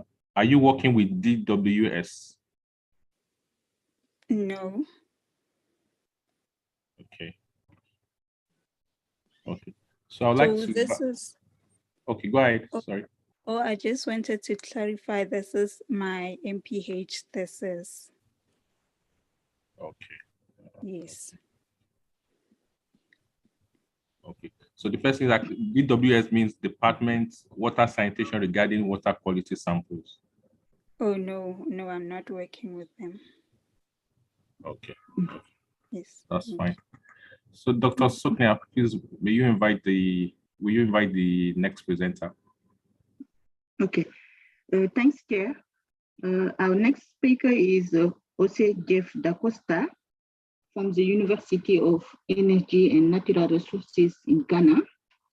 The title of the presentation is Spatial Analysis of Microbacterium Fusarians Hosting Water Critical Zone in the Amansi West District of Ghana. Please, over to you, Da Costa. Okay, thank you very much. My name is Jeff Da Costa Osei, and I'm from the University of Energy and Natural Resources from Ghana. And I'm here to do a presentation on behalf of my team on the spatial analysis of Mycobacterium ulcerans hosting water bank critical areas in the Amansia West District. And the authors declared that we have no conflict of interest as far as this research is concerned. Next, please. Mycobacterium ulcerans is the bacteria that causes Borrelia ulcer, which is the third most prevalent mycobacterial disease after tuberculosis and leprosy, according to the World Health Organization. And in Ghana, there have been more than 2,000 reported cases on the Borrelia ulcer in the last 10 years, of which Amansia West District is one of the worst affected districts in Ghana. Laboratories models have also demonstrated that water bags have the ability to transmit the Mycobacterium ulcerans through biting. So through in-depth research on the biodiversity and ecology of the water bags in the environment, the importance of this mode of transmission can be fully assessed by using environmental factors. So this study used spatial techniques to detect potential areas for water bags in the Amansia West District in Ghana. And specifically, we identify the suitable environmental condition for the water bags, and we determine the degree to which the environmental factors contribute to the habitat of the Mycobacterium ulcerans hosting water bags. Then finally, we will identify potential areas for the Mycobacterium ulcerans hosting water bags in the Amansia West District. Next, please. So this is the method we employed in our study. We use satellite remote sensing. A satellite can capture the electromagnetic radiation from features on the Earth's surface and stores them in the form of images. So the Landsat, which is a particular satellite image, was used in this study. And 3 spectral indices was used for the analysis of the suitable areas for water bags. So the normalized difference water index used the green radiation and the near-infrared radiation to compute the index value for the suitable area for water bags, which is the freshwater ponds, the marshy areas, and the slow-moving pools, and also streams and under the surface of water. Then the atmospherically resistant vegetation index, which uses the near-infrared wavelength, that's the radiation from the satellite, the red wavelength, and the blue wavelength, was used to also extract the suitable habitat for the water bags, which is the mass of vegetation. And the near-infrared, the red, and the thermal radiation from the Earth's surface was also used to estimate the land surface temperature for the water bags. And the suitable temperature for water bags is 25 degrees Celsius to 35 degrees Celsius. At the end, these factors were combined together using the spatial multi-criteria evaluation to delineate the critical zones, that's the suitable habitat for the Mycobacterium ulcerans hosting water bags. Next, please. So this is the results for the land surface temperature. This is the spatial distribution of the land surface temperature. That's the left side. That's the spatial distribution of the land surface temperature at the area. Next, please. So that's the suitable areas identified in the Amasia West district. For the land surface temperature is between 25 degrees Celsius to 33 degrees Celsius in the Amasia West district. And for the normalized difference water index, the index value which was suitable for water bags was within negative 0.1 to 0.23. Next, please.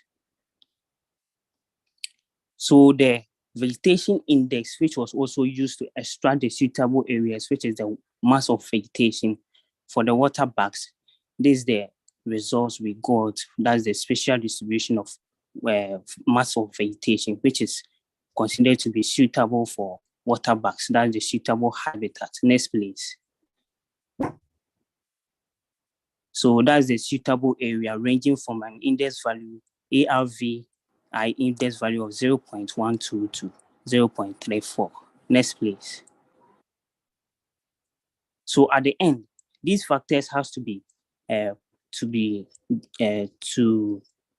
classified according to the impact or the influence it has on the habitat for the Mycobacterium oscillans hosting water bags. So the most spatial multi-criteria evaluation incorporating the analytic hierarchy process was used to weight these factors. So the normalized difference water index had the highest weight, which is 74.7, as followed by the vegetation index, which is 13.4. Then the land surface temperature had the least weight. So at the end of this, a spatial multi-criteria evaluation was done to perform a spatial overlay analysis to get the final results. Next, please. So this is the final results for the critical zone. That's the suitable habitat for the Mycobacterium oscillans hosting water bags in the Amasia West district. Next, please. So in conclusion, a geospatial distribution map showing the critical areas, that's suitable areas for Mycobacterium oscillans hosting water bags that causes the woolly ulcer in the Amasia West district were identified. And these areas were also confirmed to be the illegal mining areas in the district. A recommendation was made for the municipal to improve environmental sanitation to battle Mycobacterium oscillans hosting water bags at the critical areas that were identified in the Amasia West district. Next, please. So the authors wish to thank the ISEE for giving the platform to present this study to the world. Thank you. Thank you. Thank you very much, Dr. Costa, for sharing this interesting study. Can we get now any question for the presentation from the audience? Let me check. I cannot see any question in the Q&A. Any question, comment from the audience? If there is no questions, I have one question for you, Dr. Costa. Did you identify in your study the most vulnerable group in this critical area you identified for Mycobacterium oscillans or no? Yes, please. Yeah. Several communities were identified within the suitable habitat for the Mycobacterium oscillans were hosting water bags. Communities like the Pechi number 1, Pechi number 2, which is a popular town or a community in the Amasia West district. Mm-hmm. Okay, I think there is some question in the Q&A. The first one is, this was just like a comment. Said this was a great study. Thank you for sharing. The other one is, did you use geospatial method to detect or map potential area?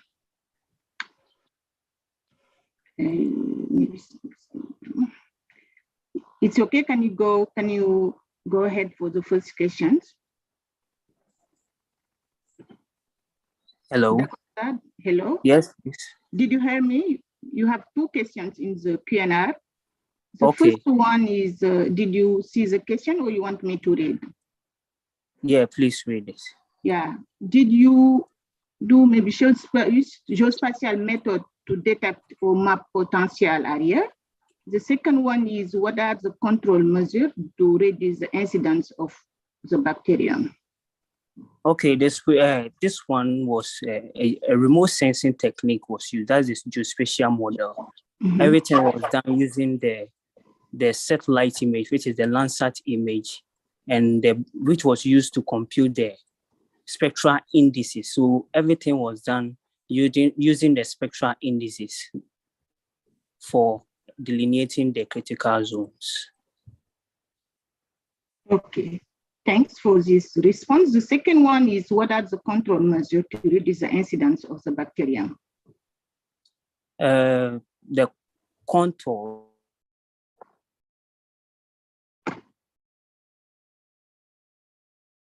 Hello, did you hear me? Hello, De Costa, are you here?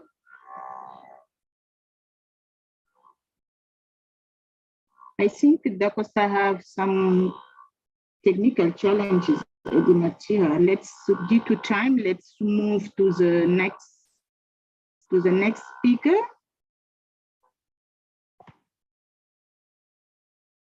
Who is okay?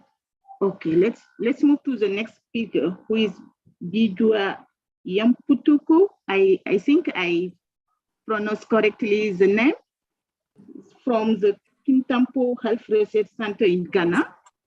The title of the presentation is Determinant and Practice of Open Defecation, a case study in Nyanama in the Kasena Nankana West District of the UPED East region in Ghana. Please, the floor is yours, Yan Putu. Yeah, I hope everyone can hear me. Yes, please go ahead. As readily said, my name is Bijua Yamputu, and I would like to talk about the determinant and the practices of open defecation, a case study in Nyanya in Kasana Nankana West District, in Upper East region of Ghana. This next slide. There is no conflicts of interest in this work. This next slide. The method, the study objectives. 1, to determine the number of households having access to functional toilet. 2, to determine the causes and the prevalence of open defecation in the study area. And lastly, to assess knowledge, attitudes, and perception towards open defecation in this study area. Please, next slide. The method. Kasina Nankana West District is one of the 13 districts in Upper East region of Ghana, which Nyanya community is located. And this map is showing clearly of the study area. Basically, the sample size of this study was 100 participants with a response rate of 100%. But the data collected were checked for completeness, coded, and entered using PSS version 20. And here was the results we had. Please, next slide. Demographic characteristics of the respondent in table 1. 34 people were within the age of 18 to 30, and 61% were females. 61 were also married, and majority were Christians. In table 2, access to functional toilet. 60 households in the area was not having toilet, while 23 has poor flush in their house, and many people were within the household range from 6 to 10. Please, next slide. Please, next slide. The next slide talking about the causes and the prevalence of open defecation in figure 1. 65 people of Kachina Nankana practice open defecation, and the main causes were lack of toilet 60%, and unhygienic toilet 21%, and lastly, financial difficulty 14%. So next slide. Continue with the results in table 3, perceptions and attitude to open defecation practice. 78 of the participants said they feel comfortable when defecate in open, and 6 also said they feel enjoying when they defecate in open, and 73% defecate given reason that is their tradition that make them so. In looking at table 4, association between respondents to open defecation practice. So in total, 39% of males were interviewed and 31% of them practice open defecation. So this is clearly telling us that if we want to intervene to end open defecation practice in this particular community, so we should focus much on males, even though the females are among. And looking at the age range, 34 people were interviewed within the age of 18 to 30, and 22 of them practiced open defecation. And here is also clearly telling us that if we want to talk about ending open defecation practice in this particular community, then our minds should be set on within the age of 18 to 30, even though the other age groups should be included. And looking at the educational level, majority of people who have not gone to education practice open defecation.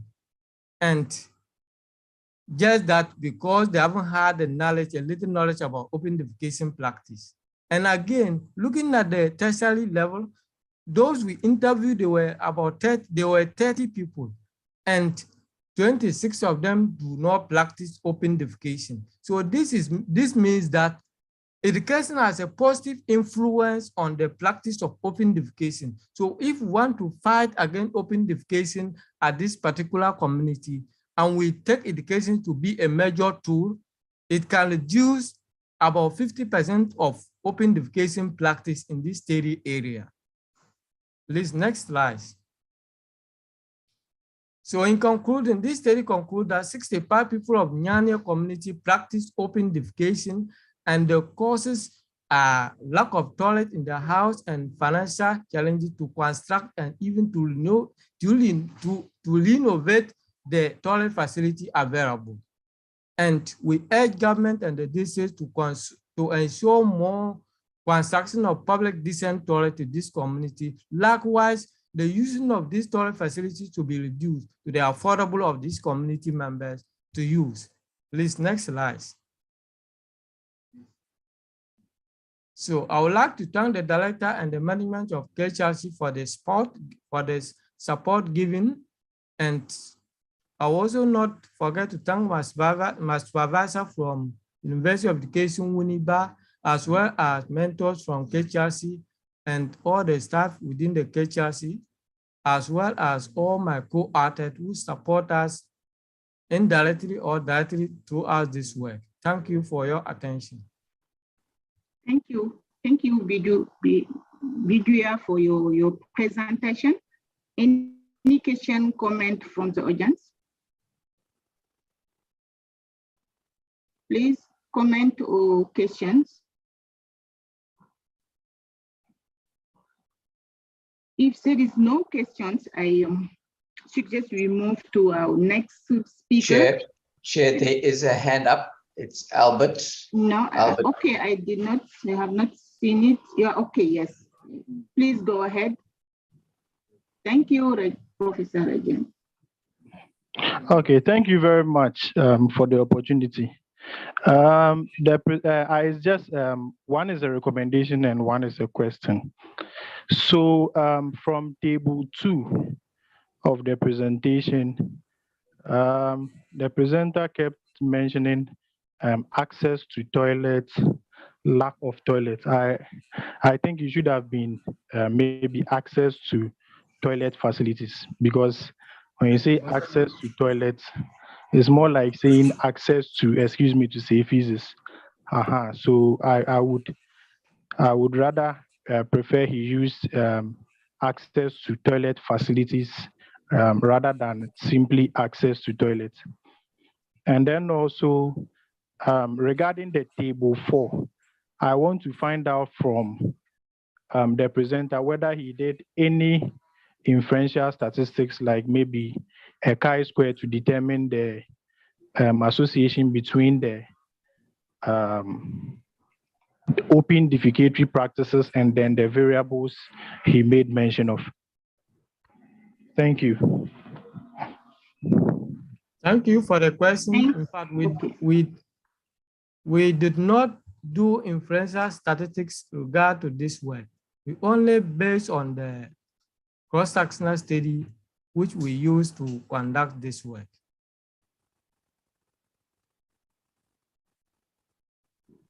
Okay, thank you. Thank you. There is another hand up.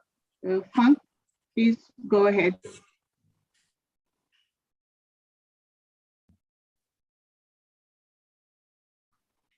Please go ahead, Funk.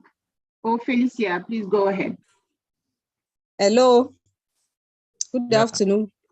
Well done, the presenter. I want to find out the health implication of the open defecation and the policy implication of this. Or the paper did not really emphasize on these two issues. Yeah, because of the time that I couldn't emphasize on that aspect, but there's a lot of effect about open defecation practice. Before we embark on that study, that particular community, there was a particular problem about cholera and diarrhea diseases, and we that cholera or diarrhea diseases is similarly associated to open defecation practice. So we decided to embark on this particular study to help us know actually what is causing this, and actually this is what we did. Thank you. Let's take the last question from Felicia. Felicia, please go ahead. Hello. Please, I want to know if the districts used are in rural or urban settings. Yeah, this community is in rural area in Upper East region of Ghana. Okay, because I know in rural settings, tradition and the culture play important role in open defecation. So these areas need a lot of enlightenment to help them know the implications of open defecation. And then, because most of the time you're talking about poverty and they are not being able to provide toilet facilities, but in most rural areas, the cause is tradition. Yes. Thank you. Okay, thank you. Thank you, Bijuya, for your presentation, and thanks also for the audience for these questions. Let me move now to the last speaker in this session, who is Abera Asmama from Addis Ababa University in Ethiopia.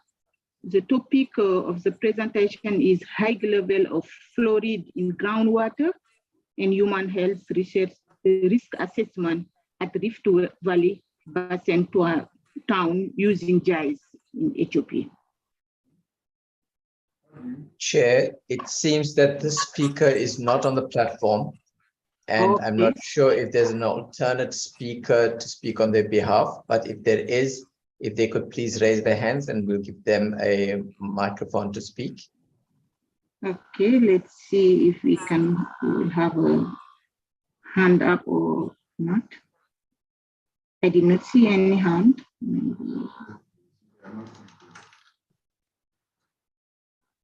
No, I don't see anybody as well. So yes. That was then there's no other speakers on the program. Thank you, Chair. Okay, okay. Thank you, Professor Rajan. Maybe it is my pleasure to acknowledge all the presenters and thank the audience. And maybe I have to hand over to the chair to close this session, to give some closing remark for this session. Thank you so much. Okay, thank you. Thank you very much, Dr. Sukna, for sharing this section. I also want to join Dr. Sukna in appreciating the presenters, the 5 presenters, for sharing their well-presented findings to us, and also for sticking to time. I want to wish you the very best in your future studies. And so now I will hand you over to Professor Q, who will take us through the next item of the agenda. Thank you.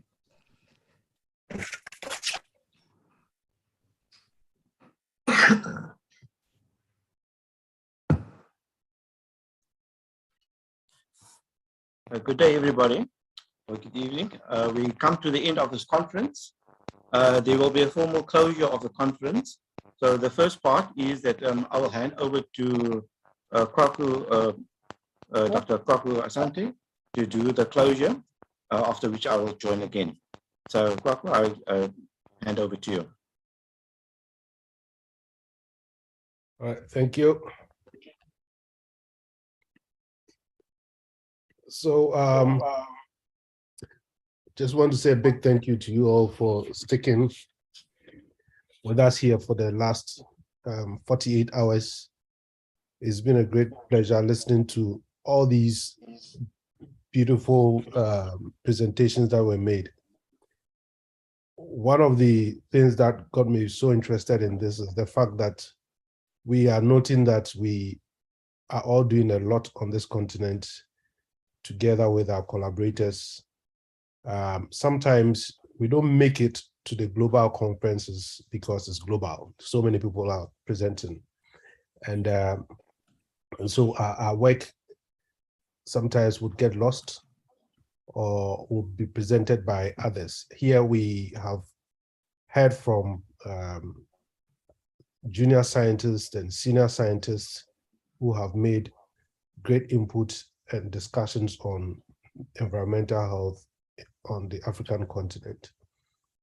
It strikes me that this approach of a conference would be a good thing to do for the future in the coming years, and probably to have a face-to-face conference which provides a better approach to networking and knowing each other. I believe that's what it takes to build a good network to solve problems, and specifically to solve problems on environmental health. I had a lot of innovations being discussed, innovative approaches to measuring environmental exposures. I was intrigued about the animal models that are being proposed for biomonitoring of lead and other environmental exposures. We also had good discussions on contextual issues, the ethics, community engagement, funding, and stuff like that. And then we spent some time looking at environmental health and impact on specific health outcomes, mental health being one of them, and the need to collaborate and come up with unified methodologies. There were several, many other good presentations that we had over the last 48 hours. I believe there's been a lot of networking. I've noted down people that I'll be contacting. The program has been put on YouTube for viewing. And so I think it provides another opportunity for us to go back, listen to it, and identify people we would like to collaborate with. We started off with a very high number of participants. When I checked, it was about 145. I'm sure it went up at some point, and we still have a lot of people online listening to us. So it's been good participation. And I would like to thank you all for being here. I thank the organizers. I thank the ISE Global and also KwaZulu-Natal for supporting our process. As we mentioned, going to be awards, and we had people assessing the presentations, and they have come up with these 3 names as awardees for putting up the best presentation and then also the good quality science that was provided. And so we have A.A. Amobang in T, and then Michael Deglon and Tolupe Olawale. I want to congratulate you all for getting this award. You'll be registered to attend the ISE Global Conference, which comes up in September virtually. But I also want to congratulate all the other presenters for putting up yourselves to showcase your work in this very large network. You have all earned yourself certificates for participating, and I think that this is the first of its kind. We would like to have a feedback on you from you on this, so that we can improve what we have done on this time around. I thank you all, and I thank the chair of the organizing committee, and I'm going to pass it over to him again. Thank you all very much.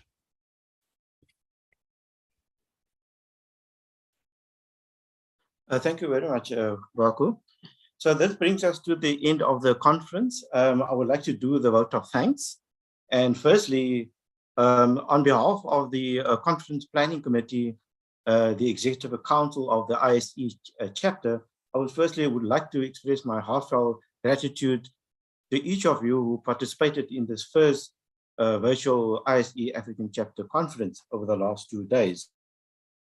You made this conference a big success, and it was a great pleasure to interact with you online. Hopefully you would have enjoyed all the presentations by the keynotes and all the other presenters as well, and that you use this opportunity to extend your existing networks. On behalf of the Planning Committee, I would like to convey my immense thanks and gratitude to the host institution, the University of KwaZulu-Natal, for providing the electronic platform freely, and for the immense support and the technical team to run this virtual conference smoothly and successfully. And here I also would like to make a special mention to Professor Rajan Naidu, who is part of the organizing committee, for his efforts for making this possible.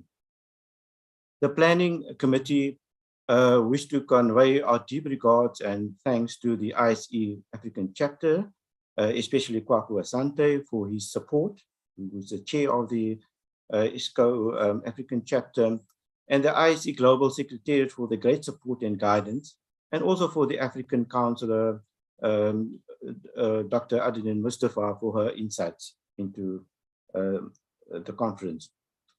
Thank you for all the keynote speakers for their distinguished talks, and to all the highly interesting presentation by all the other presenters as well. You have really enhanced our understanding of Africa's environmental health challenges, which is the conference theme. A hearty thanks to all the chairs and co-chairs for their efficient work, ensuring that the panel sessions runs very smoothly and effectively, and making this conference very successful as well. Appreciation and thanks to all the volunteers, including Nathaniel Wambibi, who was responsible for the flyer after the registration, and also for his work on the social media aspects of the conference, to Dr. Awiki Mitku and Dr. Afua Inti, who worked on the presentation, on the order of the presentation and compilation of the abstracts. Thank you for all that hard work in supporting the organizing team. And to the judges, led by Dr. Masiko Wanyinde, who is also part of the planning committee, and Doctors Kusana Jafta and Sujata Harpasad, for the very hard and challenging task of judging the presentations up to the very last presentation, which is just finished a few minutes ago. So thanks for that great work there in judging the ISE award to young presenters. I would like to immensely give an immense thanks to all my co-members of the Planning Committee for their outstanding work in organizing the event, including Sylvia Taki, who did a great job being the secretary of the Planning Committee, ably assisted by Laurentia Boateng. Professor Naidu, Rajan Naidu, which I've already mentioned, for organizing the electronic platform and for his great input in all aspects of the conference. To Dr. Nasiku Muyende, which I've just mentioned, who was the lead of the judging, and also for all her input, and then also for the very worthwhile input also by Dr. Sokna Thiam and Oyawali Marokini. Hopefully this will be the first annual conference, and maybe the next one it would be in person. So long live Africa, long live African environmental epidemiology, and long live ISE African chapter. Thank you. With that, I close off the conference, and thank you very much to everybody again. Thank you. Bye-bye. Congratulations.